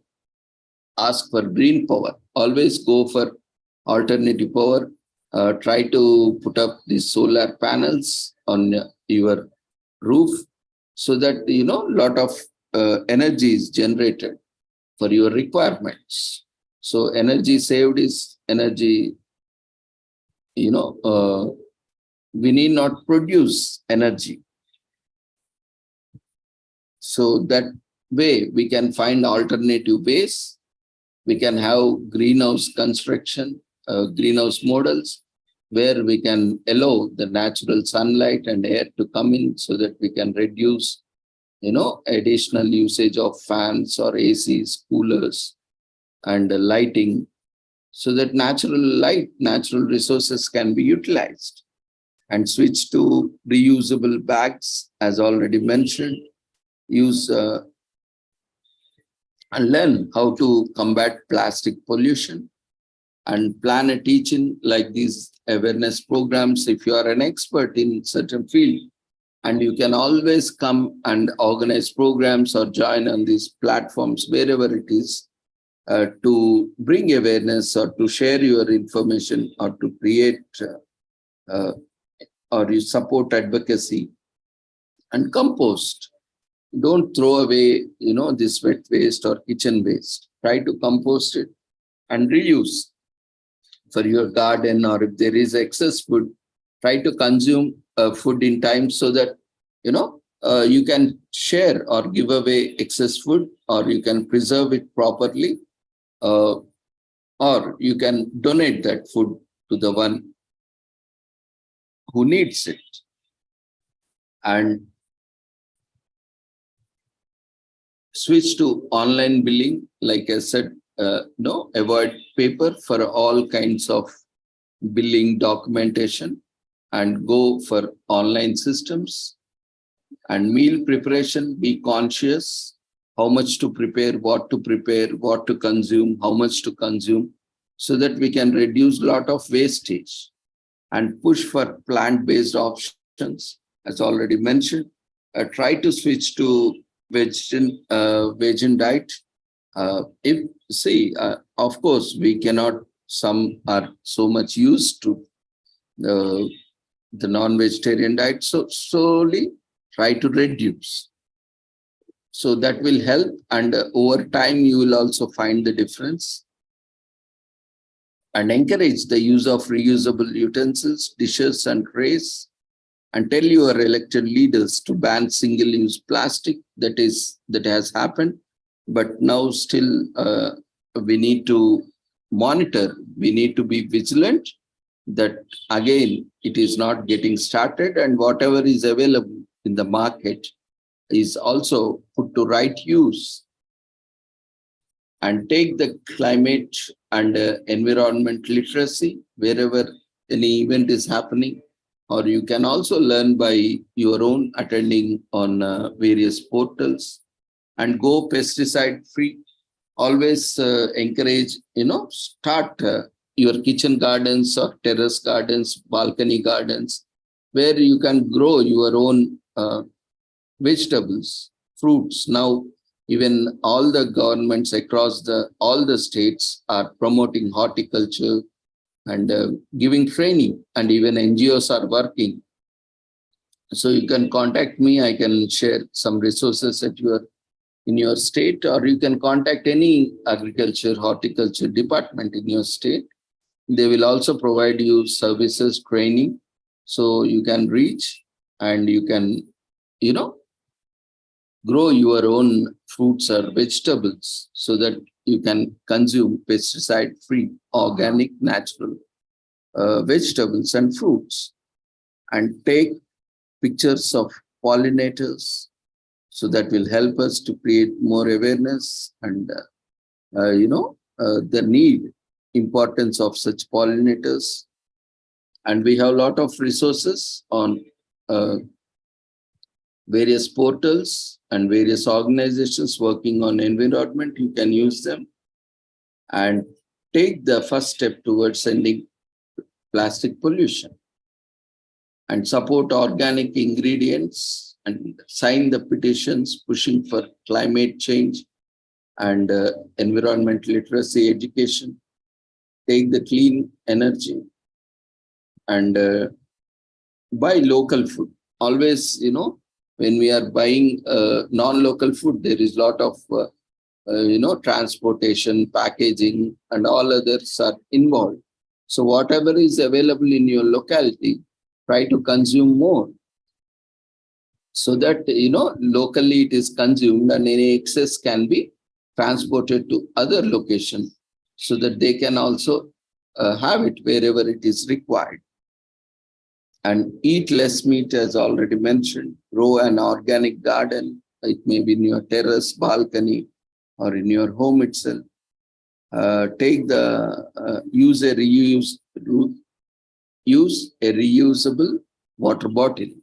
Yeah, this is also quite, common. We just buy and throw it. Instead, take a water bottle and get the water filled. And skip plastic, buy glass or paper products, and practice sustainable fashion. Even, this cosmetic, synthetic, and modern clothes made of modern products are not so environment friendly. So check before buying a fabric whether it is environment friendly, whether it has been using environment friendly practices or not. Accordingly, you can purchase those or use those which are contributing to the environment protection and conservation. Use environment-friendly cleaning products and practice simple act of green every day. Use showers and, faucets consciously. Do not waste water. And turn off lights when not in use. So even it is in our home or institution or public places, wherever, there is no one, you try to switch it off if possible, so that we can save a lot of energy and save the sustainable, adopt sustainable practices so that we can have more resources. And finally, volunteer with various organizations. Those are working on climate change and various conservation protection activities. And you can also join with the government authorities. You can form clubs. We have eco clubs in schools, colleges. You can also contact the authorities, and one day you all together can go to nearby locality or place where you can do a cleanup or organize some event, or even within your community college also you can support us. So try to organize more such events. And finally, if you have something else to share, you are welcome to share with us so that everyone can, learn from each other. So with this, we shall conclude, and if there are any queries, quickly we can take it up. And we are sharing the final feedback form. Just a second. While the feedback form is on.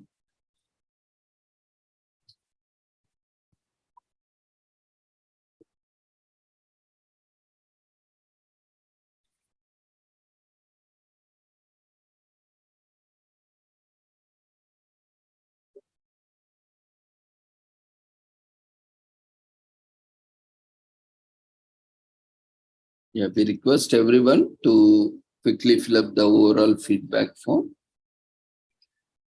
This is mandatory. Even if you have missed earlier ones, don't worry.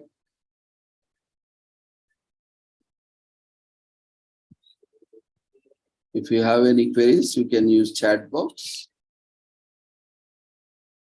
or you can raise your hand, or you can unmute yourself. Feedback link has been shared in the form of polls.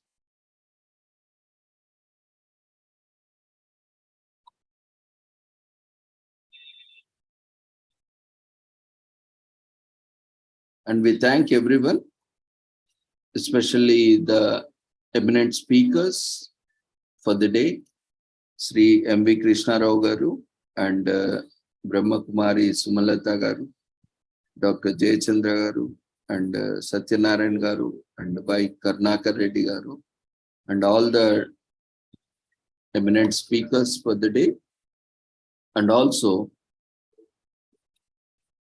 the collaborators and the organizers of this conference, Sri Holistic Health Foundation India, Sri Research Institute, Center for Arts, Sciences and Wellbeing, and Pure Earth Foundation, and all the organizations from which our resource persons belong to in the past and present, for providing us wonderful opportunity to listen to them. And also, finally, to all the participants, without you, this couldn't have been not so successful. So ultimately, it is for the participants. So we express our sincere, heartfelt gratitude to each one of you for joining us and making this event, successful. So thank you, everyone, for joining us. And certificates already, once you fill up the feedback form in a day or two, you can download it from website.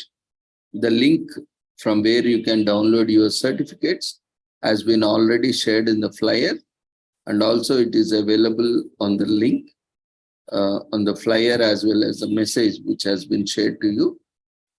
If not, I will be sharing in chat box as well.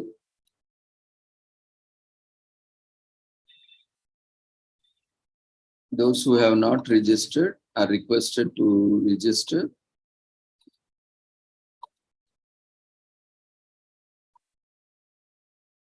Actually, we already shared a feedback link of Google form, but we had more than 300 plus registrations, but hardly we didn't reach that participation. So there is no point in opening that form.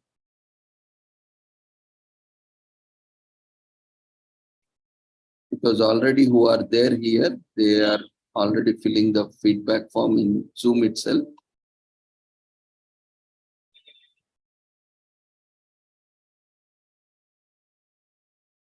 So I think we will discard that form. Anyway, we thought huge number of people have registered, so they will all join.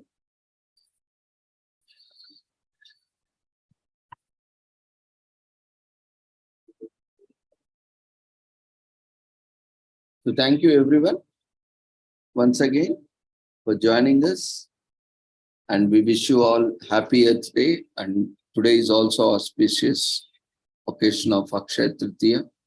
So we wish you all that today, whatever we have learned, whatever we have discussed, whatever we have, acquired or whatever we have shared, and this all multiplies many folds in the coming days, and we'll continue to be together for upcoming events and more events. And we would like to inform that there is an opportunity for everyone. You can share your details as per the registration forms. You can visit our website. All the information are there and all the events are being updated on timely basis. So whenever you have some interest or some research work to be shared, you can always contact us, register, so that we can allot you a slot and present your research. And this opportunity is only available, as part of this Azadi Ka Amrit Mahotsav series. After that also we have, but as we are commemorating Azadi Ka Amrit Mahotsav series, 75 years of celebrating, independence. So as part of that, these events are organized since 1.5 years. We have been organizing events since long back, but as under the theme of Azadi Ka Amrit Mahotsav, we have been organizing since 1.5 years. So another till August 31st we have. So whoever would like to utilize this once in a lifetime opportunity, because again we have to wait for another 25 years to celebrate centenary. So we don't know if the same climate change continues. Even the recent report says 2100, most of the species might have gone, and even humans also soon become extinct if we don't take action. So we don't know unless and until we act upon immediately. So utilize this opportunity to be part of this Azadi Ka Amrit Mahotsav celebrations, and there will be a commemoration publication which includes all the 2 years efforts, activities, presenters, participants. Event-wise, we'll list out everything, and it will be published and it will be made available for everyone, and it will be also submitted to the concerned authorities with the findings and outcomes, with the deliberations. So this is wonderful opportunity for everyone to come together and share your research findings and your suggestions, so that we can also together as a family, we can take this forward to the public as well as to the concerned authorities. So thank you once again. I will not take much time. So all the information is available on the website, which has been shared in the chat box. Quickly fill up the overall feedback form, and see you all tomorrow at the same time. Take care, good night. And we, as a last word, we have upcoming conferences. Psychology conference on 27th. So you can find the link in website. You can subscribe to YouTube channel so that you will get whenever there is a new video or live streaming, you will get a notification. You can subscribe, join to our Google Calendar, where you will get reminders daily about new events whenever we are adding. So it will remind you, it will send you email, and it will also send you notification on your device, so that it's easy, no need of remembering.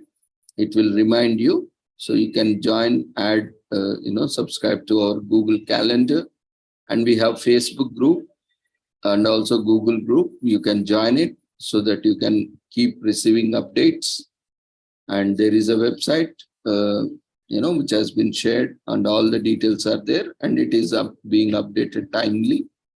And as a policy, we have 15-day time period for certificate. That is a maximum time. So in between, there has been some delay, but certificates are issued for sure, those who are eligible. Again, there are formalities. Forget about what others are doing. On our platform, we have certain set of instructions we follow as per that. So no assumptions. Either you blindly follow the instructions or consciously understand the instructions or follow. That is your choice.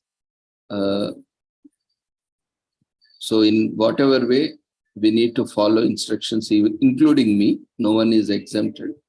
So we request everyone to follow the instructions and complete the formalities, and so that you can receive your certificates on time.